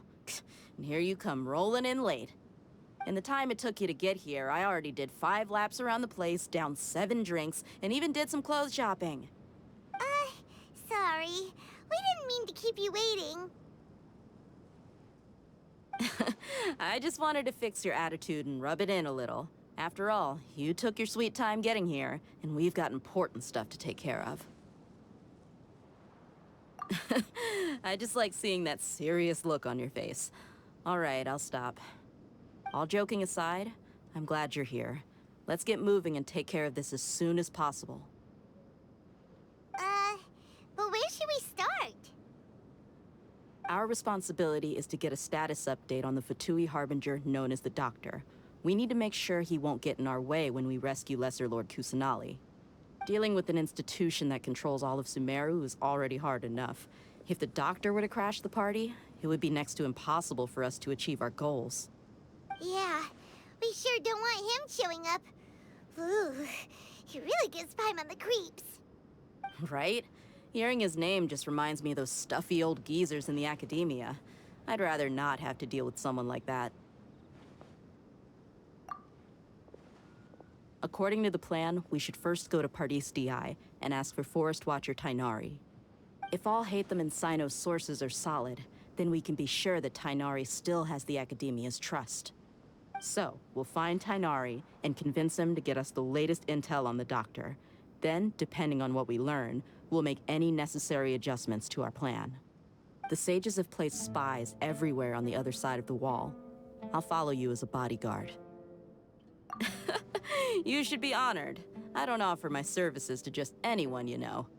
But Paimon thought mercenaries would do anything for Mora. That's certainly true. But when multiple employers are vying for your services, you should always go with the best offer.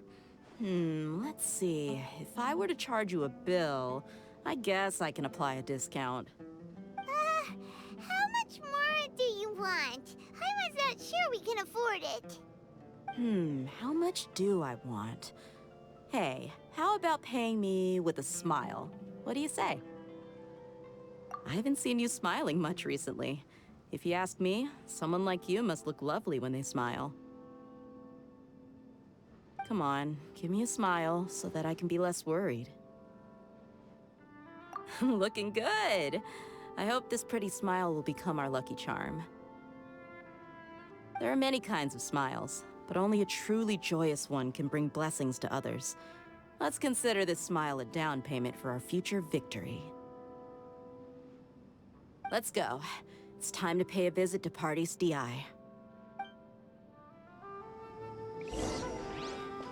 Let's dance.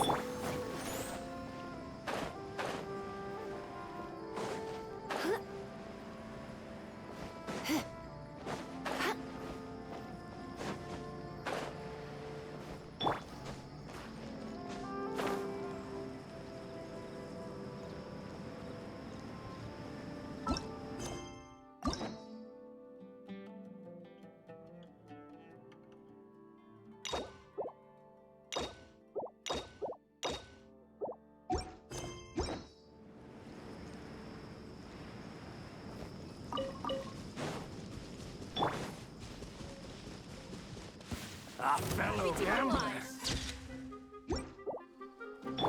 Hey! Everyone hold it! You? Need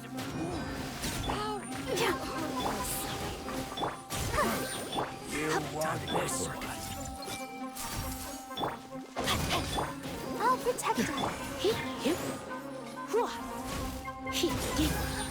Let's end this now. We'll meet again.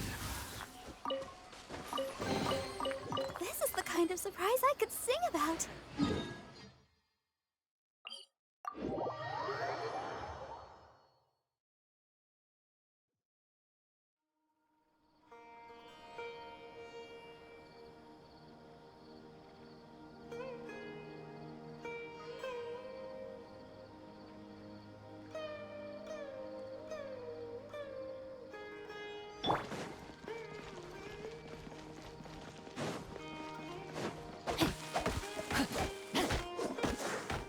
ready in mind. Hup, time to act.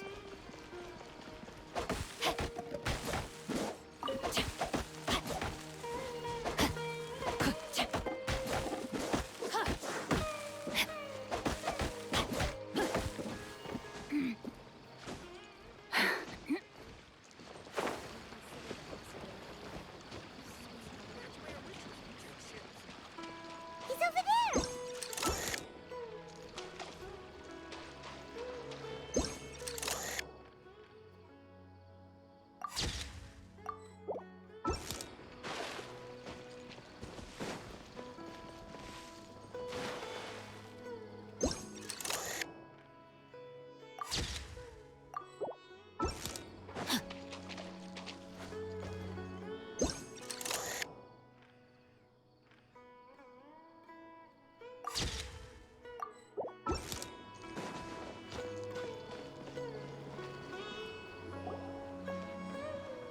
Tainari!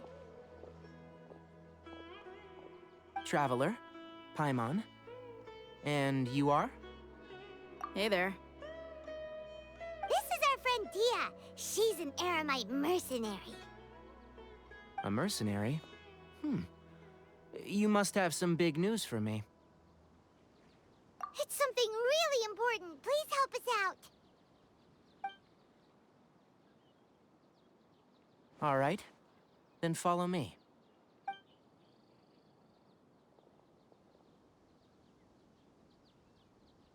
This place is better. We won't be disturbed by any passerby. Okay. What is this important thing you want to ask me?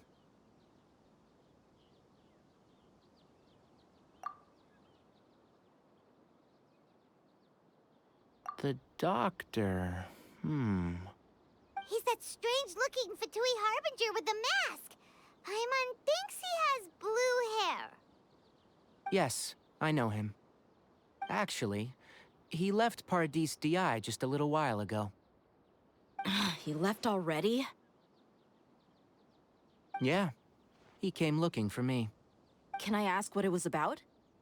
Sorry to ask you like this after having just met, but your answer is very important to us. For now, all we can share with you is that your friend Sino is working with us. Sino, you say?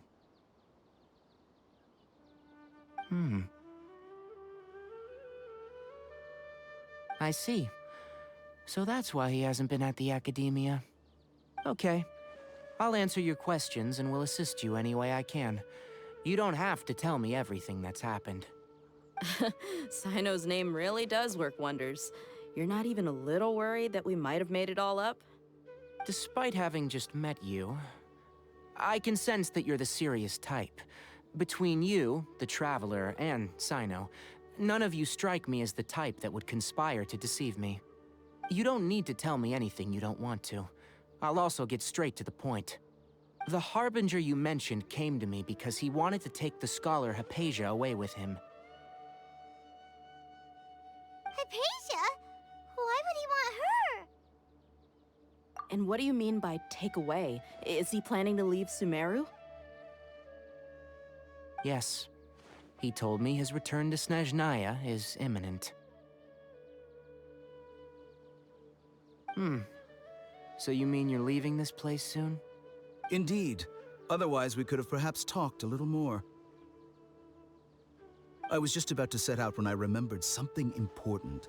To that end, I made a final trip to Paradis Di. Let me ask, have you been taking care of a scholar by the name of Hypatia? Your sources are accurate.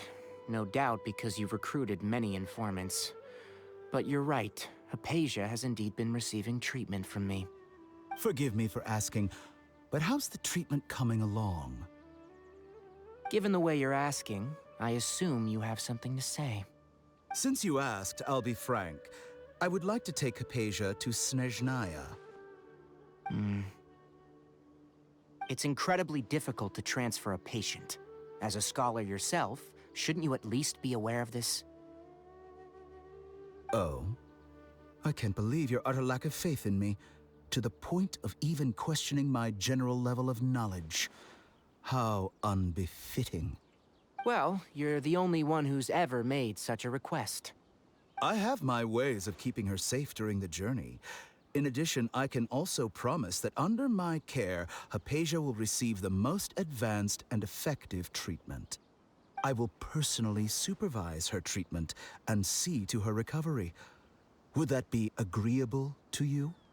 Hypatia was born in Sumeru and remains a scholar of the Academia.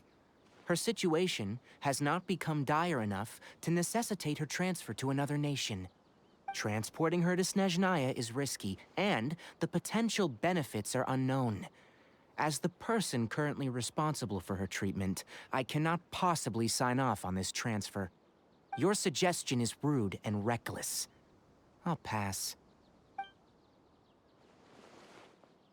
I don't know much about the doctor, but after talking with him, I realized that just like many other scholars, he possesses an aura of arrogance that I've come to detest.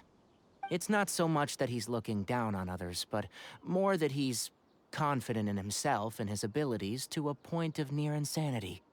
I would never refer a patient to someone like him. I prepared myself for a protracted battle of wits, and was really surprised to see him just give up on the topic. Still, his reaction really concerned me.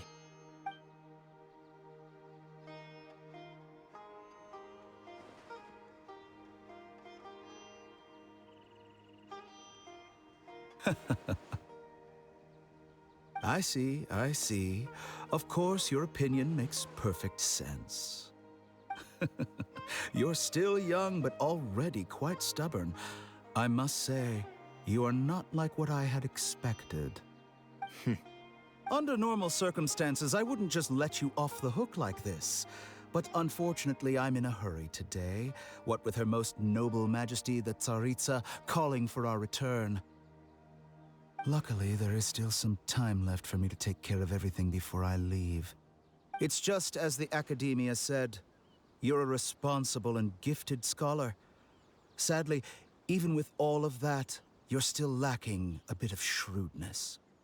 And that's also why people like you can never realize that sooner or later, everyone must pay the price for what they've learned.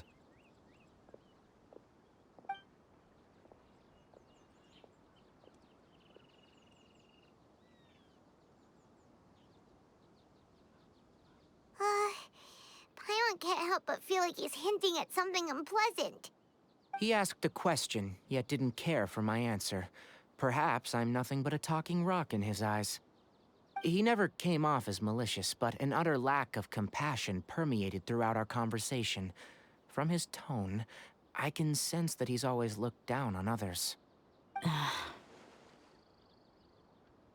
can barely believe it myself. But if that's true, the situation will be in our favor. I don't think I missed any details. Frankly speaking, I don't want you to do anything too risky. Now that you know a little more, it should be easier for you to stay safe. Sorry we can't tell you everything. We appreciate that you helped us anyway. I won't forget your kindness. It's okay. I have an obligation to do so. To be perfectly honest, all of this may have started because of me.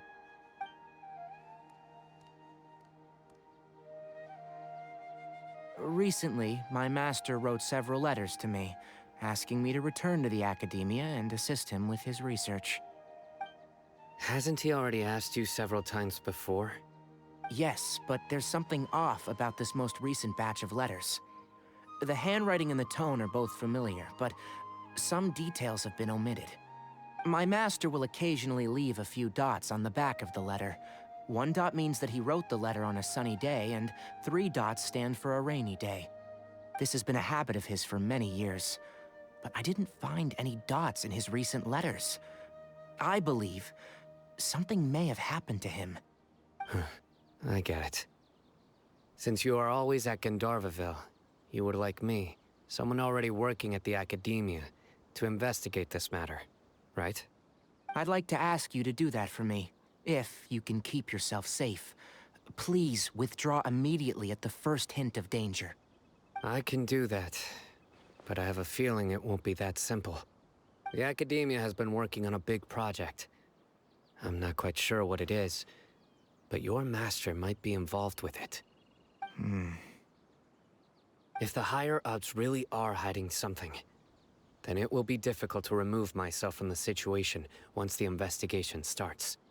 If the situation becomes critical, I'll leave the Academia. If you don't see me there for an extended period, that's your cue. All right, we've got a plan.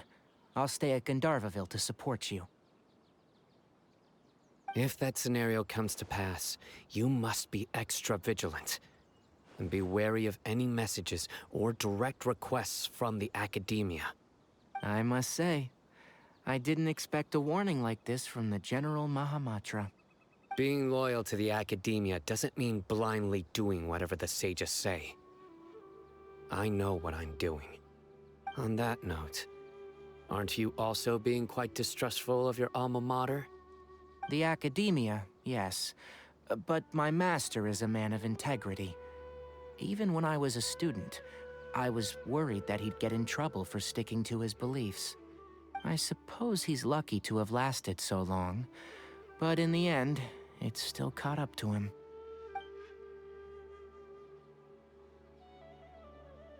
I see. So you noticed something was up with the Academia from the very beginning. This may well be how Sino became involved in all of this.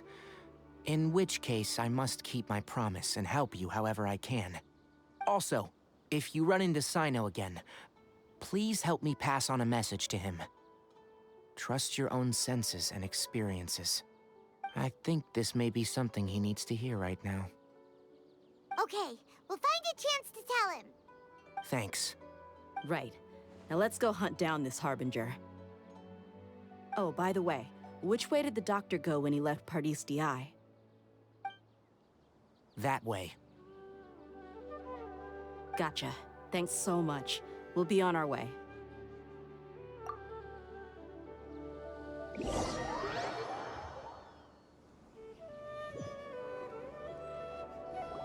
According to Tainari, the doctor is leaving Sumeru soon. I want to check if the doctor was actually telling the truth. He also said that he'll take care of everything before he leaves. What did he mean by that? We need to be extra careful when dealing with a person like him. Just to be safe, let's chase him and see what we find. But we have no idea where he went! How can we start chasing him?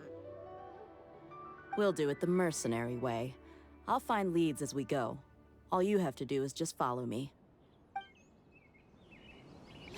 That Harbinger may have tried to cover his trail, but he still left some traces.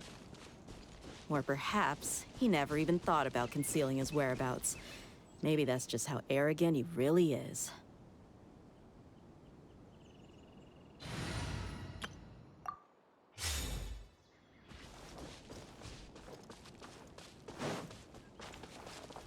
Yep, we're headed in the right direction. The traces are still fresh, but there's no sign of his entourage. Clearly, they're in a hurry. It's just as I thought.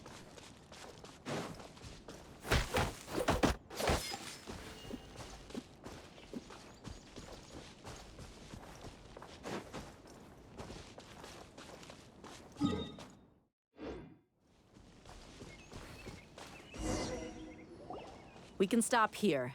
I think I know where the doctor went. To the south of here is Port Ormos, which seems to be where they're headed. Port Ormos? They're going to leave by boat? That's right. Let's go to the port and have a look for ourselves.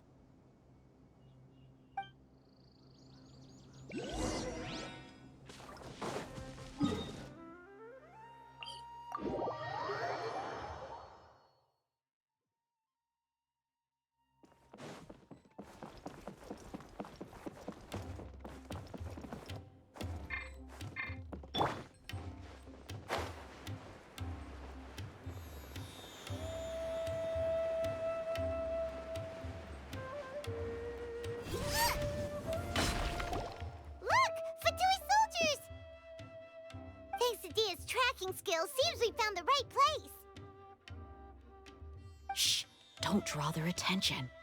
The port is crawling with Fatui soldiers. Let's keep going and see what we can find. Now this is a proper farewell ceremony for a Snezhnayan Harbinger. The Lord Harbinger is leaving. I've still only seen him once or twice. I used to hold a position in our homeland, and back then, the Doctor spoke in a very different way from the way he speaks now. Maybe the way people talk in Sumeru has rubbed off on him? It's always like that when you spend too long away from home. When he gets back to Snezhnaya, perhaps it will also take him some time to get used to the life there again. Huh? But, sir, that can't be right. No, I remember it like it was yesterday. Both his expressions and tones are now very different.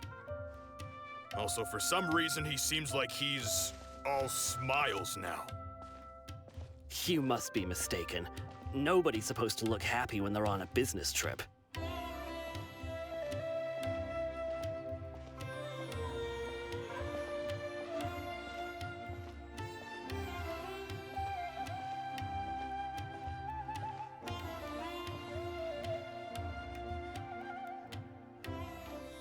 The Doctor is on that boat.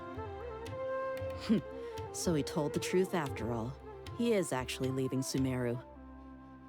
Let's get closer and find a place to hide so we can observe him.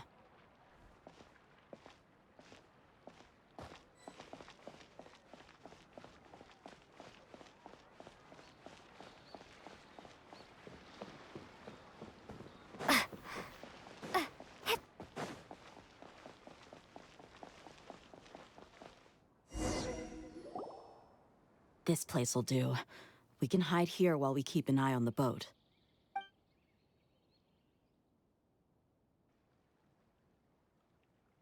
Uh-oh.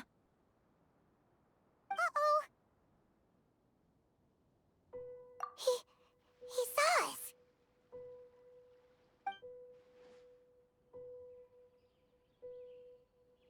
Huh? Is he waving at us? It's time to say goodbye. Wait, is he the only person on the boat? You mean there's nobody with him? And where are all the soldiers we saw in the port just now? They were all here just a few minutes ago, but now they vanished. So this was a trap. Wait, don't tell me that. Luckily, there is still some time left for me to take care of everything before I leave. Oh no. They might be after Hypatia. Let's get back to Party's DI. Huh? What do you mean? I'm afraid that she's seen something that she wasn't supposed to see. If I were the Fatui, I would also try to take her away. And if I couldn't... Oh no! Are you saying they're going to kill her? Let's go!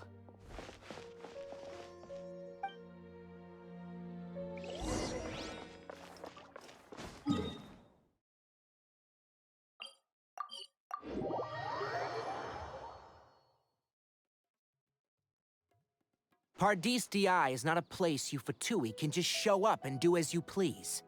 I believe we've already made ourselves quite clear. Our superior gave us permission to search for and collect medicinal herbs in Pardis DI for research purposes. But you've been in Sumeru for some time already. I find it coincidental that you chose to only come here today. Even the Grand Sage himself may not have the right to question our research, much less an ordinary scholar like yourself. I've done my duty to inform you. Don't make things difficult for yourself. It would seem that my words have fallen on deaf ears. You can keep trying to deny it, but coming to Pardis DI now, I'm pretty sure you're not just looking for herbs. With all due respect, your baseless speculations will only lead to unnecessary trouble. Well, you only have your Harbinger to blame. He knows nothing about keeping a low profile. I may be staying at Pardis DI as a scholar, but that doesn't mean I'm no longer a Forest Watcher. It is still my duty to protect the peace and safety of the scholars who have contributed so much to Sumeru. Then it seems our conversation has hit an impasse. No one will lay a hand on you, Hypatia. Not on my watch.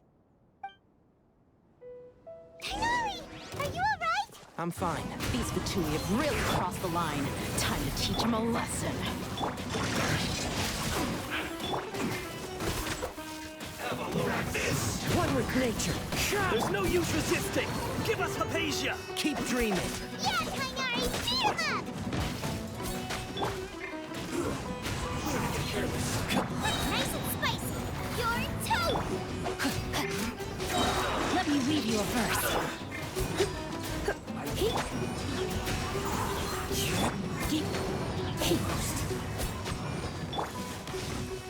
Out of the frying pan! Clouds high. The birds call. The wind knows gray. The doctor's orders are absolute. Yeah? You've been someone's lapdog for so long that you don't know anything else now. Stay right there. Nice and spicy. Into the wind. We're not getting anywhere. Traveler, Paimon, please go to Hypatia. We need to make sure they don't try to sneak around and attack from behind. Got it.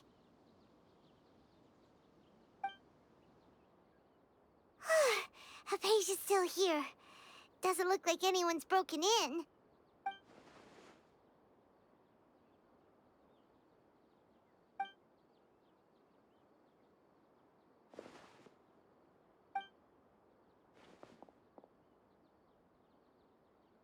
Well, how is she? Oh, that's good.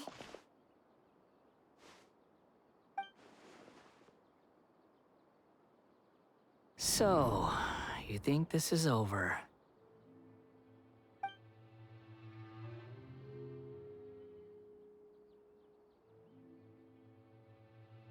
What? The Balladeer is here?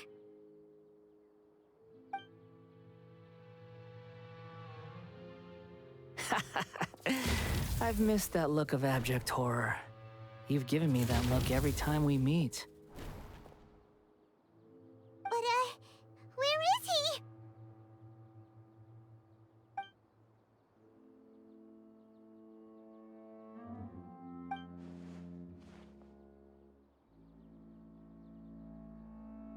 I can hear all of your thoughts, you know. Don't you remember? I already saw you the first time you came to Party's DI and made contact with Hypatia. I didn't need to do anything.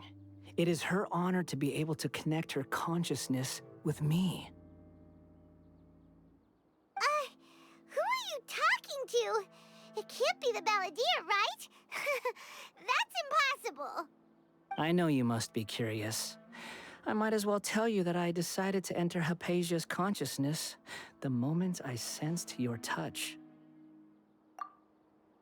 I wanted to observe you on a fool's errand. Hey, Traveler! What are you doing? My deification is nearly complete. All that's left now are just some final details. Do you understand? Even if you manage to rescue Lesser Lord Kusanali, it will be impossible for you to defeat a bona fide god like me. Is it wise to force that childlike god into a divine battle against me?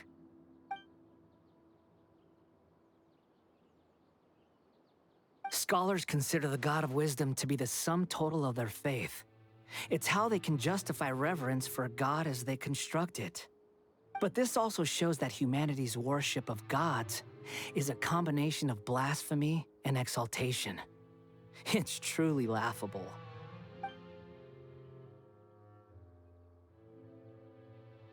Yes. What is it?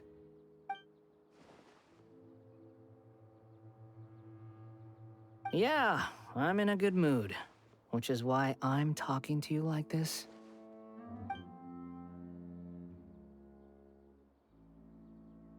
What do you mean?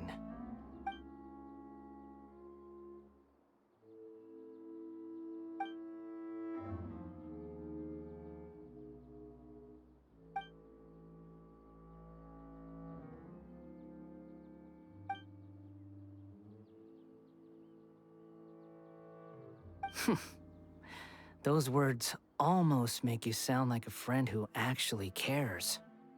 But you're wrong. I'm different from all of you. I was born to become a god. My entire life up until this point has just been a meaningless routine. Just think about a sheet of paper. By itself, it holds no meaning.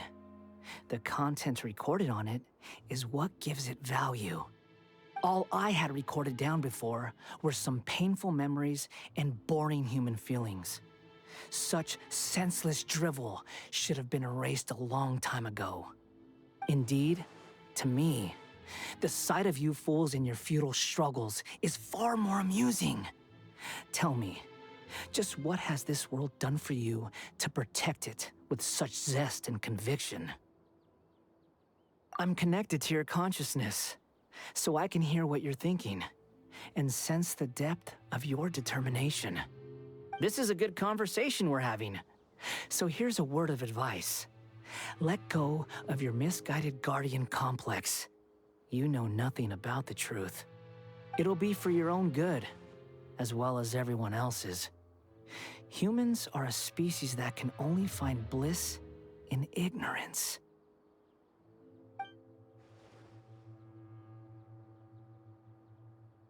Ah, you've seen my affection for her. If you were in my position, I think you'd feel the same way. She peered into my consciousness and saw my past. Someone like that is qualified to become my first follower. All gods need followers. So Hypatia has been chosen. Her appearance heralds my imminent arrival at the throne of divinity, while her worship shall become my glory.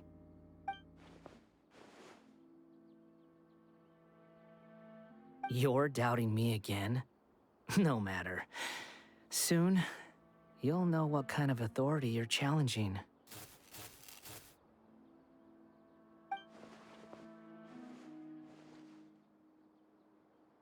Who wants to hurt my devout follower?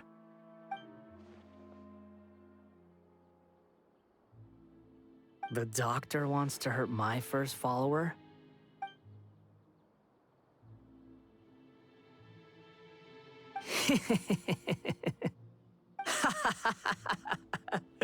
How very amusing. Has anyone ever told you that you're not good at sowing discord? The doctor has never known his place. Even now, the puny human thinks himself capable of interfering in the business of the new god. You're still too naive if you think a few words will be enough to convince me to destroy the doctor. But I'm willing to give you a gift, just like my expression of affection towards Hypatia. It is an honor for you to be able to stand here and speak with me. As my listener, you will be rewarded.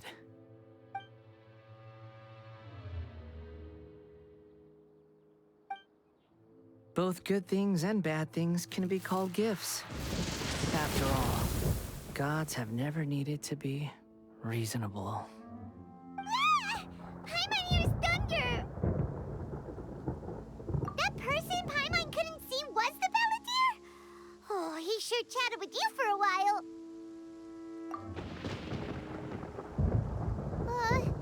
Where is the storm headed?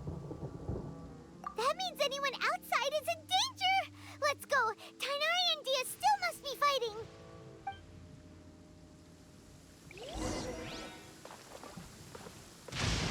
Time to go.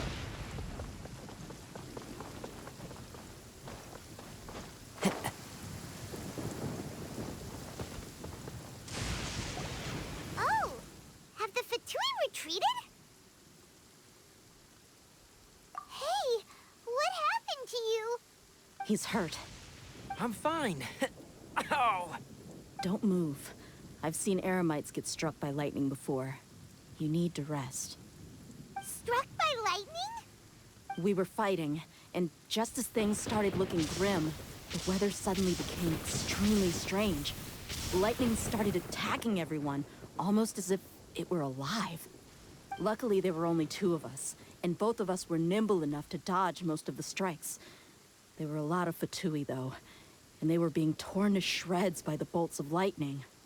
With that, all the Fatui soldiers were forced to retreat. Why are you sorry? It's all right. I'm sure you also never expected this to happen. Don't blame yourself. My wound aside, you look like you've seen something unpleasant. Is Hypatia all right? Hey, didn't I tell you not to move? Just in case, let's go to Hypatia's place and talk about things there.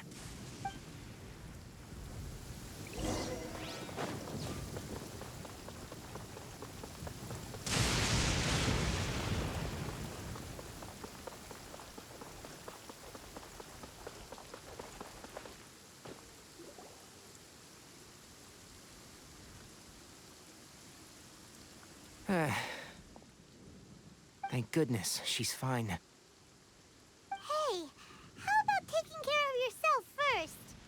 I understand my condition. The wound is not fatal. I'll be all right. Ugh. The more you understand medicine, the worse of a patient you become. I know. They always think they can push through the pain. Oh, he sat down. Let me rest for a bit. Sorry, traveler. Now you may start.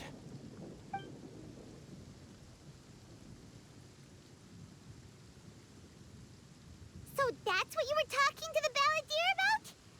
Oh, Paimon can't believe what he's thinking. The Academia's God creation plan. How ridiculous. That sounds, ambitious, I guess? Anyway, this is all way beyond me. As long as I can enjoy every day with a drink in my hand, tasty food in my stomach, and a good night's rest, that's enough. I'll only work when I have to. I must be the least ambitious person who's ever set foot in Party's DI. Don't say that. I haven't even thanked you for your help back there. Don't mention it. Well, if nothing else, all this proves that the doctor really did have some urgent matter to attend to, and left Sumeru in a hurry.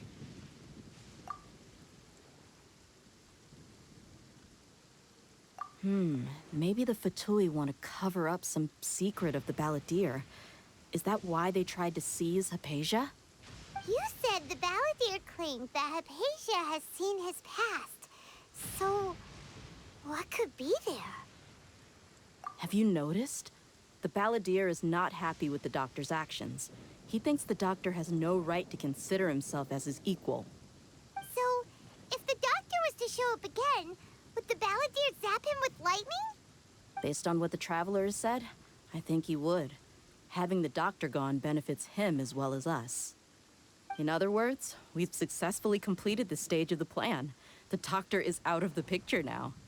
Yay! That's a big accomplishment! I'm also happy for you. Thank you for the help, Tainari. Make sure you rest up for now. Yeah, all right. Okay, that wraps things up for us here at Party's DI. Traveler, it's about time we rendezvous with the others at the Grand Bazaar. Let's continue to keep a low profile. You can head there once you're ready.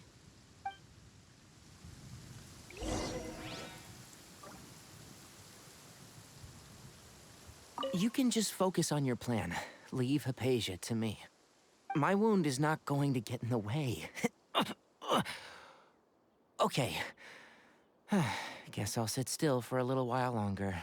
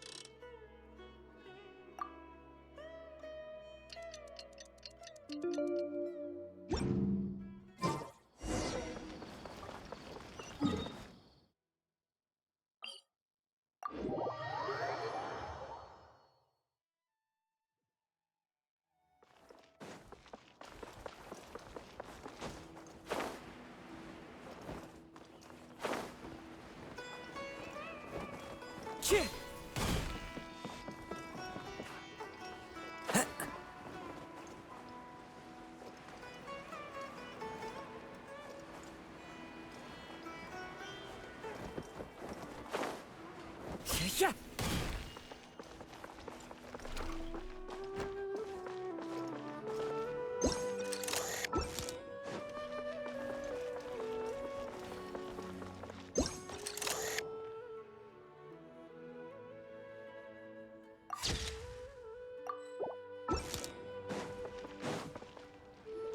All right, everyone is here.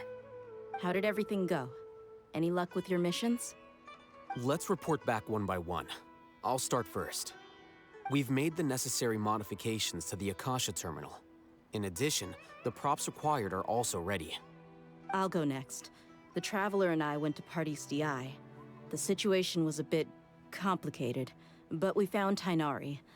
Unfortunately, he was wounded during a fight. Who is behind it? Well, that's the tough part. What should I say, Traveler? The Fatui or the Balladeer?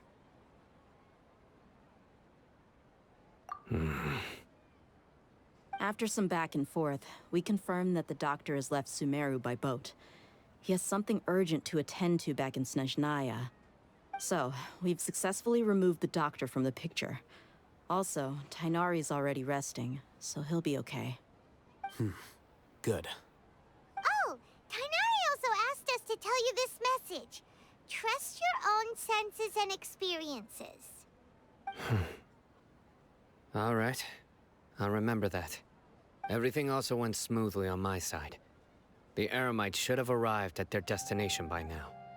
To avoid alerting the quarry, they will stay there for now. I can't believe you actually got so many Eremites into Sumeru City. It's all thanks to Rahman and his brave team, as well as their bold strategy. It appears to have been very effective. I'm glad to hear it. Well, is that everything? Okay, this meeting is adjourned. Huh? Wait, you mean that's it? Well, what else is there to discuss? Shouldn't you end with some words of encouragement? You know, to fire us up now? Personally, I'd rather we all go home and get some rest.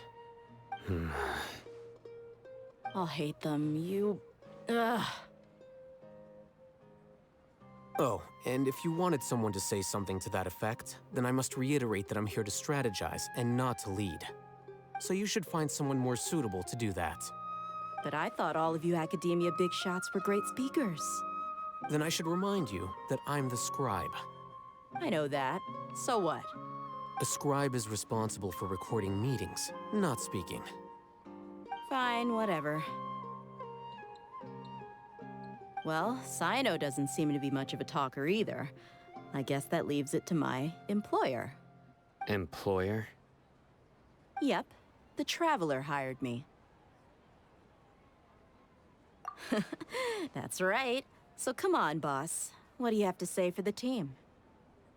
Yeah, say something to boost morale. Huh? What are you all doing here?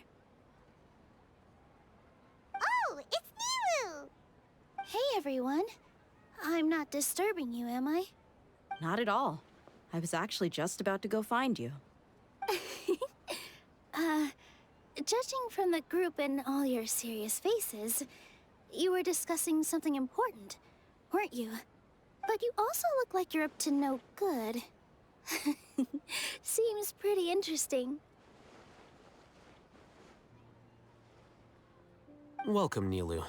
Would you like to join us? Huh? Join you? You mean, you also want to discuss something important with me? Yes.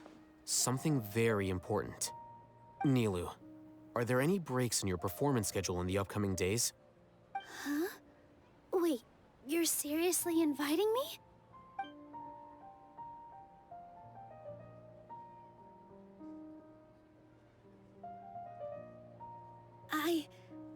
I can't believe my ears. You are truly the bravest and most passionate people of Sumeru, well, that I've ever met. Ahem. Oh, right. The Traveler and Paimon are not from Sumeru, but you are awesome as well. That's right. I must admit that I'm a little scared, but I'll try my best for Lesser Lord Kusanali. If I can somehow use my abilities to help you, then count me in. Remember, believe in yourself. Okay. I'll get my friends at the Grand Bazaar to help us tomorrow. Just remember not to say too much. Be discreet.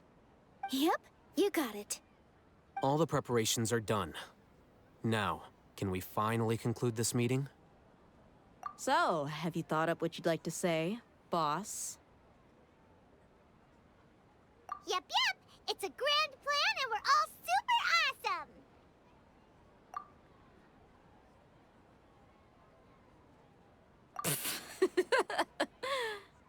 Well said.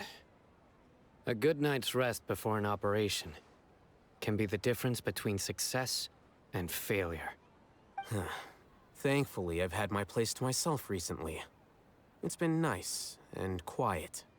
Huh? Oh, nothing. Alright, let's all go home and get a good night's sleep so we can be up early tomorrow. Okay. So I guess that means it's time to say goodnight now. Yep, good night everyone!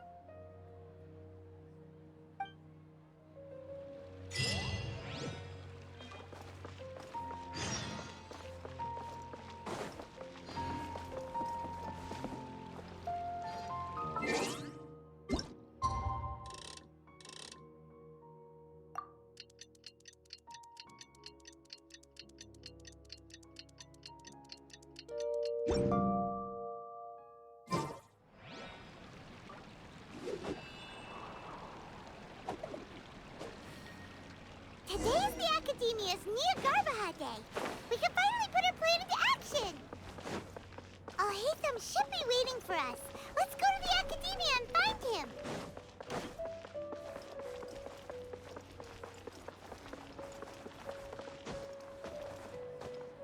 The wind knows me.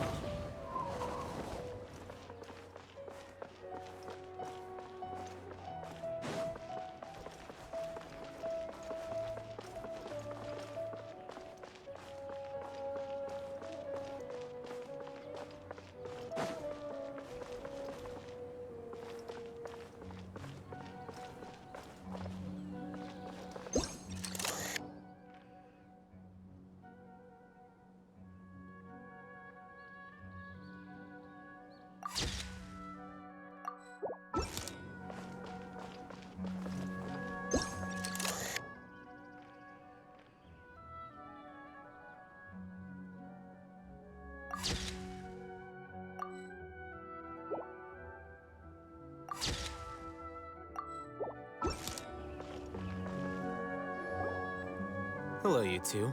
Sleep well? Not really.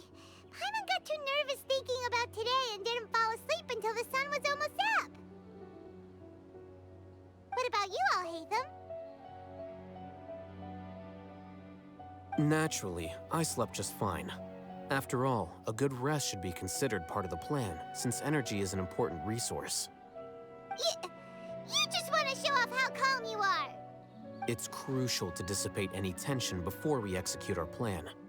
The only thing you're doing is being annoying. Anyway, do you need me to go over the game plan again?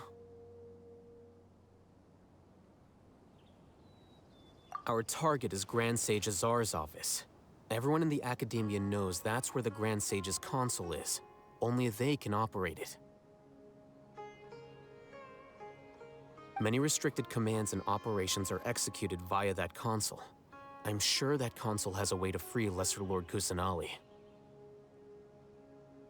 You know, Paimon's been thinking, what kind of technology could let the sages imprison even a god? That isn't something they could have accomplished with their scholarly talents alone. In the sanctuary of Suristhana, there's a device of Greater Lord Rukkhadevata's that she once used to isolate herself while meditating. 500 years ago, the Grand Sage at the time modified the device so that it could no longer be controlled from the inside. They were effectively trapping one god with the power of another. So, how are we gonna get to the Grand Sage's office? Don't forget, today is Nyagarbha Day, arguably the most important day to the Academia. The sages and core Academia personnel are busy loading the latest batch of research developments and legal decrees into knowledge capsules so that they can be entered into the Akasha. All the Darshan's researchers have their noses to the grindstone, and the Academia's grounds are flowing with all sorts of people. It's the perfect time for an infiltration. When the Grand Sage leaves his office to supervise the entering process, that's our cue to access the console and free the Dendro Archon. Well, yes, that's just the visible side of our plan, after all. If precedence holds, the Academia should have already started preparing for Nyagarbha Day. Everyone should be in position. All that's left is for us to lead the charge. Let's go. So are we just gonna walk in through the front door, or...? Yes. Were you expecting a stealthier approach? Paimon can't think of a good comeback. Alright, it's all on Alhaitham if things go south.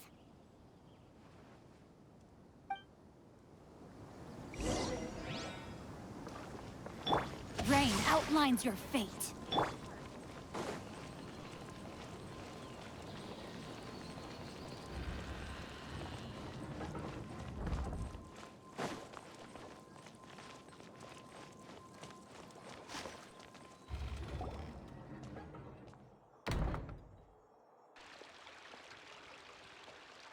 Scribe?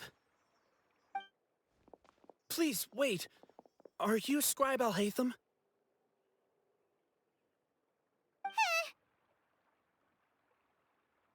That's me.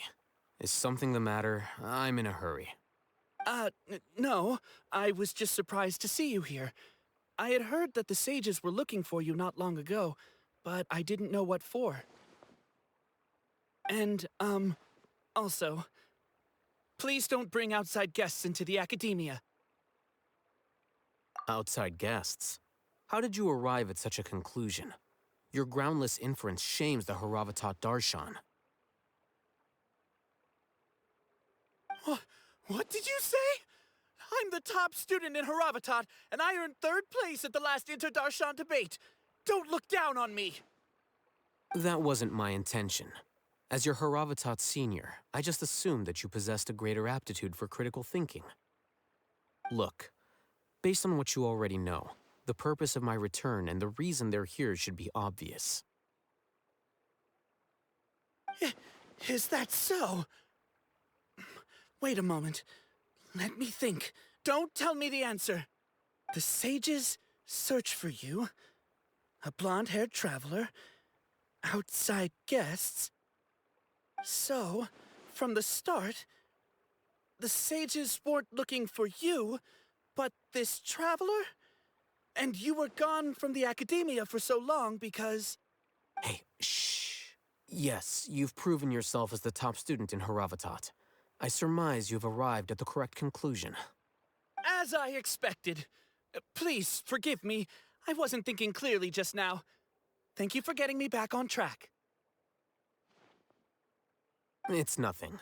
We'll be on our way then. All right. Thank you for your contributions to the Academia, Scribe.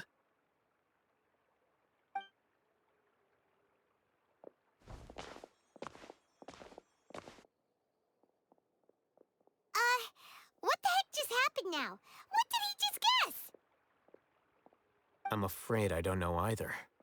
You have no idea? Mm-hmm. He convinced himself of whatever truth he came up with. That is the so-called pride of a scholar. If someone questions their academic facility, they will instantly feign understanding to keep up appearances. Nowadays, the Academia is rampant with this type of scholar. Their obvious farces of intellect only serve to highlight themselves as fools. Wow, so there are special ways to deal with smart people. We don't even need to make up our own excuses. We shouldn't waste any more time. It would be problematic if we missed our window of opportunity. Let's go.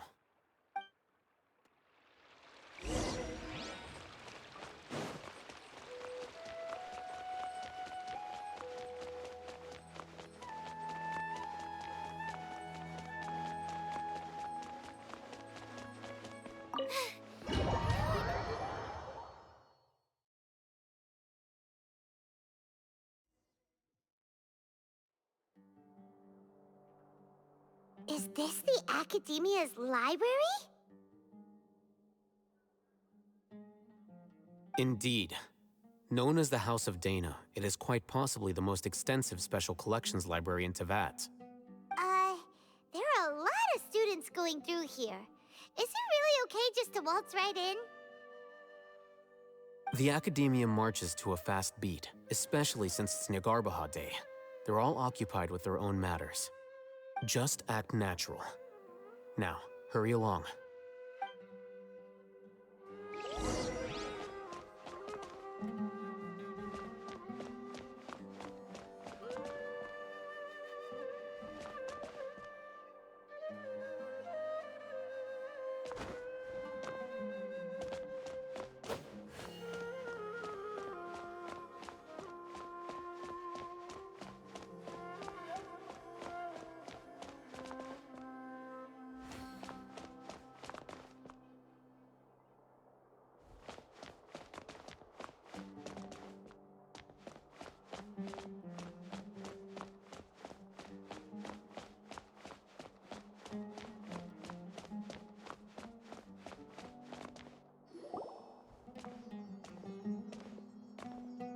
What's this platform for?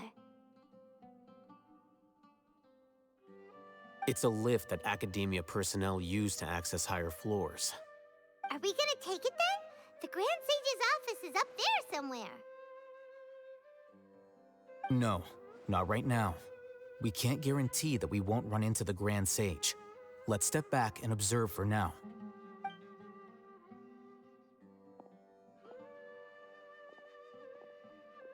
You think the Grand Sage will exit from there? And after he does, we'd sneak past him? Oh, Paimon thinks that's really dangerous. Who knows? However, if we can confirm Azar's current location, our operation will be much safer if we... Allow me to offer you a hint. If you wish to know his location, look behind you.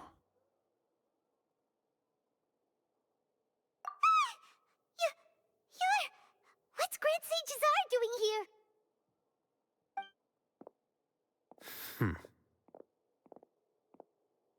Do not tell me you believed the Academia would not grow suspicious of you after such a prolonged absence, scribe. An eyewitness had informed me of your whereabouts, so I came to personally welcome you. Grand Sage, I didn't expect you to care so much about me. I'm truly flattered. I'm sure, but compared to you, I am far more interested in these two unexpected guests. You are the Traveler and Paimon, correct? It's a pity that only now have I been afforded the opportunity to formally meet two of Sumeru's most esteemed guests. I do apologize for my lack of decorum. Excellent. You immediately initiated discussion instead of attempting to prepare some perfunctory excuse. You clearly understand the situation at hand, and have no intention of making a reckless stand. The foot traffic here renders this place unsuitable for discussion. Please, follow me to my office.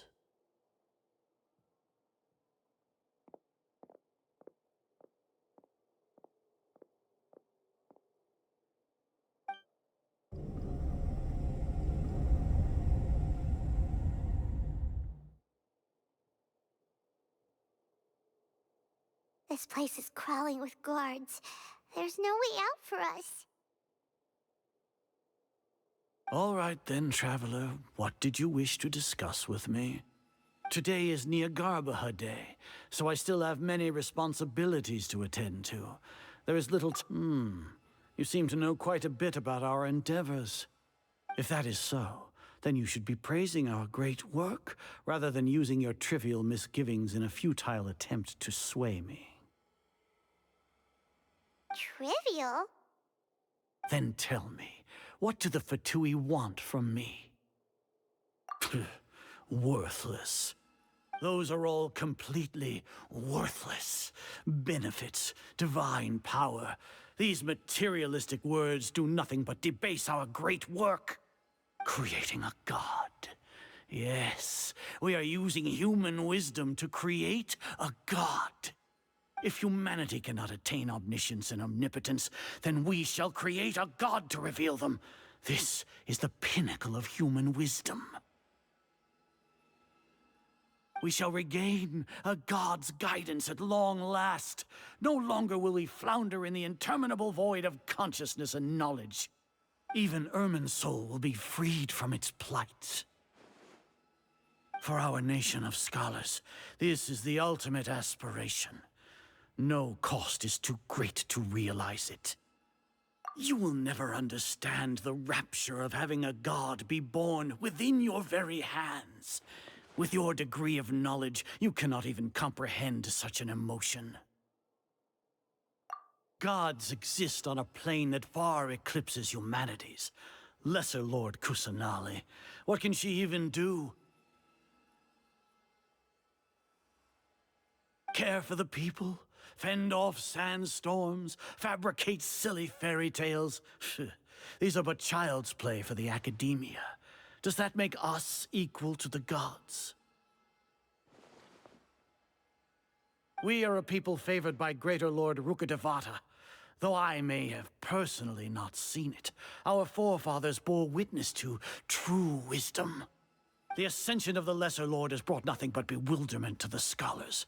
They all ask, is that truly what true wisdom is supposed to look like?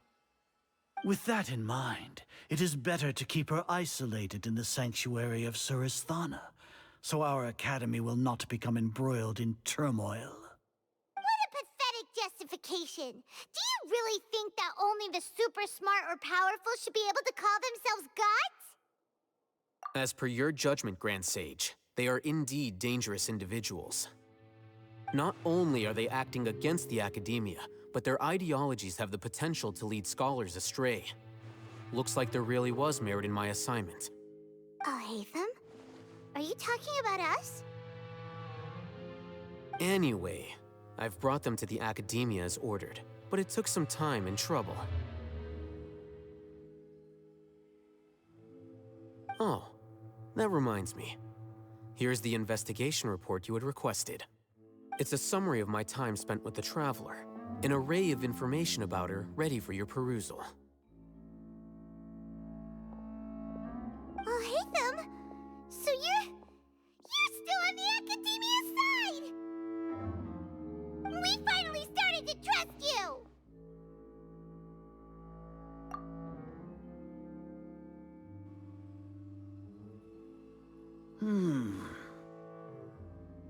Excellent.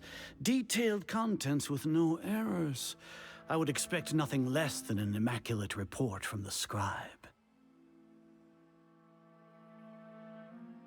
As it is Niagarbaha Day, I'll enter the information on you into the Akasha. Surely you know what that means. We'll be monitored, just like Sino. With the Akasha's calculation prowess, all of your actions will be predicted with an accuracy of at least 98%. Furthermore, your data will be updated in real time whenever new information presents itself. To put it into words you can understand, wherever you go, you will be walking under an invisible leash. This is Sumeru's greatest penalty for dishonest persons. Are you not familiar with the concept that great responsibility begets an equally great suspicion? In any case, you are Sumeru's most concerning external variable. Locking you down will greatly decrease the chance of any undesirable outcomes coming to pass. You're despicable! Despicable. Perhaps from your perspective, but I suppose you had mentally prepared yourselves for this, no? Your ploy was to sacrifice the Traveler here, was it not?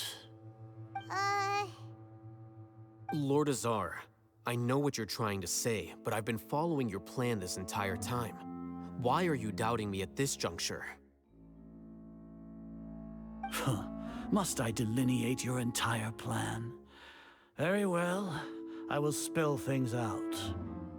First off, I received an eyewitness report that you were spotted with the Traveler to Caravan Ribat. However, you immediately departed for the desert and escaped surveillance range. Judging by the time, you all likely encountered the truant General Mahamatra in the desert. Am I correct?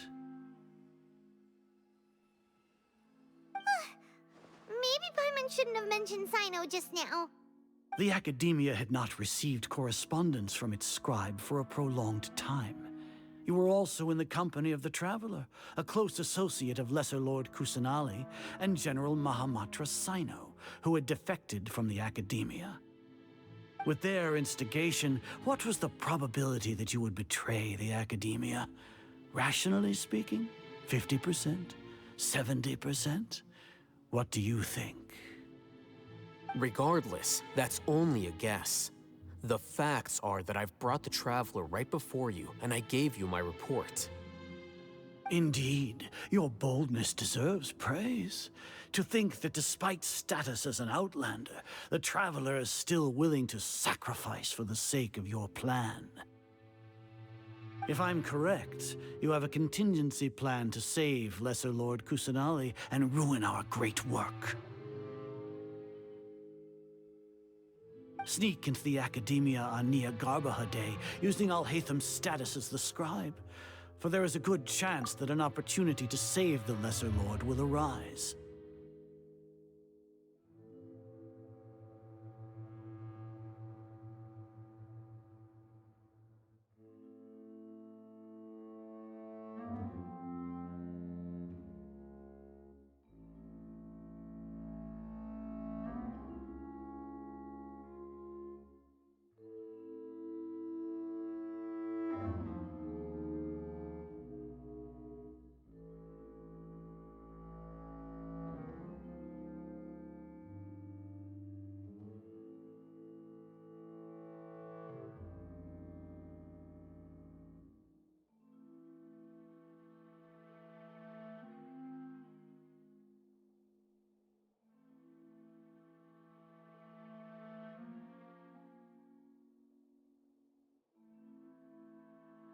Should your intentions be discovered, Al-Haytham will turn traitor and sacrifice the Traveler, thus proving his innocence. He can then stay inside the Academia and continue searching for a way to proceed forward. As for Sino, according to the Akasha's calculations, he will soon return to the Academia and confront me in person. I suppose this is also a part of your plan?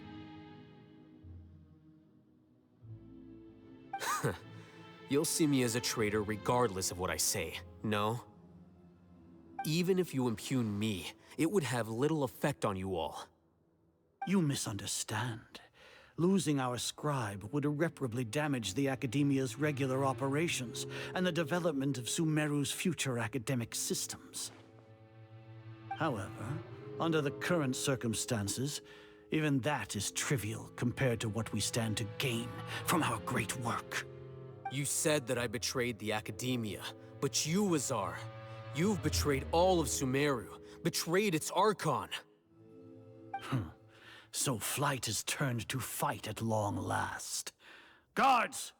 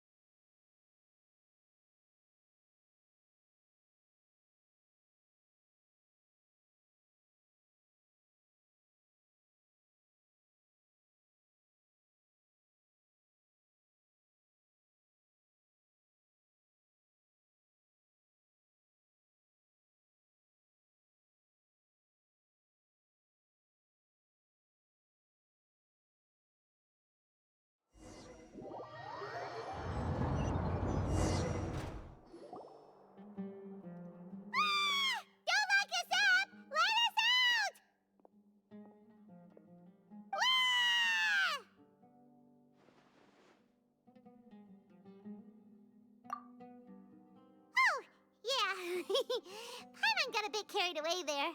How was Paimon's acting just now? Great, huh?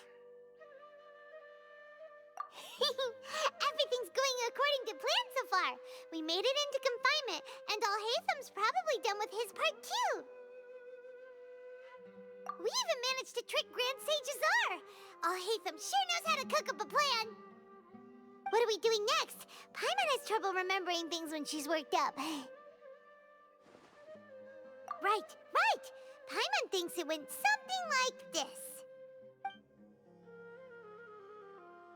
Apart from that, we still have yet another goal in the first stage of our operation, which is to send the Traveler to the confinement room. What?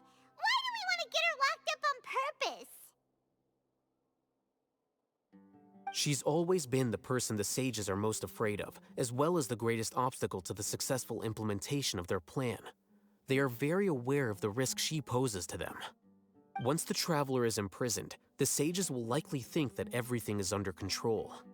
And with their guard down, the next phase of our plan will have a much higher chance of success. I can already see the pompous looks on their faces.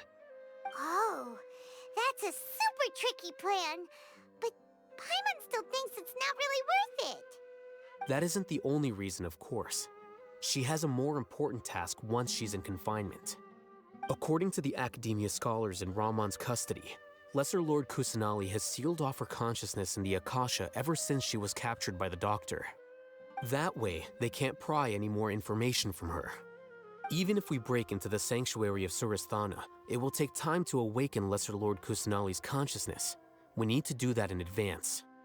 So our job is to wake up Nahida! Okay, totally worth getting thrown in jail for.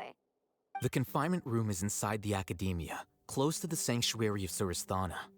It's a completely enclosed space, and you won't be receiving any visitors. I'll work with Ramon's scholars to make some modifications to your Akasha terminal. Once you're in, get as close as you can to Lesser Lord Kusanali and try to connect to her consciousness. However, as for whether she'll actually wake up, that will depend on our luck.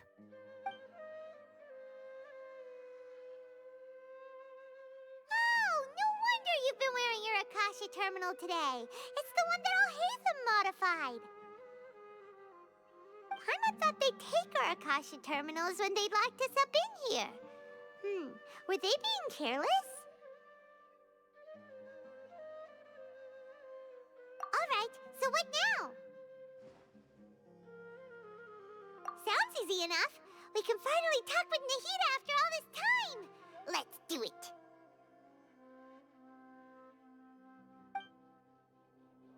There's a light flashing on your Akasha terminal. It's almost like... the faster it blinks, the better the signal!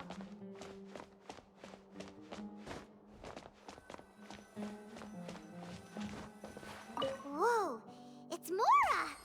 Ooh, Mora! No, Paimon, we're not here to hunt for treasure!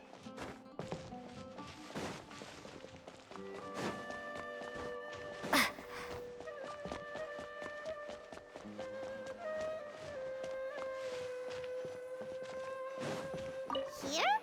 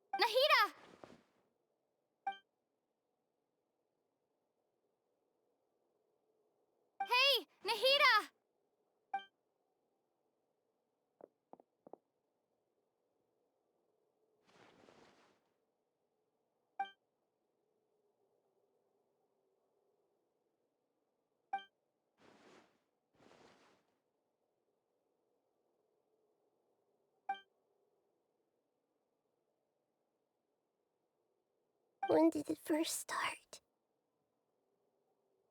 Oh, right. It started from the moment I was born.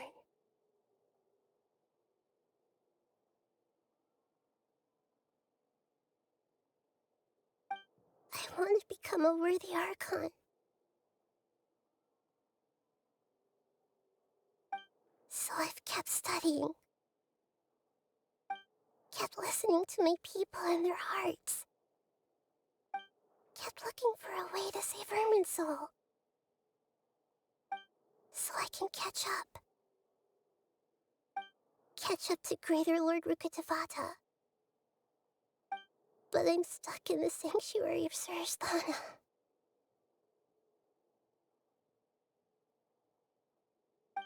The sages are creating a god to replace me. And I'm forced to lock my consciousness in this boundless darkness. Nahida!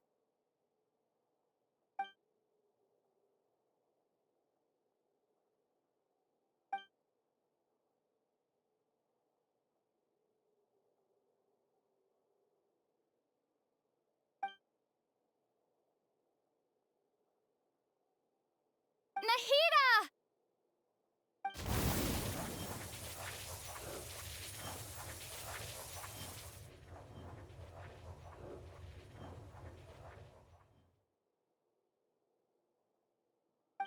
It's so quiet here.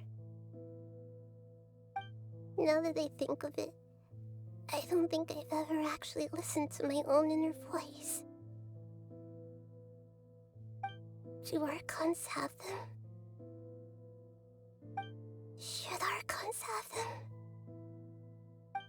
Have I been doing the right thing? Am I really not needed? How do I really feel about all of this?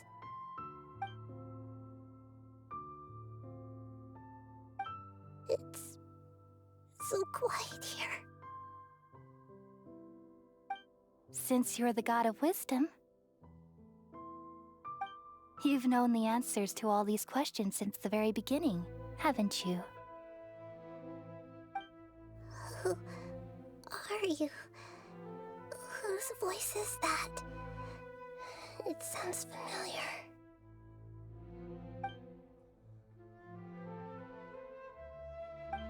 You're right, though.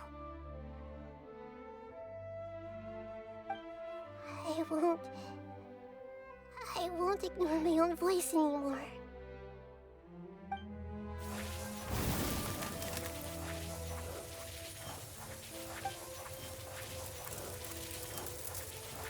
Nahida!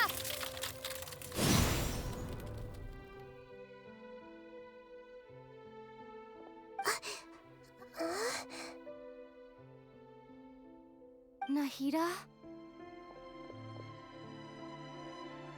Did you wake me up? Thank you. Why are you here? We're here to rescue you. Are you alright? I'm fine.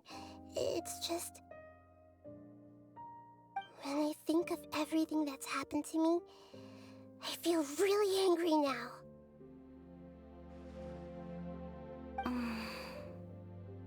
You should have been angry ages ago.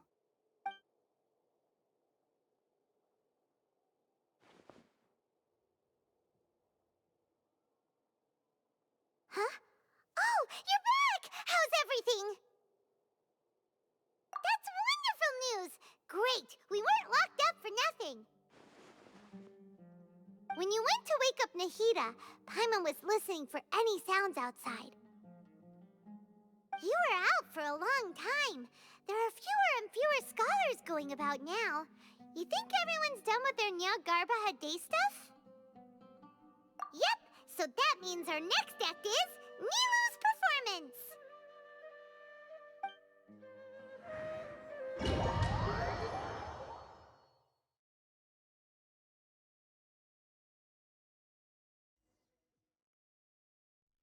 Nilou, are you sure about this? You're taking such a great risk for them. I'm sure, and I'm going. You know that I don't like to pass up any opportunity to dance, and this one is especially important. All right. You seem to have a lot of trust in them, so I won't say more on the subject. But if anything happens, the few of us here may not be able to help you. Don't worry. They've been through worse. Everything's going to be fine. All right. You know, if you really do get arrested, we'll do everything we can to get you back. Be careful, even if it's only for our sakes. Thanks, Mr. Zubair. You're so very kind.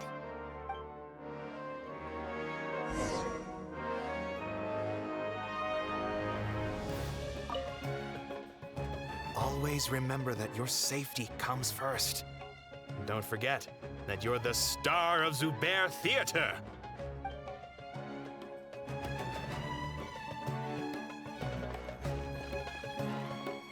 This isn't the way to the Academia.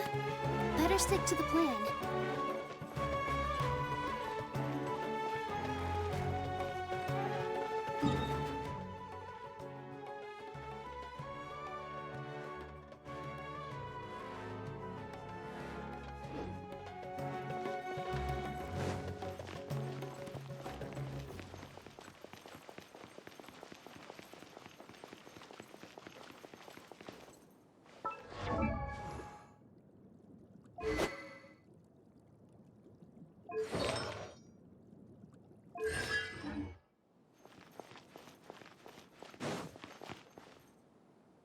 Nilu, how's it going?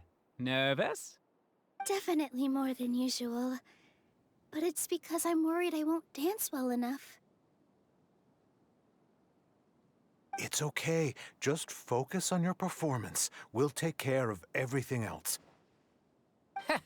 You sure know how to talk. Taking all the credit, even though we came here together to help out. Well, thank you both. I'll have to treat you to a meal after all this ends.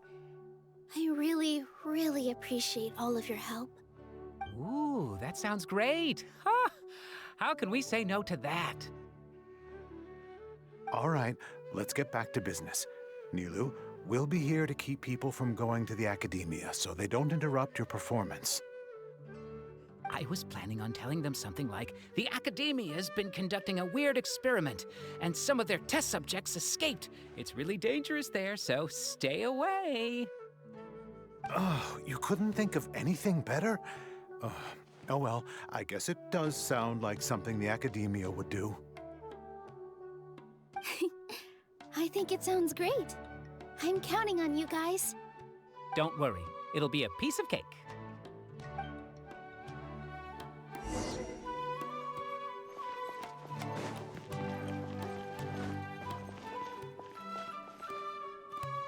Hey, Nilu! Sorry, it's great to see you, but I'm really busy right now. Our Bait People Away with Yalda Candies plan is working beautifully. Do you want some candy? We have more than we can give out.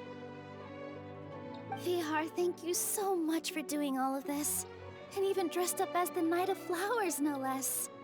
I'll pass on the candy, though. I cut back on sweets in the period leading up to a performance, and I'm about to start one. You have a point. The stage is cleared and everything's ready, so you can start your performance at any time. Yeah, thanks to you. I'm really grateful. All right, time to hit the stage. You're welcome. The honor's all mine, since I'll have such a great view of the show.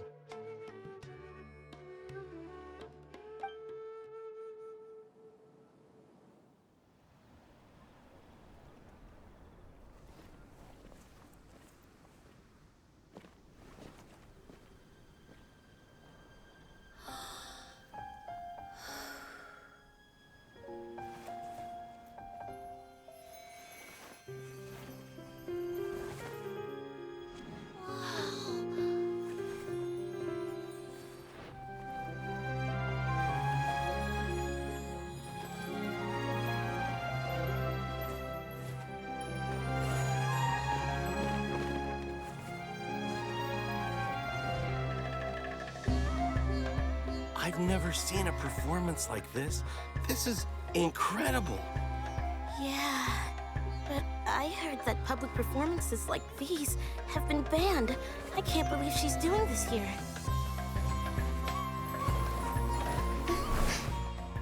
Grand Sage, there's some commotion outside. How uninteresting. Issue the new Prohibition Act from the Akasha to the guards. They'll know what to do. Do you think we should, like, stop her? Let's just watch for a little bit longer.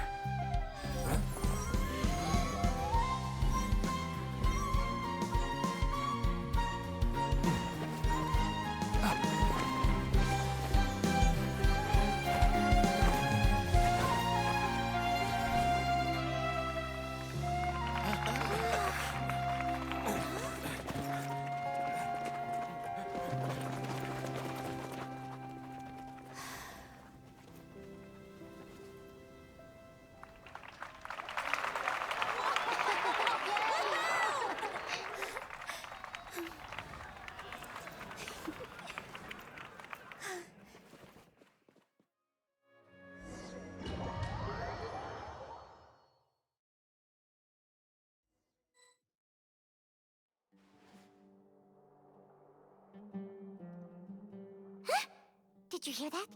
It sounds like a lot of guards just ran by. Does this mean the plan has moved on to the next stage? Yep. It's great that everything seems to be going well. Come to think of it, when did Alhaitham replace the knowledge capsule that was about to be entered into the Akasha? Oh, so that's when he did it! Paimon was too nervous to notice. Speaking of, didn't Alhaitham also yoink the divine knowledge capsule from that mercenary leader in Port Ormos when everyone else was distracted? It's a time-tested trick of his. Why are we complimenting him? Yeah, he's smart and all, but he still makes Paimon's blood boil. Let's review our plan for this stage again. It's not like we have anything else to do right now anyway, and it'll help us feel more confident. Paimon remembers that Nilou's task was supposed to go a bit like this. Now that Lesser Lord Kusanali's consciousness has been forcefully sealed, the core figures of the Academia and their guards have started to wear their Akasha terminals again. With the Doctor's technological support, they think they have nothing to fear. How despicable of them to rely on such a person. But this is also our chance. I was originally asked to draft the knowledge capsule for the Artistic Performances Prohibition Act when I was still at the Academia. It should be on the Grand Sage's desk right now, and will be entered into the Akasha during the next Nyargarbaha Day. Are they really going to stop all artistic performances? That's horrible! I'll make an identical knowledge capsule, but this time, I'll smuggle some misleading information into it. We only need to find an opportunity to switch the capsules. Once it's been entered into the Akasha on Nyargarbaha Day, if someone were to be seen performing in public, the sages would definitely use that opportunity to announce the ban, and so the misleading information will be disseminated amongst the guards. Sure sounds complicated, but it seems like if everything goes well, we'll be able to get rid of all the guards in the Academia without any effort. That's pretty clever, getting right into their heads. I just have one question. Even if we manage to get the misleading info out to the guards, how can we be sure that they'll believe it? People who are used to relying on the Akasha become less inquisitive, and their ability to distinguish truth from misinformation is significantly reduced. They will view everything the Akasha releases to them as the unequivocal truth. The Akasha will turn humans into machines. I've seen it happen many times. Yikes. Good thing I didn't wear it for long when I was working in Sumeru City. At first, I thought it was a good thing too. By the way, this plan still requires a performer, right? Do you have someone in mind? Nilou of Zubair Theater. I know her really well. We can trust her. I'm kinda hesitant to ask her to participate in a dangerous plan like this, but we can ask her in person. All right. After the guards in the Academia are gone, Then it'll be time for me and my stowaway brothers to shine.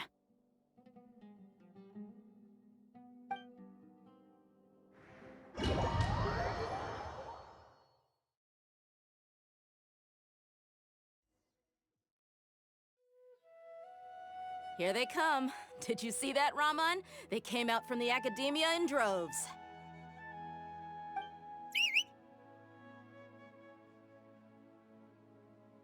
After laying low in the city for so long, this is the moment we've been waiting for. My brothers have already sprung into action. We couldn't do anything to them inside their coop, but outside the Academia, this is our hunting ground. With a lioness like you, the prey sure won't be able to run far. We still need to eliminate the guards as soon as possible. If we give the sages enough time to realize what's happening, the plan's doomed. Yeah, all they've done is to sit on their cushy salaries and twiddle their thumbs all day while we fought and struggled every day in the desert. The only advantage they might have is their numbers. Speaking of which, most of the guards who report directly to the Six Sages belong to the Corps of 30, but they have a completely different reputation. Following those blasted sages every whim, throwing away all the principles of being a mercenary. As someone in the same profession, I'm obligated to teach them a good lesson today. Indeed, the trap has been set. All we need to do is lead them there. All right, let's each take a road and herd those scattered guards back into one place. Make sure to attract their attention. Isak will be the key. You gave such an important task to that child. Will he be okay? It'll be fine. Isak was so determined to help, so let's put our faith in him. Besides, even if he's caught, the guards would be too scared to do anything to him. They've never seen Lesser Lord Kusanali in person, after all. You've got a point. Anyway, I think I see them coming. Let's head out. Good luck.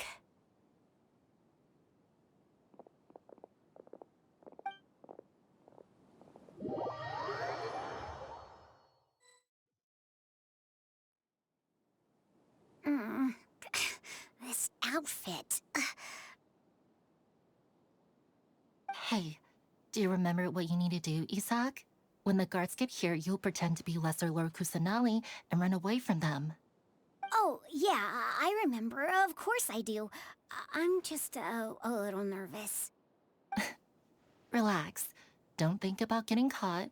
Even if that happens, we won't leave you behind. You only need to think about getting the guards' attention and leading them to the Grand Bazaar. Leave the rest to us. Okay, got it. I'm here to pay back Lesser Lord Kusanali for helping Grandpa. I won't get cold feet. Hey, they're here. I can see the Academia guards.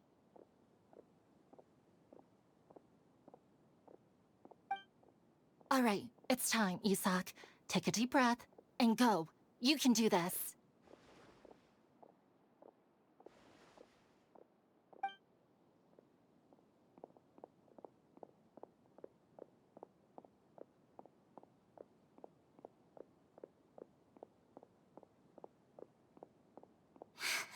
Why is there a guard over there? Did he already run ahead of me? This is different from our plan. But there's no time. I need to make a choice.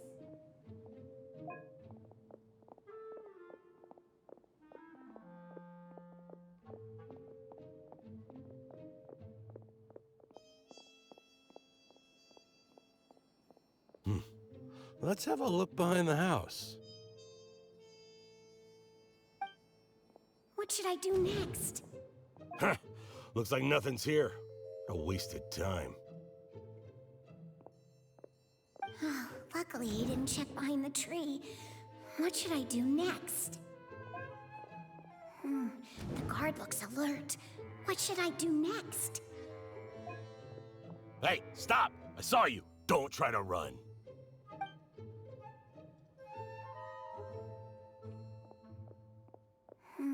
The guard looks alert. What should I do next? Doesn't seem like anything unusual's around here.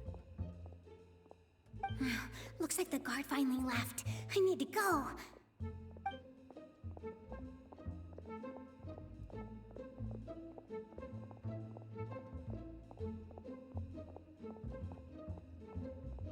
Hey! Lesser Lord Kusanali is over there! Stop! What? Lesser Lord Kusanali? How did I not notice that? They found me. This is bad. Where should I go? The target suspected to be Lesser Lord Kusanali has escaped into the Grand Bazaar. Assemble and arrest her!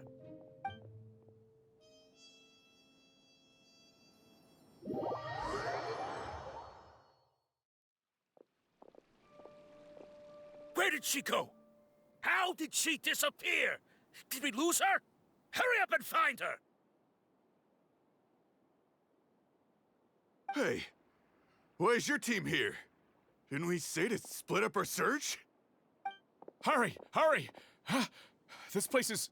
Why are you all here? Yeah, isn't it one heck of a coincidence? Everybody's here. What on earth is going on? I suppose that's all of you? Who are you? Did you set us up? What are you planning? Phew, that was rough. I almost got caught. Little brat! So you're not actually Lesser Lord Kusanali. Who exactly are you all? Eremites from the desert? Just some colleagues. Think of this as a business competition, or a personal grudge. After stepping into our traps, stop thinking of yourselves as hunters. Behave like the prey you are.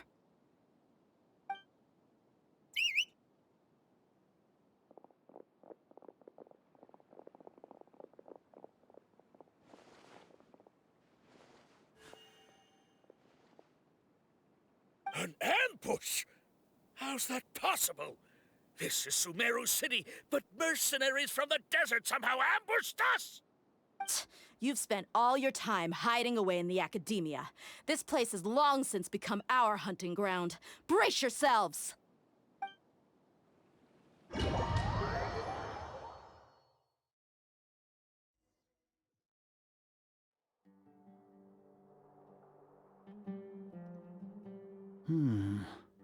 This is odd.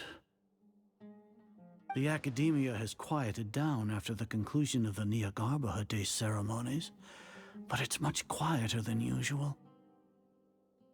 Where are the guards? Why have I not seen a single one? Guards? Guards! Grand Sage, how may I be of assistance? I called for the guards. Why did you come?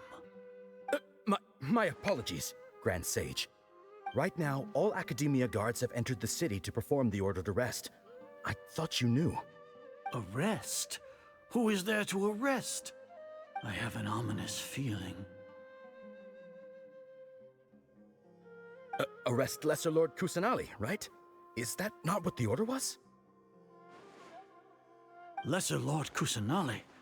You mean she has disappeared? Yes. I wouldn't dare make up something like that. Right now, everyone is in a panic, and many are saying that Lesser Lord Kusanali will take revenge on us. What happened?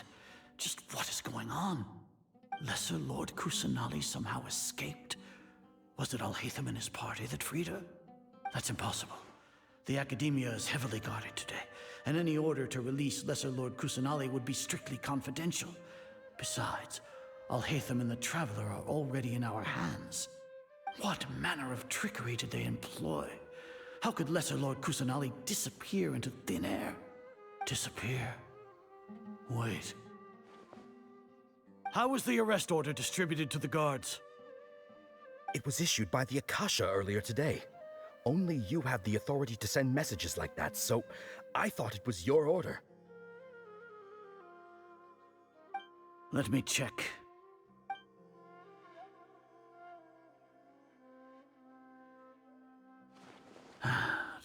Ah, here. Lesser Lord Kusanali has escaped from the sanctuary of Surasthana. Go to the city and arrest the escapee immediately. The Akasha indeed contains this information, and it clearly appeared in my mind. How did they bypass my permissions to issue this kind of message? Was it the report about the traveler that Alhaitham submitted?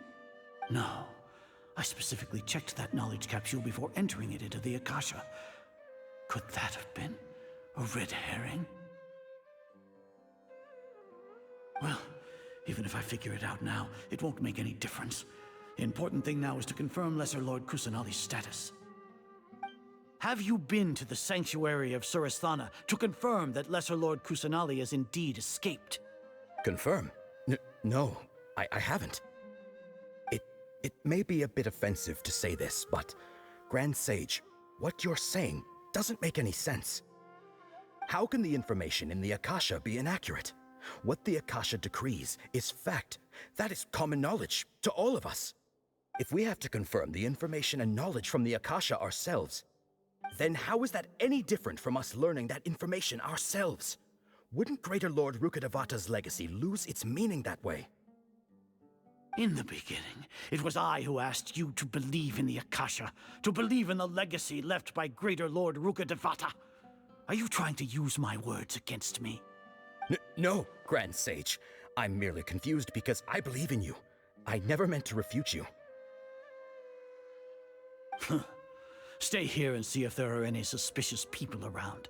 I'll go to the sanctuary of Surasthana on my own. Yes, Grand Sage.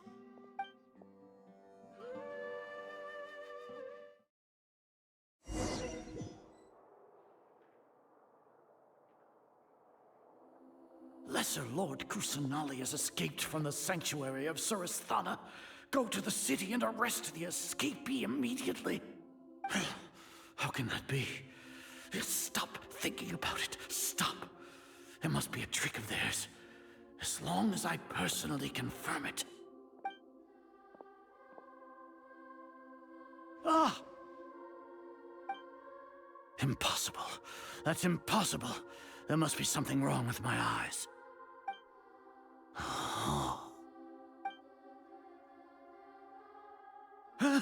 She really appeared again? What is the meaning of this? What a comical sight, Azar. Once the Akasha has put certain thoughts into your head, even the Grand Sage can no longer see what's right in front of him. You all can only see the world in your mind, the one you think you know. And precisely because of this, you disregarded Lesser Lord Kusanali's existence. She has been a wise and worthy Archon. Sino, have you been waiting for a chance like this? The Akasha predicted that you would return to the Academia to confront me, but I didn't expect it to turn out like this. I was careless. No, you were blinded. Your faults stem from your reliance on the Akasha. You're still the same as always. I truly did not expect a proud person like you to cooperate with Alhaitham and the Traveler. People change, Azar. Admit it. The Akasha can't predict my actions anymore. Then tell me, what have you found during your investigation? You want to buy time? This is the sanctuary of Surasthana. Under your own regulations, even Academia staff are forbidden to come here. No one will come to save you. As for the investigation, I've at least confirmed that you are guilty of insurgency against the Archon. A serious crime. So what? Did you do all of this so I would plead guilty in front of you, General Mahamatra? No. I want you to plead guilty in front of the Archon herself. You once said that I had no standing to judge you. So now, how about judgment in the name of a god?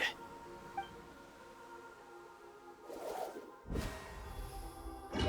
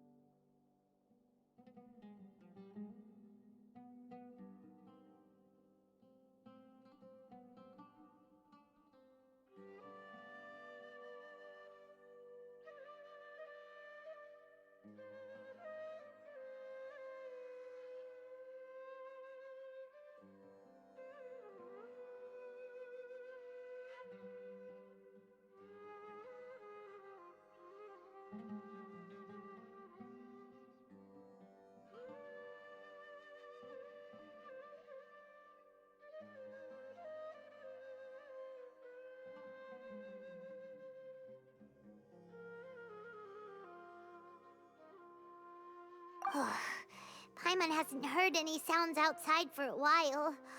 Hopefully something bad didn't happen. Yeah, but aren't you scared that we might be locked up in here for the rest of our lives? Thinking about it, at least Paimon has you. We could still chat like this. When Paimon thinks of Nahida being imprisoned alone in the sanctuary of Surasthana, Paimon can't help but feel sorry for her.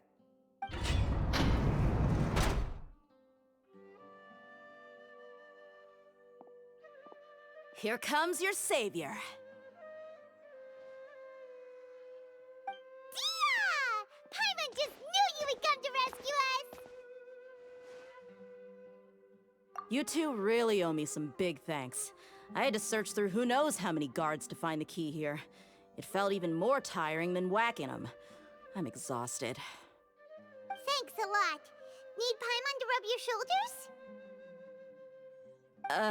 No, that's, I'll pass. What are you afraid of? Oh, are you ticklish? Now isn't the time to talk about being ticklish.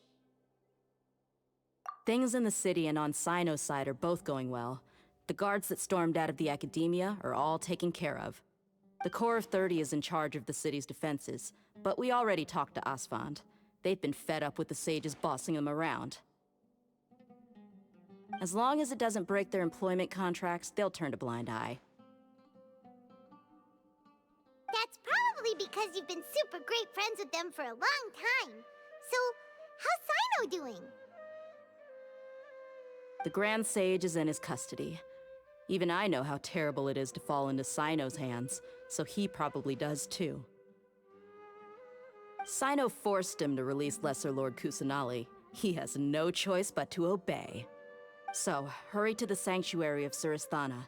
Assuming nothing weird happened, we should have already rescued our Archon. Honestly, I didn't expect our ragtag bunch to do this well. We just came together last minute to save the Archon, you know? Alright, you two better go. I still have to clean up some messes in the city. See you around.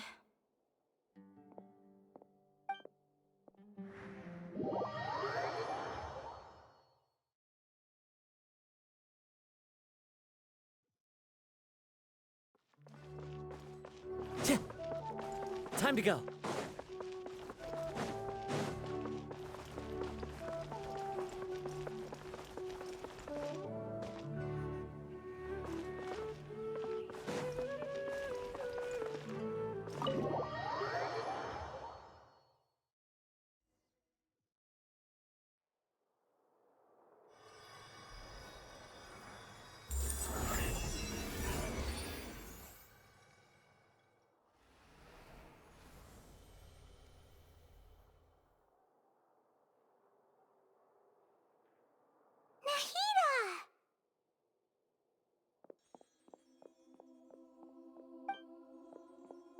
Should I say, it's nice to meet you? This is the first time we've met in real life. Before, we've only met in dreams, consciousness, or when I was in someone else's body. Thank you so much for coming to rescue me, but I also need to apologize. During this time, I did some self-reflection. My sense of inferiority and yielding to the Academia led to all of this, and created so much trouble for you all. Exactly! We're here because you're a good Archon and one of our friends! Thanks, you two. Amazing. So this is how it feels to walk out of that cage with my own body. It's like I just had an endlessly long dream. I can't even tell if I just woke up or was only now born into this world. My concept of self has become so clear. But now doesn't seem to be the time to indulge in this feeling. This is really embarrassing. You all just rescued an Archon, and now she needs your help to save her country, and even the entire world. It's okay.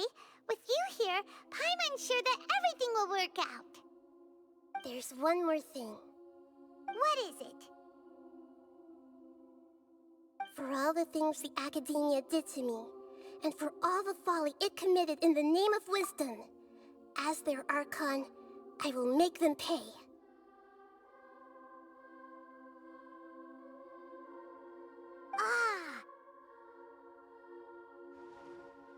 Wow! That's the spirit! You're finally standing up for yourself and not letting people walk all over you! I understand now. To be a better Archon, I first need to better myself. If you haven't even figured out how to be a caterpillar, how can you be a butterfly? Yes, true. That reminds me. I wonder how far along the Academia is with their God creation plan. We need to hurry and prevent the birth of that false god. I need to make some preparations. Since I'm now free, I can establish a direct link to the Akasha and control it. First things first, I need to remove the restrictions that the doctor put on me in the Akasha. After that, I'll make some adjustments and revoke the sage's permissions. The Akasha will then be like how it originally was, only operable by the Archon.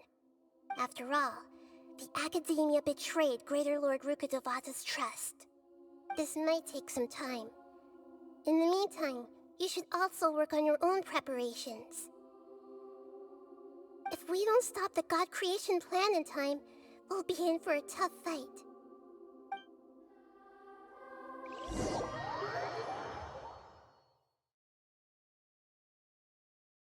You might as well prepare for a fight. When we're done, we can take a walk around. After all, we missed out on a lot of stuff when we were locked up.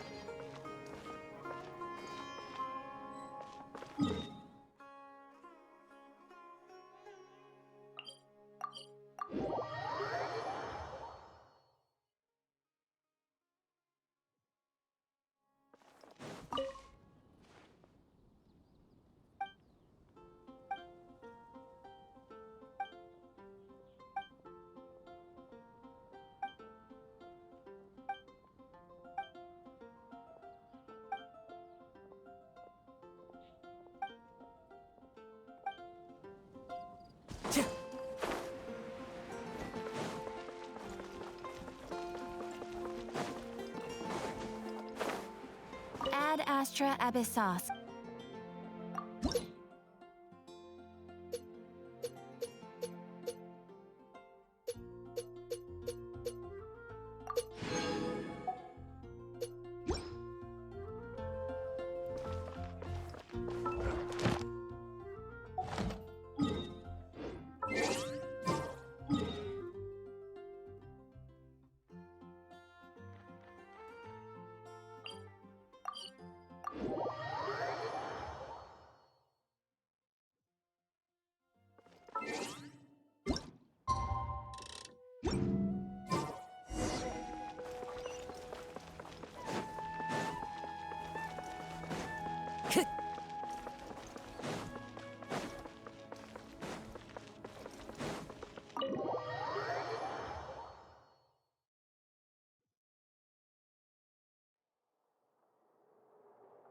How's it going, Nahida?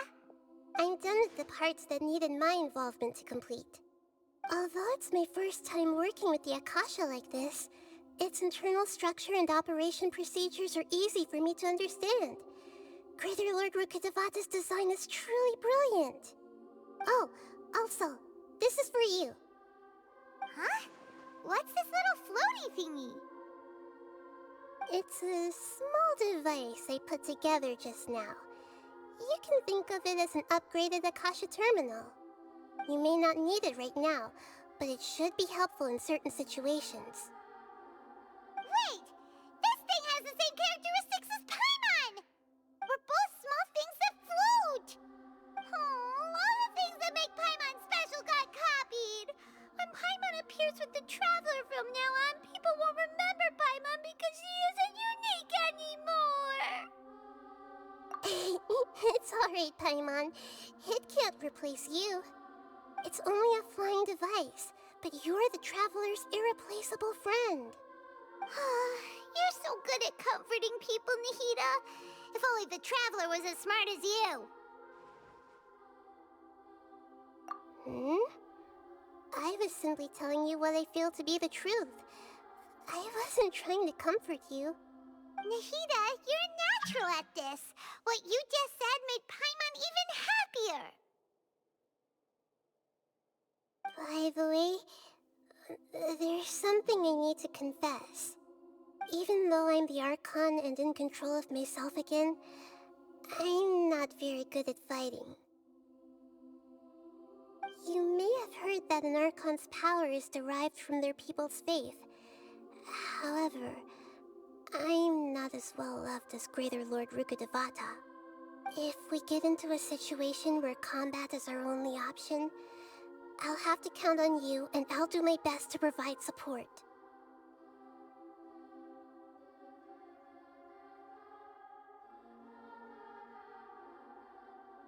I'm glad I can rely on you. So the God of Wisdom isn't good at fighting? That actually sounds about right. I've located where the false god is. Time is of the essence, so let's skip to it.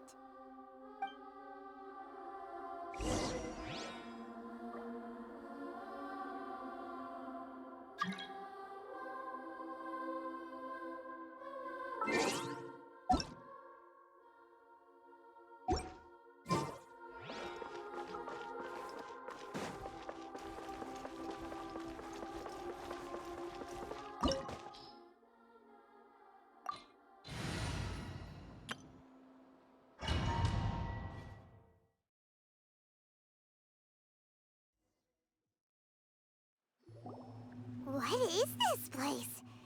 Is this really the way we need to go? Wow. Who would have thought there'd be a place like this hidden right slap bang in the middle of the city? The sages wanted to realize their god creation plan without being discovered.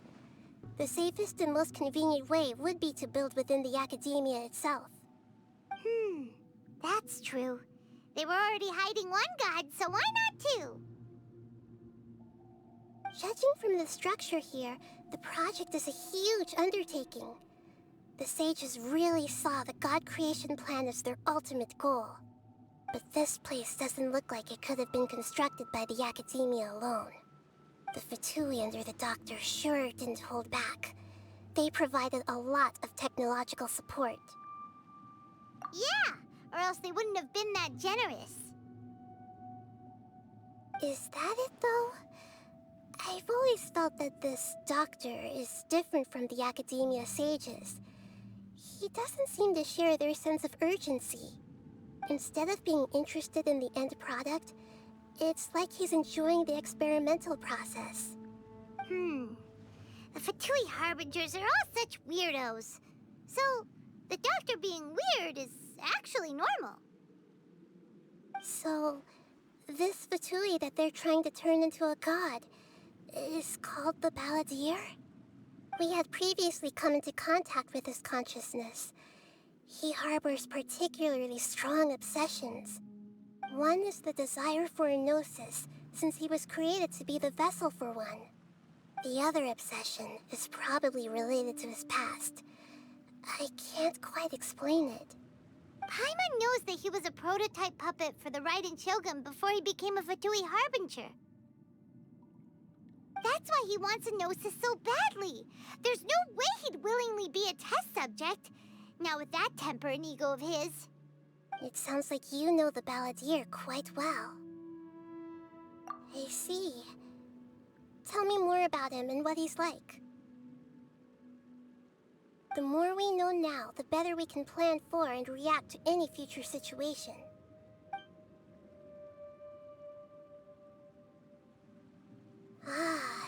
see. How fascinating. Alright, time to go. Let's get through here and meet him in person.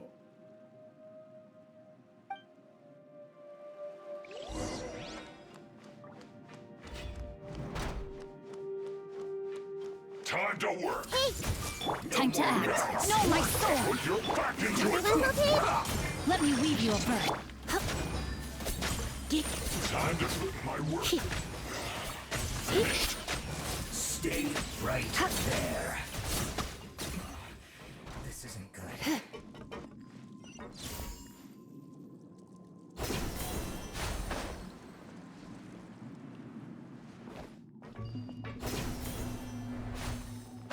It looks like we can climb up these pipes.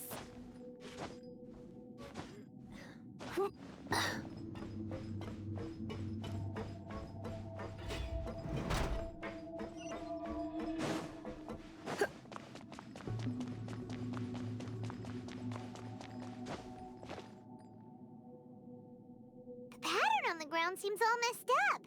Let's go around and see if there's a way to fix it.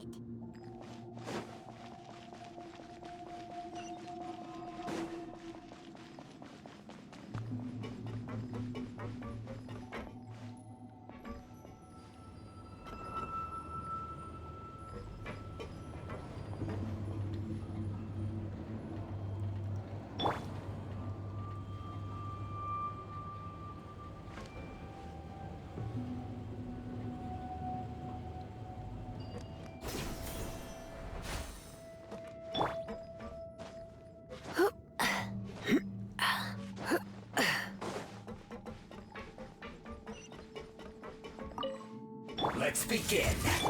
Rain outlines your... Let the show be... I guess this is it.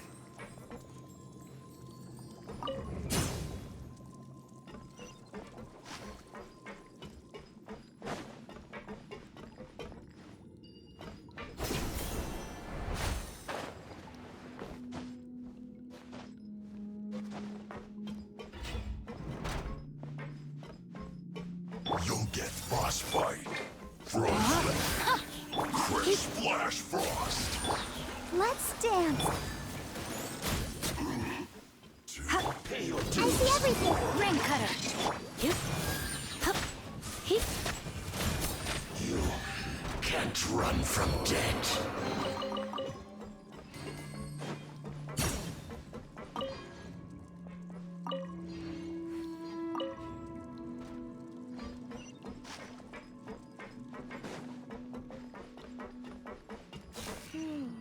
The cart is stuck. Maybe there's something wrong with the tracks. Let's try adjusting the direction of the device to clear the tracks.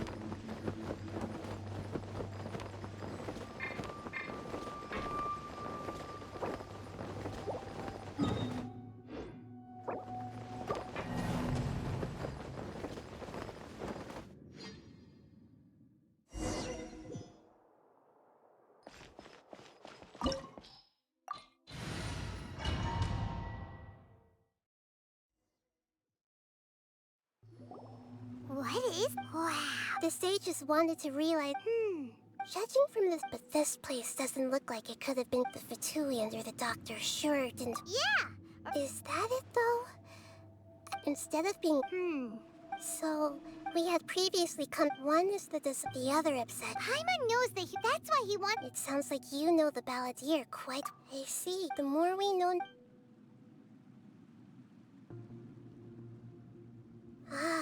Alright.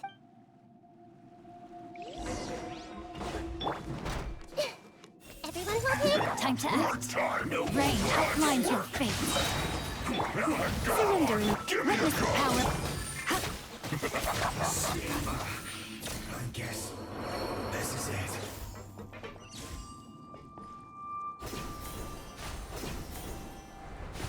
It looks like we can climb up these pipes.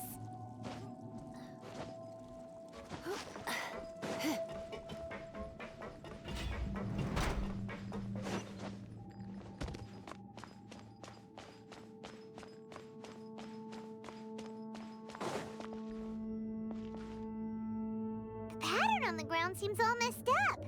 Let's go around and see if there's a way to fix it. It seems to have stopped. Let's continue.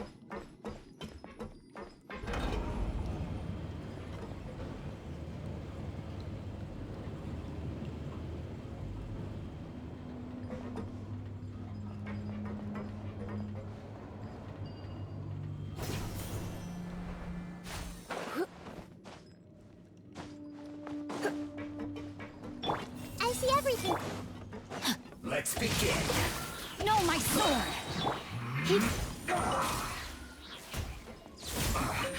I guess this is it.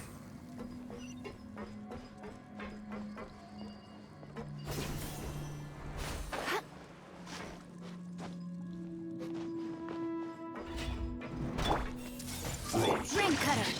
Crit, you'll get frostbite. Flash frost. Pay your dues.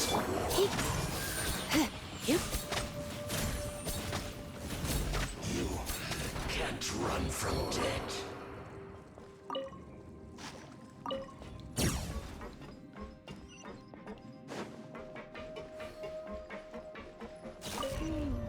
The cart is stuck. Maybe there's something wrong with the tracks. Let's try adjusting the direction of the device to clear the tracks.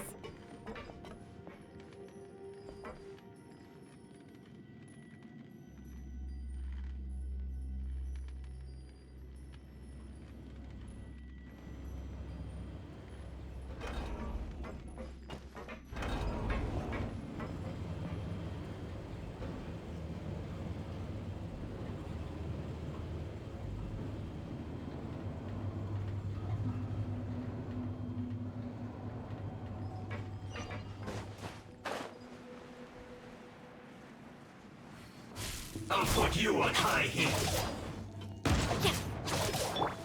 see everything. Time to act. I'll protect us. Goodness. Through.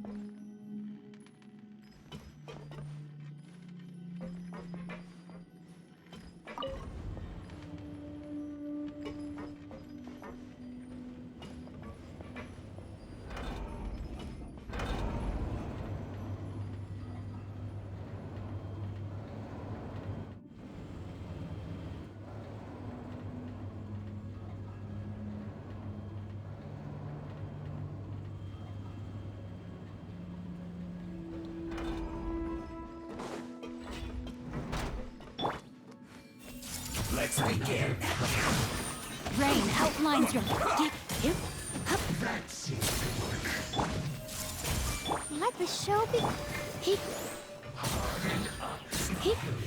This isn't good. Come at me! Let me leave you a... You can't run! Well, let's move.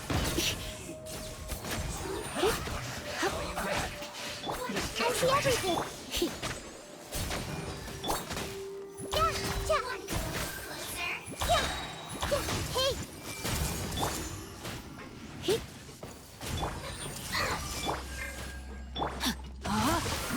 No, my sword!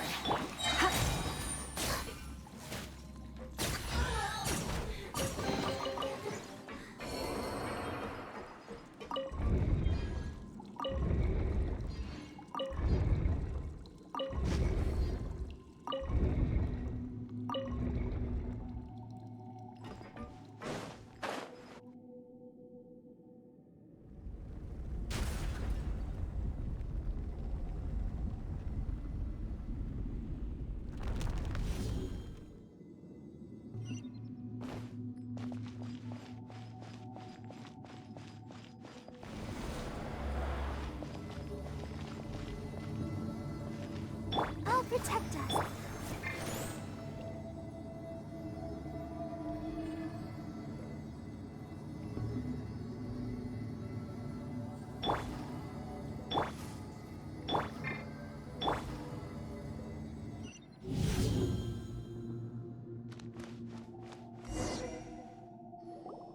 Looking at its operational status, we must prepare for the worst.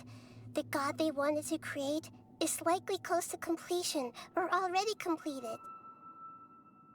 Oh no, what should we do? Paimon can't imagine how hard it would be to fight against a Fatui Harbinger with a Gnosis. Are you nervous, Paimon? If you really want to know, of course Paimon's nervous. Aren't you too, Nahida? Yes, I am. This is probably the first time I faced with a calamity of this degree since my birth. I feel not just nervous, but curious as well. Curious? Curious about what? Curious about our fate. To me, everything we perceive in this world, everything we learn, and everything that happens to us is considered knowledge. And if it's a form of knowledge, then it can be understood. However, only fate is about that which has yet to occur, so it has always drawn my curiosity. So to me, fate is the ultimate knowledge. That's also why I love observing humans and all the things that happen to them. It all brings me great satisfaction. And now, at long last, I'm not just an observer anymore. I will personally experience my own fate with you by my side. Isn't this such a wonderfully exciting thing? Ah, so that's what you mean. Paimon thinks she understands what you're feeling. Agreed. Okay, let's continue on. I can sense his aura from here.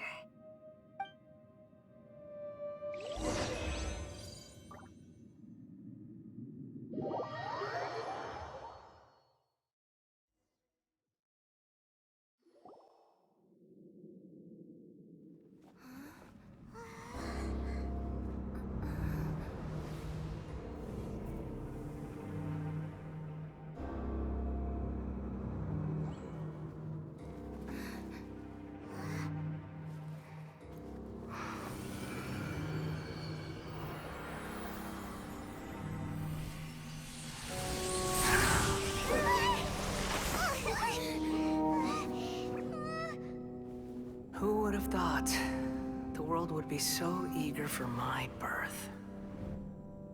I remember you, Booer, the god of wisdom, and standing beside you, the traveler. Is he all-knowing and powerful now like Greater Lord Rukkhadevata? No, I can't feel the same kind of divinity I felt from the Greater Lord. It seems that the sages didn't get the chance to infuse the divine knowledge capsules into him. But even still, he has undoubtedly become a true god now. So we're too late? The Balladeer has already become a god? The Balladeer. A long bygone title. When my spirit ascended to divinity, I felt as if I had existed for the same number of epochs as heaven and earth. Looking back, the existence of what once called itself Kunikazushi appears infinitely small and ugly.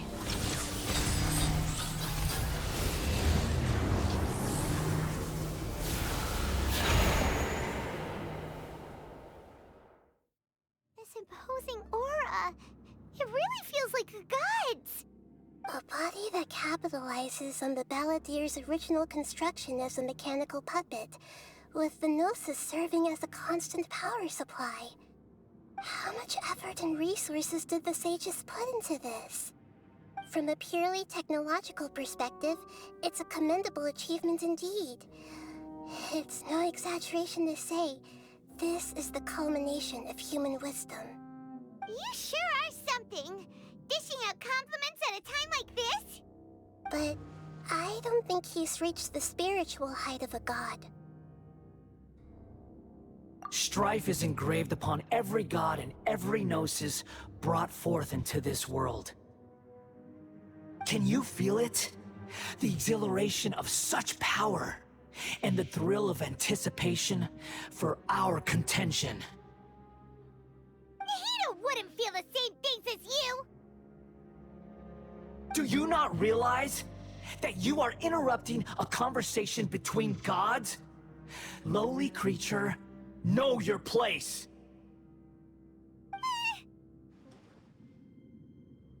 The strife engraved upon a Gnosis. You're talking about the Archon War. Tevat's current peace was not easily won. I didn't personally participate in the Archon War, but the way I see it, all those losses were meaningless, driven by the demands of the laws. There's no point in bringing it up again. Is that so? Yet I am deeply disappointed that I was never allowed the fortuity to personally participate in the Archon War. This is a first. Encountering a god in this world who does not crave power. No wonder your own people have abandoned you, God of Wisdom. Your judgment is as your existence, unsubstantial. This is where everything ends, Booer, the God of Wisdom. You should know that wisdom cannot solve every problem. Like now, where your only option is to face me in combat.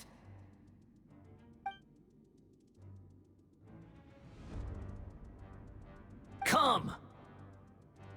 Let us reenact a scene of the Archon War. Come and inaugurate my birth as a god.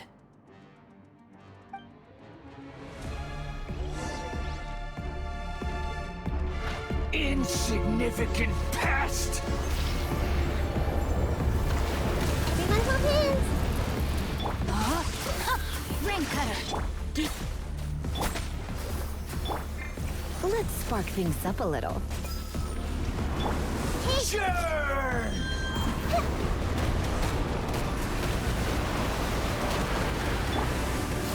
Ready, steady, go! I see everything. At my command, you shall fall.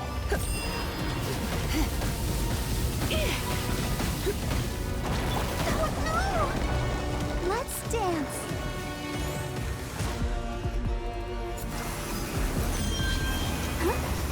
Perish! Everyone hold hands. No, my soul! Feeble human! Body and mind. Let me weave you a verse. Hey!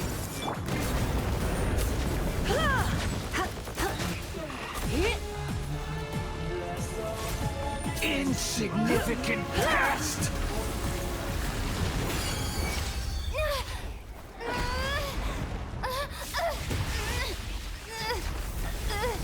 No!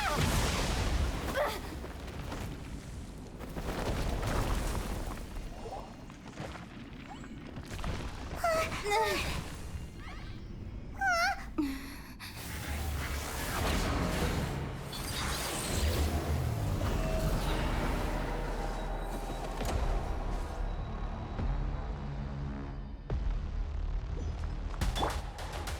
see everything. Tremble! Hey! Burn to oblivion!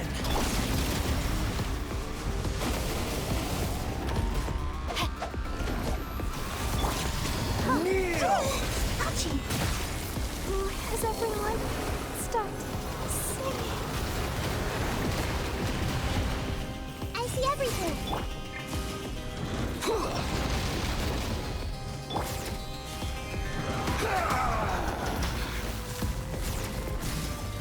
Hey! Rain outlines your... I see everything.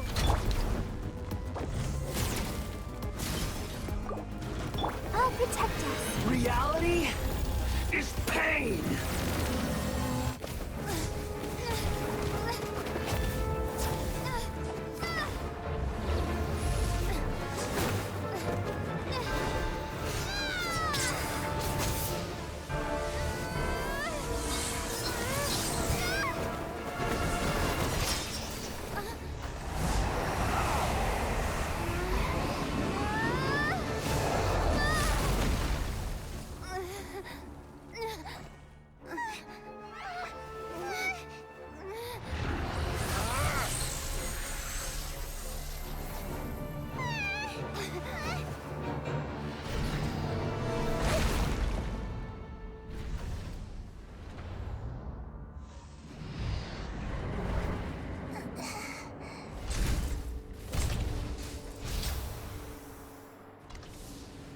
This is supposed to be a battle between gods, yet you choose to hide behind a mortal.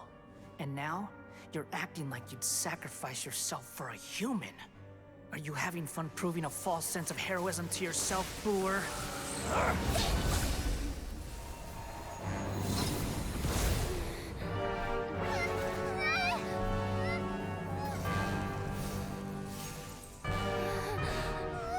The data collection is almost complete. Do you even know how many times you've tried to take my gnosis from me?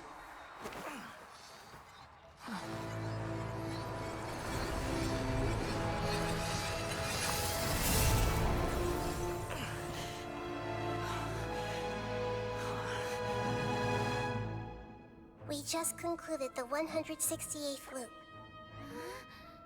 Did you know that in the effort to create you, the people of Sumeru were forced to live through the exact same number of Sub-Zerus festivals and Samsara cycles? The power of dreams. When did you use it on me?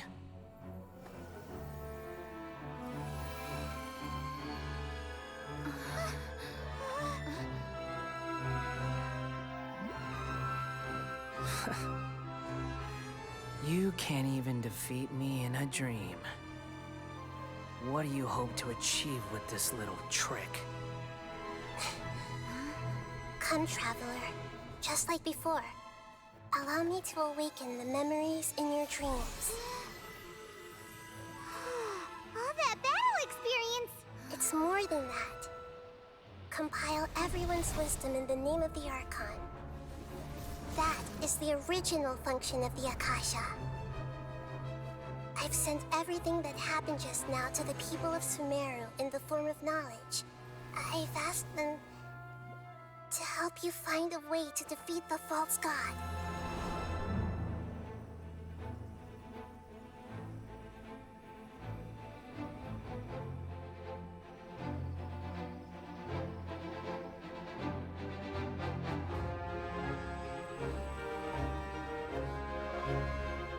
Now, all of Sumeru's wisdom is at your disposal.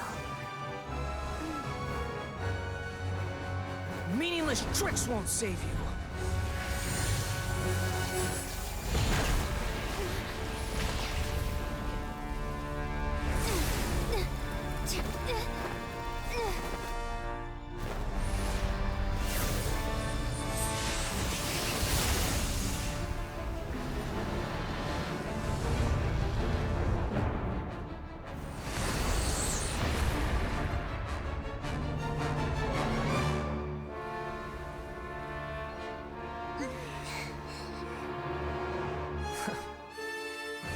Are you done with your tricks? Can I finally take this as a real battle between gods? I'll leave this to you. The first sage of Boor.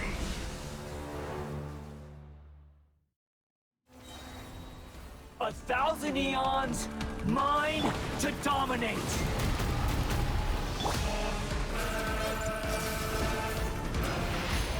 Burn to oblivion!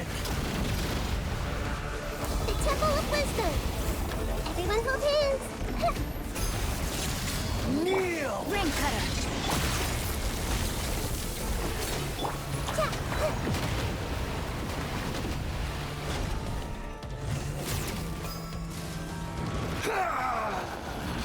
Hey!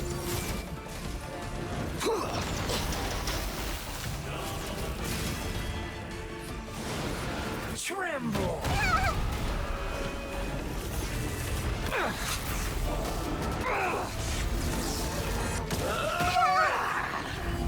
Everyone hold hands!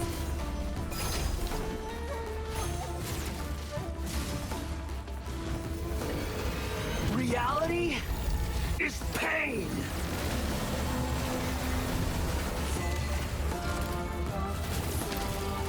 I see everything! Ouchie. Good riddance, cruel world.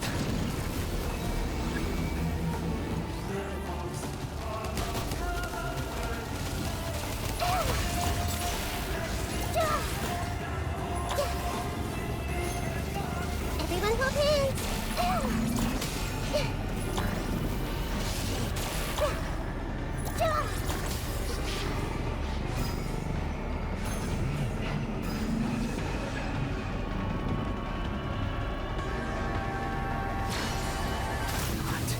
Possible.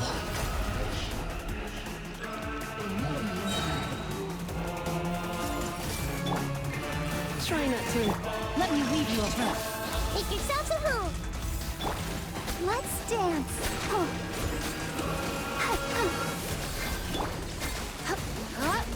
Hit!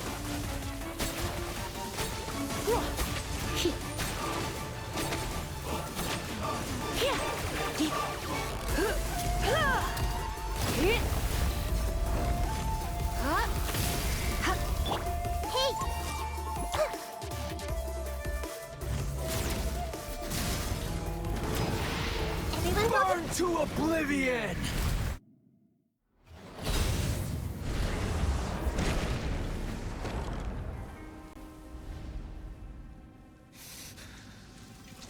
Humans.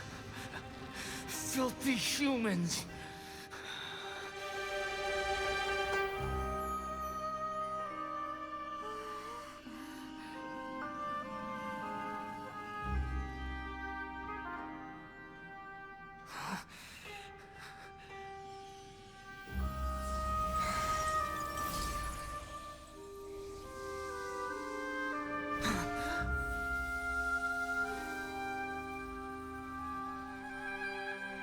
No! Wait! Please!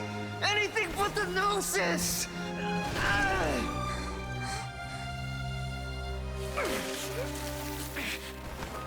That's mine! Don't even try! I'll never go back!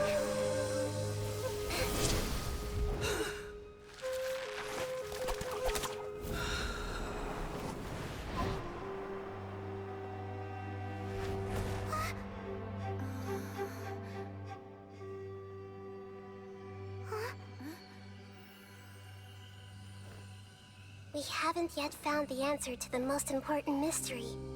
Irminsul is still waiting to be saved.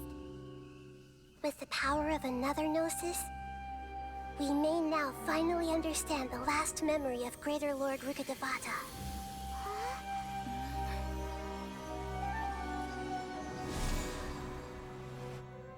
This is... That's right. This is the last memory of my predecessor.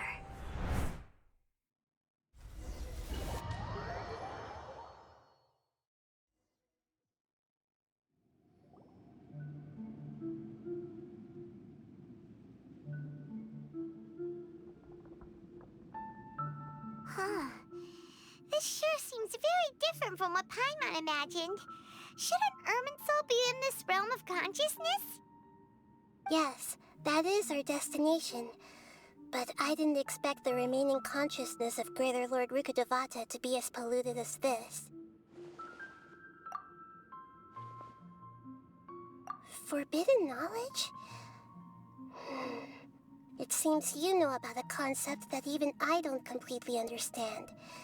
Could you tell me what you know?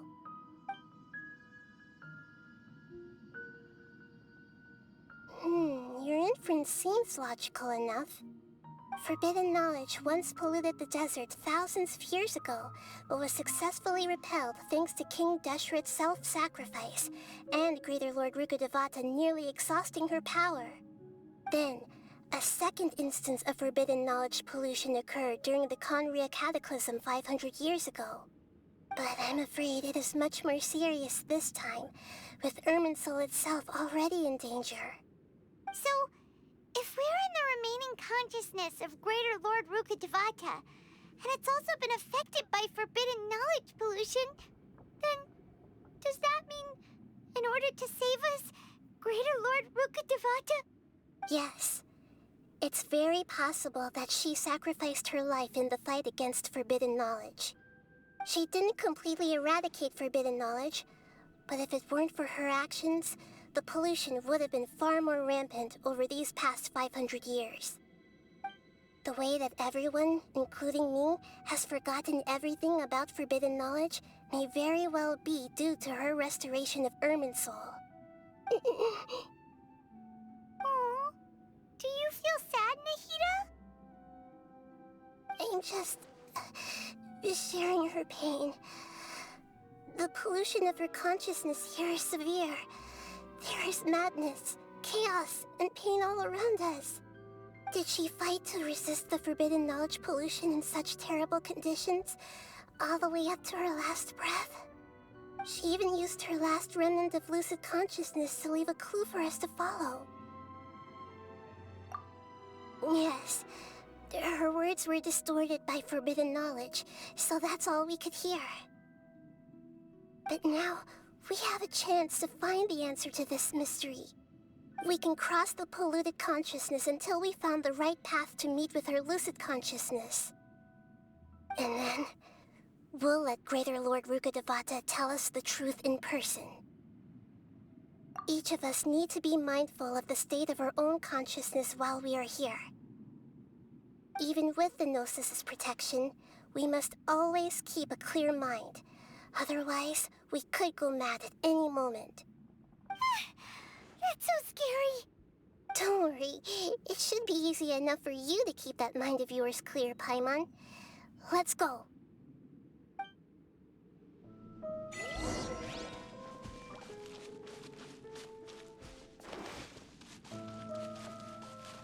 Are we in the air?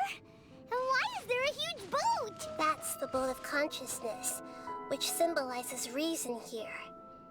Its course is the direction our consciousness is traveling towards. If we lose control over our... Wow! What are these? The monsters seem to have been affected by them. Rain cutter! Get... Hey!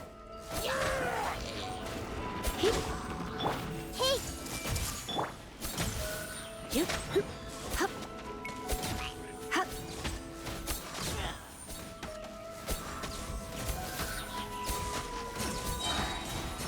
He.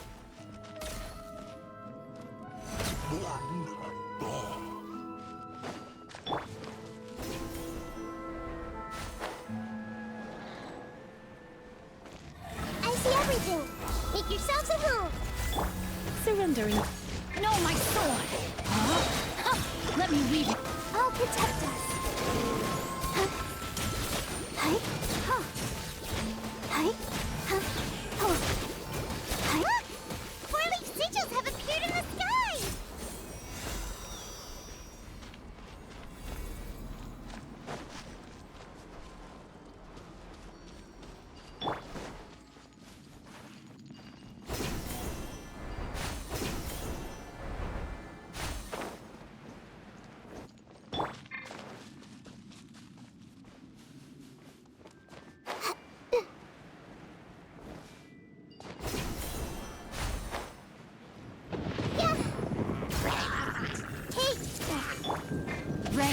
Mine's your fate. Rain Cutter. Hup.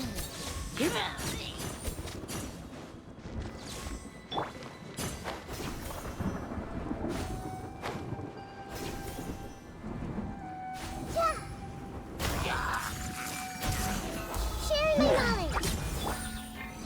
No, my sword. Heap. Hup. Witness the power of good. Hup. Heap.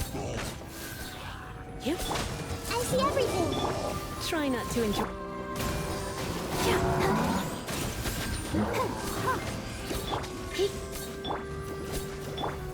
Everyone hold hands. Make yourselves at home. Hey. Rain Cutter. To control the boat of consciousness, we need to find the helm first.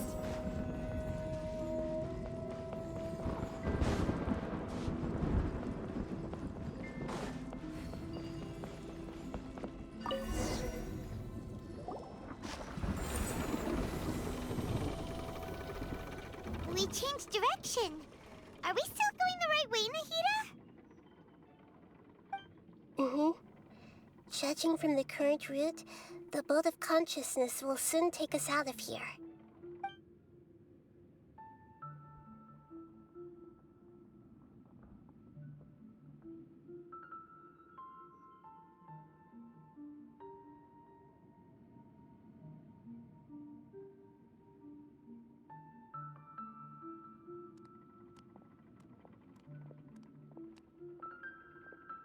We'll be arriving at our destination soon. How are you feeling? Are your minds still intact? Huh? But everything's been completely normal for Paimon. Hopefully there won't be any more interruptions. This time, we should be able to meet Greater Lord Rukkhadevata. Are you saying you've never met Greater Lord Rukkhadevata before? No. It seems that my birth and her death took place at the same time. Otherwise, I think she would have given me a little more guidance, and I could have done a better job. Hey, you've done a great job, Nahida. Let's get out of this creepy place and go meet her.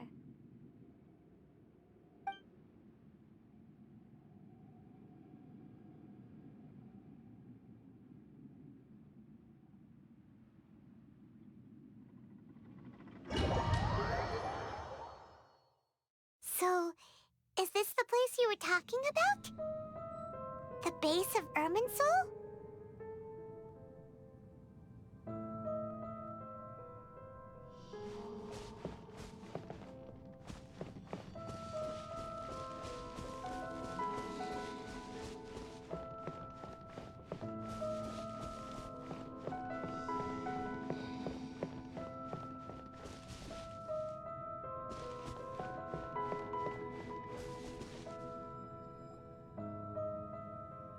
Well, this is the place. We're here to find Greater Lord Rukkhadevata, right? But the one standing over there is... Is that... me? She looks exactly like me.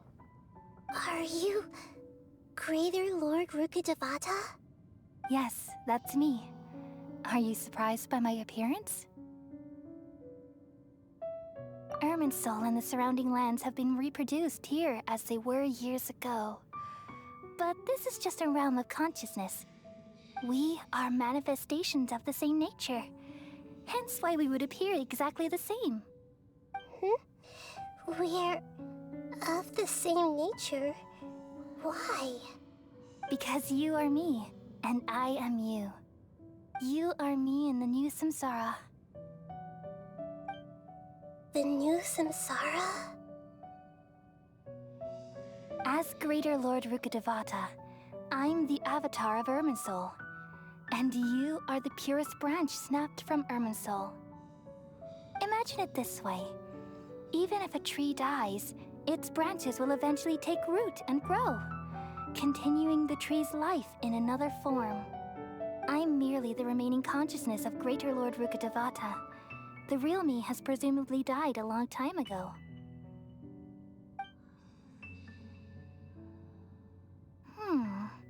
Judging from your appearance, I've probably been dead for 500 years. But you're finally here. My new self in the samsara.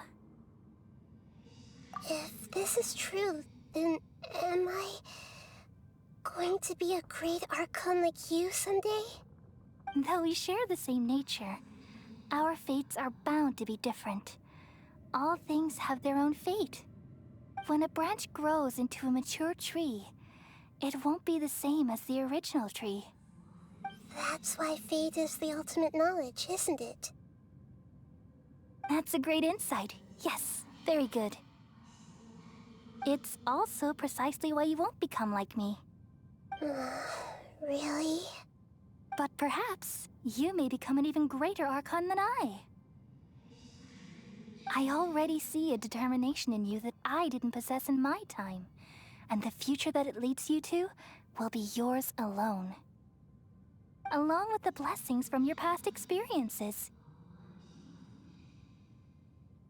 Don't worry. The growth of wisdom is like that of a plant. You only need to wait quietly for the flower to bloom. Come to think of it, the sages never had the faintest inkling of the meaning of wisdom. Thank you.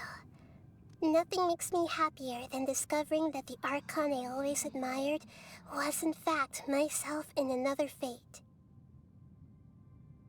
It's so nice to speak with you, Greater Lord Rukkhadevata. I've always wanted to meet you.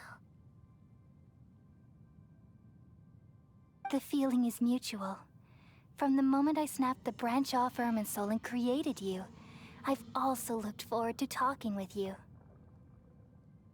Could you tell me why you wanted to create me? And what exactly happened when you died? Ah, I see. You're here seeking answers, right? Everything that day, even the sky itself, changed into a color like this. At that time, the seven were all summoned to the nation of Conria. Except for me.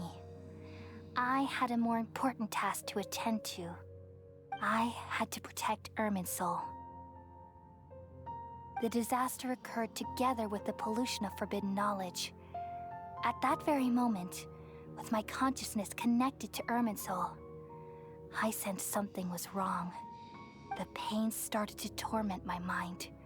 By the time I reached Irminsul, it was already displaying signs of corruption. Had I not repelled the pollution of forbidden knowledge with King Deshret thousands of years ago, I might have felt even more hopeless and lost. So what exactly is forbidden knowledge? It's a kind of knowledge that doesn't belong to this world, and a form of truth that can't be understood. It came from the very bottom of the abyss. Even I could never understand it. The world is constantly rejecting it, leading to all kinds of bad phenomena. If we allow forbidden knowledge to pollute Irminsul, I'm afraid the entirety of Tevat could fall apart. So, there's knowledge that even the God of Wisdom can't understand? At that time, I knew I couldn't repel the forbidden knowledge with my strength alone. Which is why I created a device that compiled human wisdom and named it the Akasha. It's truly the world's most amazing invention. Thank you. For a long time, I thought dreams were the fruit of human wisdom. Though it was selfish to do so, I borrowed people's dreams using the Akasha. Then I compiled their wisdom and all of my own power. Well, did it work? Thanks to the wisdom of the people of Sumeru, almost all the forbidden knowledge was cleared from Irminsul. But things didn't go as smoothly as I thought. I had a terrible headache, which gave me an uneasy feeling. And then, I remembered that my consciousness was also connected with Irminsul. It brought me knowledge and wisdom, but vile corruption as well. From the very beginning, my existence had been polluted by the forbidden knowledge. Oh no. How could that happen? I've experienced that pain in your consciousness. It must have been a horrible experience. Yes, but my feelings weren't important. The important thing was that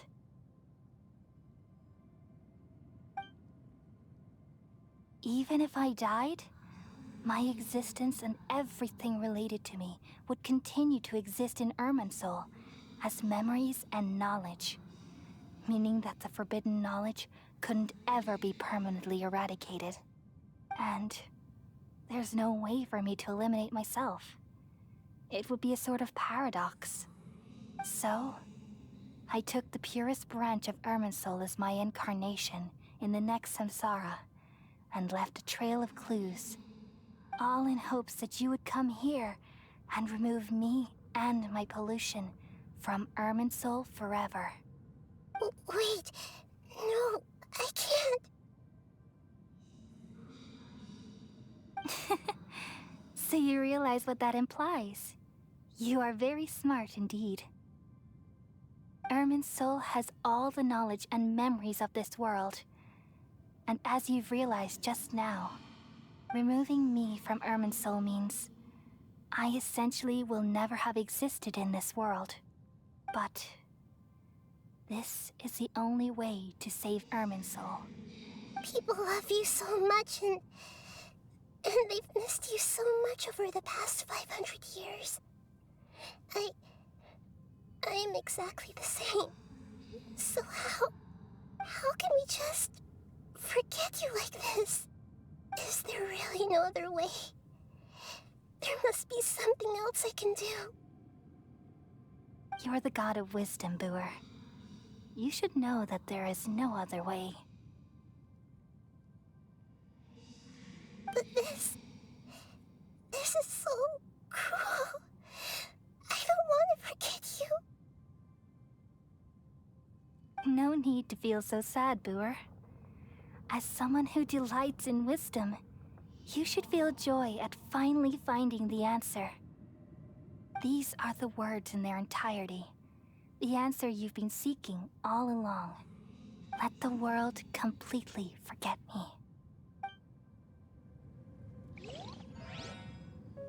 We all nestle under the great tree of wisdom, peering out to perceive the world. From the earth and from the rain, we perceive its wonders, until we become a white bird to perch atop a branch, and finally snap off the most important leaf. Once upon a time, I alone dreamed in this world. In my dreams, everybody would also dream after they fell asleep. Wild and wonderful thoughts would emerge from their minds. Some tumbled to the ground, and others floated to the sky, connecting all things in the world into one dazzling net. Among a plethora of worlds were numerous smaller worlds, all of fate, finding within the tapestry their brilliant glow. I gradually understood that these indescribable and constantly changing things are the most profound things in the world. Only they can completely repel the madness. Only dreams can awaken consciousness from the deepest darkness.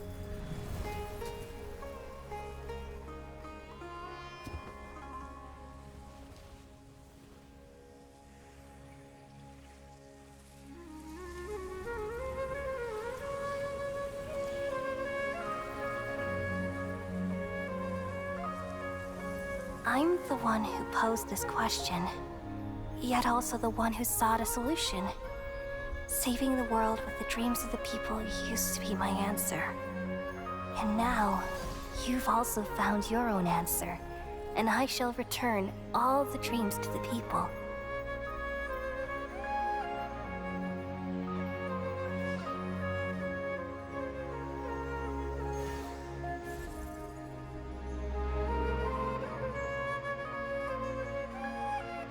Goodbye, people of Sumeru. May you be blessed tonight with the sweetest of dreams.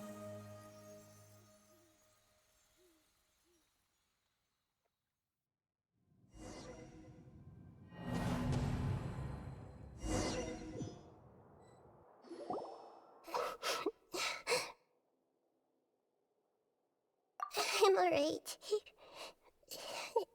I'm just a little confused. We've just saved the world, right? So why am I crying? I don't know where this feeling inside of me is coming from, but I feel very sad. Just now, we used the power of two gnosis to successfully connect with the Ermin soul consciousness from 500 years ago. Then, we removed the remaining pollution from Merman soul.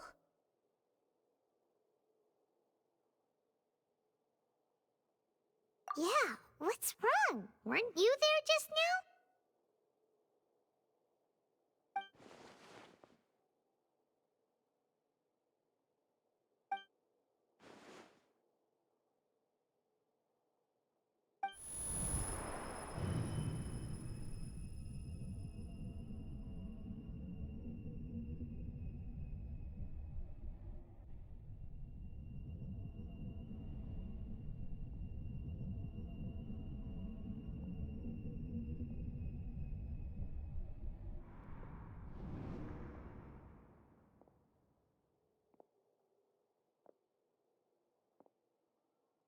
Huh? That sound. Traveler! Paimon! I've been waiting here far too long.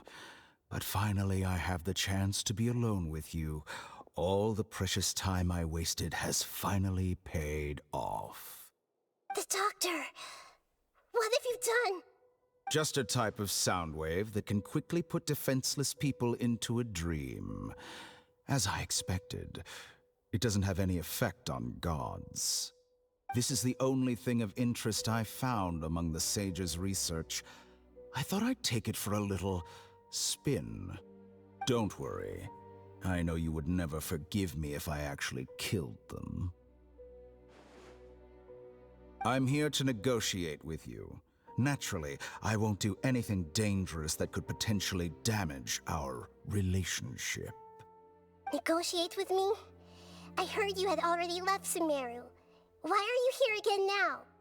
I left Sumeru, but I also stayed in Sumeru. Even the God of Wisdom is restricted by the habits of cognition. How disappointing. You mean there are many different versions of you in this world? An astute guess.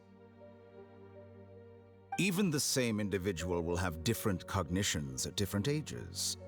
A long time ago, I made a major decision in hopes of preserving all my perspectives of how I observed the world. Observation is the first step of any experiment, but observing the current world doesn't satisfy me. It lacks an important dimension, that of time. So I saved segments of all my ages and made them into independent individuals. That's all there is to it. Indulge me. How does the God of Wisdom find my method of seeking knowledge? It's an insult to the very concept of life. Life inherently has many rules and restrictions, each with its own significance and reason to exist. They can't be broken on a whim. Good. Amazing, even. Indeed, it's difficult for humans to make peace with themselves, not to mention oneself from a different period. Since you were in the academia, why wait until now to show up? You could very well have stopped us and helped that fake god. Simple. Let me ask you this. Would any staff member ever help the subject in the middle of an experiment? It was my experiment. So why should I interfere with the results? The Academia saw the plan to create a god as their ultimate goal, yet you only saw it as an ordinary experiment. You really are crazy. If the experiment succeeded, you would have had a new god on your hands. How would you have faced your own god then? Would you still take the same stance? Would you still hold the same view of yourself? I'm first and foremost a scholar. These results should be left to the judgment of the hypothetical me confronted with that outcome. But you're right. And that's exactly why I'm disappointed with the conclusion of this experiment. As an individual, you don't have any sense of belonging. You seem to have even fewer convictions than a typical scholar. Oh no, I certainly have my own convictions. They just don't fit your standards, that's all. All right, that's enough conversation for today. The experiment is over, and it's time to tidy up the equipment and reclaim any useful materials. For example, the Gnosis. Lesser Lord Kusanali, you're an intelligent Archon. I'm sure you understand the disparity in our combat abilities at this time. Besides, you have no way to use that Electro-Gnosis in battle. Didn't you say you were here to negotiate with me? Somehow, it's starting to seem like you intend to take it by force now. I'm merely stating a fact. After all, I'm also a scholar. Naturally, I hope to show proper respect and dignity to the God of Wisdom. Your hypocrisy is built on absolute confidence. I understand your scheme, but... what if I were to destroy the Gnosis now and awaken the heavenly principles? Awaken the heavenly principles? Do you think that's really possible? The heavenly principles have been silent for many years, but the Gnosis are symbols of their control over Tevat and all the laws. Will the destruction of a Gnosis attract the attention of the heavenly principles?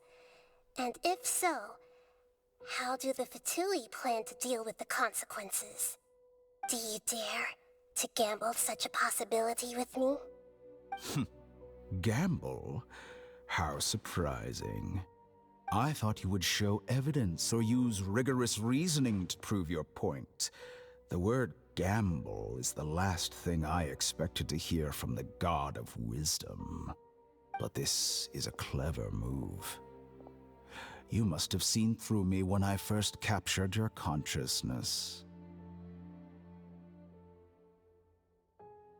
As a scholar, I respect all possibilities. This has always been my principle and is an essential trait as an experimenter. Indeed, I can't ignore this possibility. So tell me then, what are your conditions? This foreign Gnosis will only lead to disaster if it stays in Sumeru.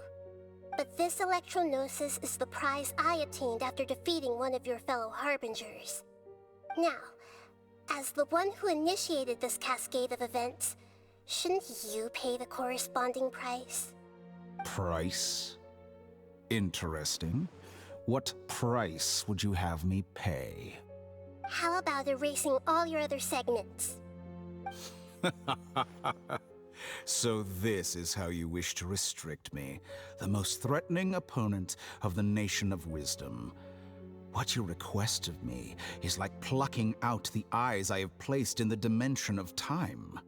Segments are extraordinarily difficult to make. They require extremely rare resources and enormous amounts of time and effort, requiring me to destroy them all here and now. Bravo. A suitably wise decision on your part. Yes, how very interesting. Can I assume that you have long been wary of me? Among all the versions of me, this segment you see now is the most selfish. If it weren't me, your idea wouldn't have worked. What did you see when you were imprisoned? You were observing me, and that's how you know I've long grown tired of their doubts and endless arguments.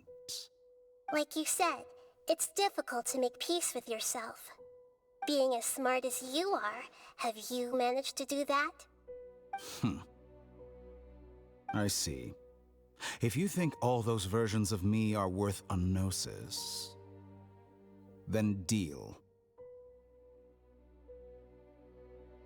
You sure didn't hesitate much. Is the relationship between all the versions of you really that bad?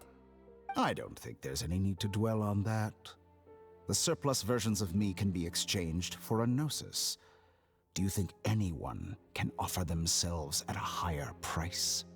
Besides, with my abilities, it's only a matter of time until I find better perspectives. Perhaps it's best to say, you're just temporarily ahead. But what I'd like to know is, how can you be sure that I've really erased them? I can see your remaining honesty.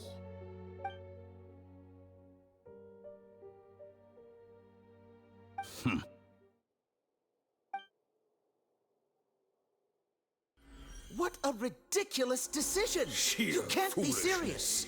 How could I have been so short-sighted? You think this is the end? Wait, I'll have revenge. You'll make this moment count. You will regret this. Well, have you confirmed that it's complete? Here, take it. The future of Sumeru City will be in my hands alone. I will shut down the Akasha and let curiosity and the thirst for knowledge drive the realm of academics once again. There won't be any further gaps for you to exploit. It truly pains me that my academic achievements have never been appreciated in my homeland. Of course, I have no interest in being rejected by this city for a third time. Another chess piece. And where is your dendronosis? Don't be greedy, Harbinger of Snezhnaya. No, this is a different transaction. If you intend to turn off the Akasha anyway, then there's no further use for the Gnosis of Sumeru, is there? Besides, isn't it the Archon's duty to deliver what's desired of the Seeker? Oh, judging from your expression, you don't seem to find the idea very agreeable. Then let's think of it this way. Since you're the God of Wisdom, how about I exchange some knowledge with you? People exchanging knowledge with the God of Wisdom is the stuff of legends. Yet here you wish to exchange knowledge for the God of Wisdom's property. Arrogant as that is, it has piqued my interest. Let me ask you, have you in all your mighty knowledge ever heard the rumor that the skies of Tevat are fake? Huh? That's the secret hidden by Irminsul concerning the truth of this world.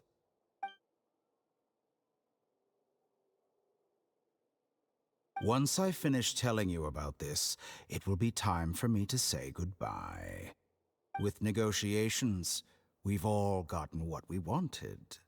I'm very glad I got to meet you like this. Your arrogance may know no bounds, and convictions may mean nothing to you. But I'll still listen to what you have to say.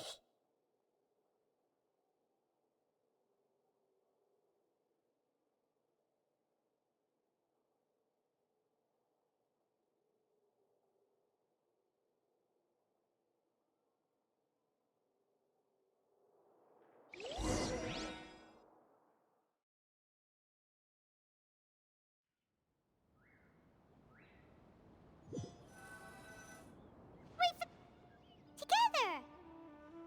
Okay, wake her up.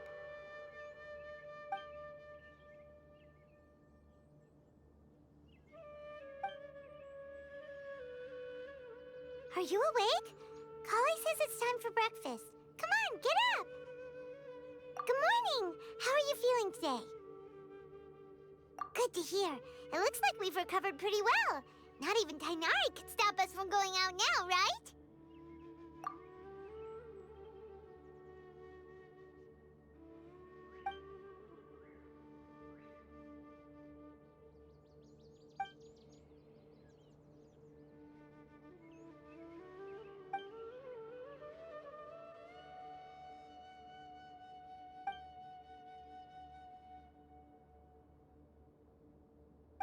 Traveler. Let's go.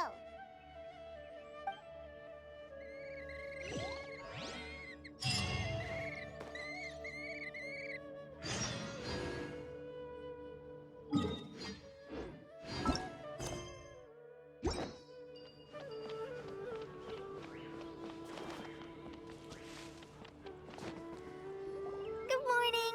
Looks like you're awake. Yep. I prepared some breakfast today. Please have a taste. I hope you'll like it. It's nice to have you here so we can eat something yummy. Well, now that I've recovered from Elazar, I'm feeling better than ever. I can even prepare 4 or 5 meals a day now. And Paimon bets they're all delicious. Oh, by the way, someone brought a letter for you after you went to sleep last night. Nope. Paimon wanted to read the letter with you after you woke up, so Paimon didn't open it. All right, let's read it now. Oh, it's from Nilu. Ahem. We're going to hold a feast at the Grand Bazaar and celebrate Cyano's reinstatement as the General Mahamatra. As heroes of Sumeru, please be sure to attend. I'll wait for you. The date of the banquet is written on the back. It's in 2 days. Oh, I've also heard that you've become heroes here as well. That's amazing. Sometimes I'm really envious of strong and confident people like you. Oh, you're embarrassing me. Anyway, let's go to the Grand Bazaar to have a look. Oh, before you leave, be sure to inform Master Tainari.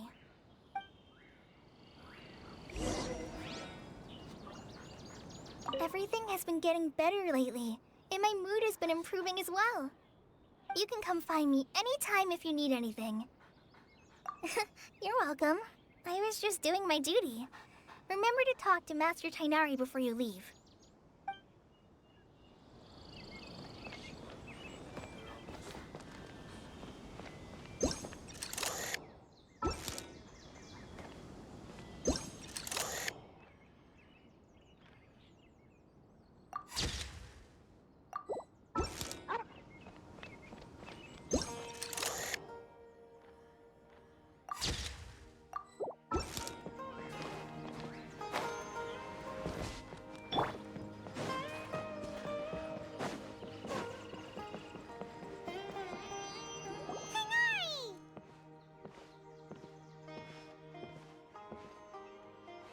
Ah, good morning.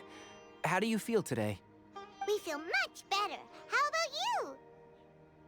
I'm recovering well, thanks for asking.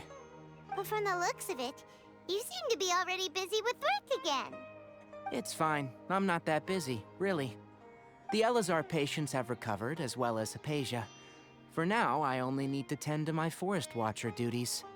It seems once Irminsul started getting better, everything else started to recover too. Yes, but there are still some residual effects. The withering is one example. Though it won't spread anymore, the existing zones won't just disappear. We forest rangers will still need to do the work. By the way, we have some good news. Cyno got his position back. This news is hardly new. He had already mentioned it to me before. Huh? You mean he was already here? Why didn't he come to say hi to us? He visited once, but he was afraid of disturbing you while you were resting. He just asked me a few questions and left. Then you probably already know all about the celebration feast. Celebration feast? No, I haven't heard anything about that. Huh? But didn't Nilu say in her letter that they would celebrate Cyno? He didn't tell you? Perhaps. Or, alternatively, he doesn't know about it either. Come to think of it, Cyno doesn't seem like the type who'd enjoy a celebration feast. You and Kale are both Cyno's close friends. Why don't you come to the feast with us? Kale has taken over some of my tasks these days. I don't think she'll have time for it. Not to mention me. You see, some VIPs have come to the forest recently. Huh? VIPs? Very important Paimons? Well, technically speaking, they are former VIPs. The sages involved in recent incidents have begun their training in the Avidia Forest, and the people they had previously imprisoned have all been released. Huh? Yes, he's a little weak, but he isn't injured and his condition is stable. Lesser Lord Kusanali, in her boundless mercy, has decided to spare Azar and the other wrongdoers. Supposedly, they were ashamed of their shallow ideologies, and have decided to dedicate the rest of their lives to cultivating wisdom in the Avidia Forest. When they learned that Lesser Lord Kusanali had defeated the Balladeer and saved Irminsul, they were shocked at first, but also became happy, feeling that the sacred light guiding them on the path of discovering wisdom had begun to shine once again. As a result, work has increased for the Forest Rangers. That sounds really exhausting. There is nothing we can do, really. But that's another topic. Back to the matter at hand. Are you two planning to head out? Ah, right! We're here to request permission to head out. Would that be okay? You've recovered well. You may go. But be careful. Yay! Will do! Is there anything else you'd like to ask about? Ah, yes. Thank you for remembering her. She continued her training in the forest after she recovered. As a scholar, she never slacks off. A lot has happened lately. Kale and I have been busy, but don't worry. We'll take care of ourselves. As for Sino's reinstatement, the more I think about it, the more I suspect that he just doesn't have a single clue about this feast. But this does remind me that Kale and I should find an opportunity to celebrate him as well. He has helped me a lot during this time. And you as well. Thank you. Take care. Please, find me if you need anything.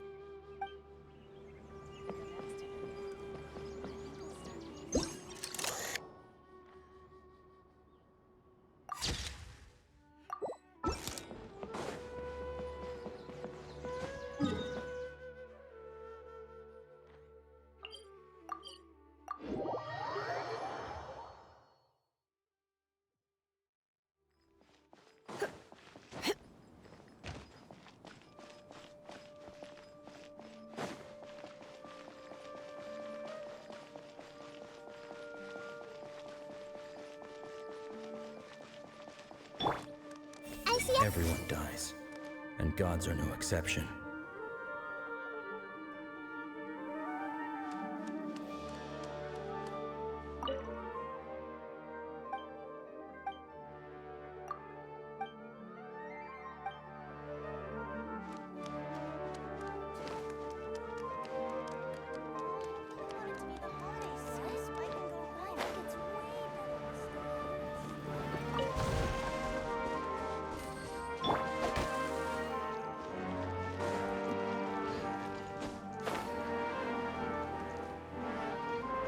Body and mind.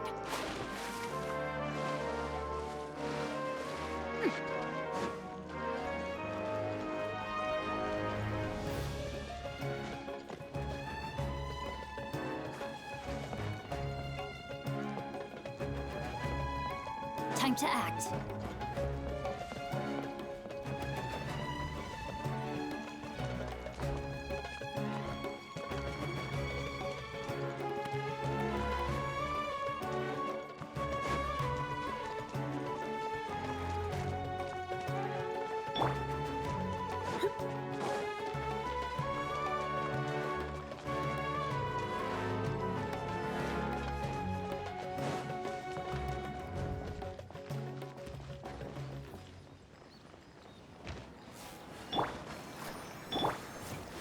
Ready, steady, go! Rain outlines your...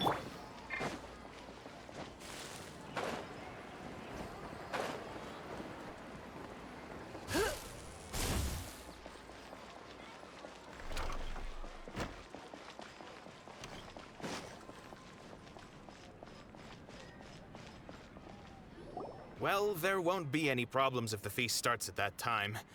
Everything has already been prepared. Mr. Zubair, I finished tallying things up here. Well, except for the guests. Is a simple reply really that much to ask of our guests? It's affecting our arrangements. Oh, it'll be fine. Besides, it never hurts to get things ready in advance. I was thinking the same thing. The feast will be held sooner or later, right? Hey, Nilou! Traveler, Paimon! We got your letters, so here we are! You're the best! The other guests haven't even replied yet. Huh? Are we the only ones that have arrived? Yeah. I had someone deliver letters to all of our guests. But maybe everyone is still busy with other things. Look, I get it. Sumeru is in an extremely important period of transition right now, but even if your friends are important figures, they shouldn't just ignore your request like this. Nilou is Sumeru's #1 celebrity, after all. You have no idea how happy I am to talk to people with good taste. If you consider enjoying Nilou's dances having good taste, then almost everybody has good taste. Because Paimon thinks everybody will love her performance. That's right. We all think she's amazing too. Nilou is an absolute favorite among those of us who frequent the Grand Bazaar. For Outlanders, you have a great eye. Master Zubair, let's have a vote for the most outstanding audience members next time. I think these two may win. Nonsense! It is not for us to determine the value of an audience. But indeed, we could try giving gifts to people with particularly good taste. I heard there's a device in Fontaine called a camera that can record people's appearances as pictures. Such pictures would make superb gifts. Ooh, good idea. I wonder where we can find one. You guys are so funny. There's really no need for that. I'm satisfied just being able to perform here. There's always a lot going on at the Grand Bazaar. Yeah, and that's why I love it here. Traveler and Paimon, could you help confirm if the letters were actually delivered? If for some reason they didn't receive the letters, then please tell everyone that there will be a feast here. Yeah, we can also check out how everything in Sumeru is going now. When I wrote the letters, I heard that Dia was in Port Ormos, and Alhaitham was at the Academia. As for Sino, we've only heard that he appears at the Academia from time to time. I'm not too sure about Rahman's whereabouts. My guess is that he's with Dia. As for Dunyarzad, I just hope she's feeling better. I sent her a letter, but I was afraid of disturbing her. If you have time, please ask about her for me. Okay, got it. Let's go, Traveler.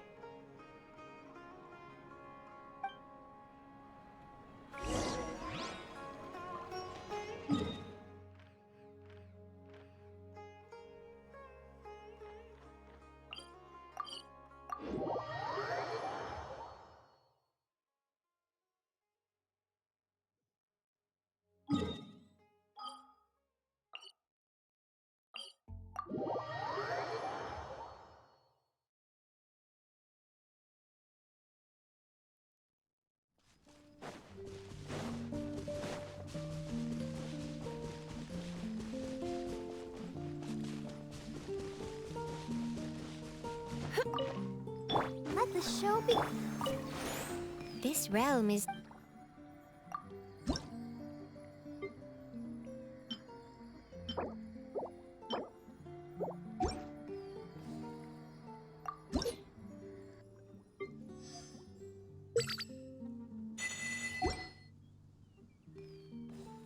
If you ever have any...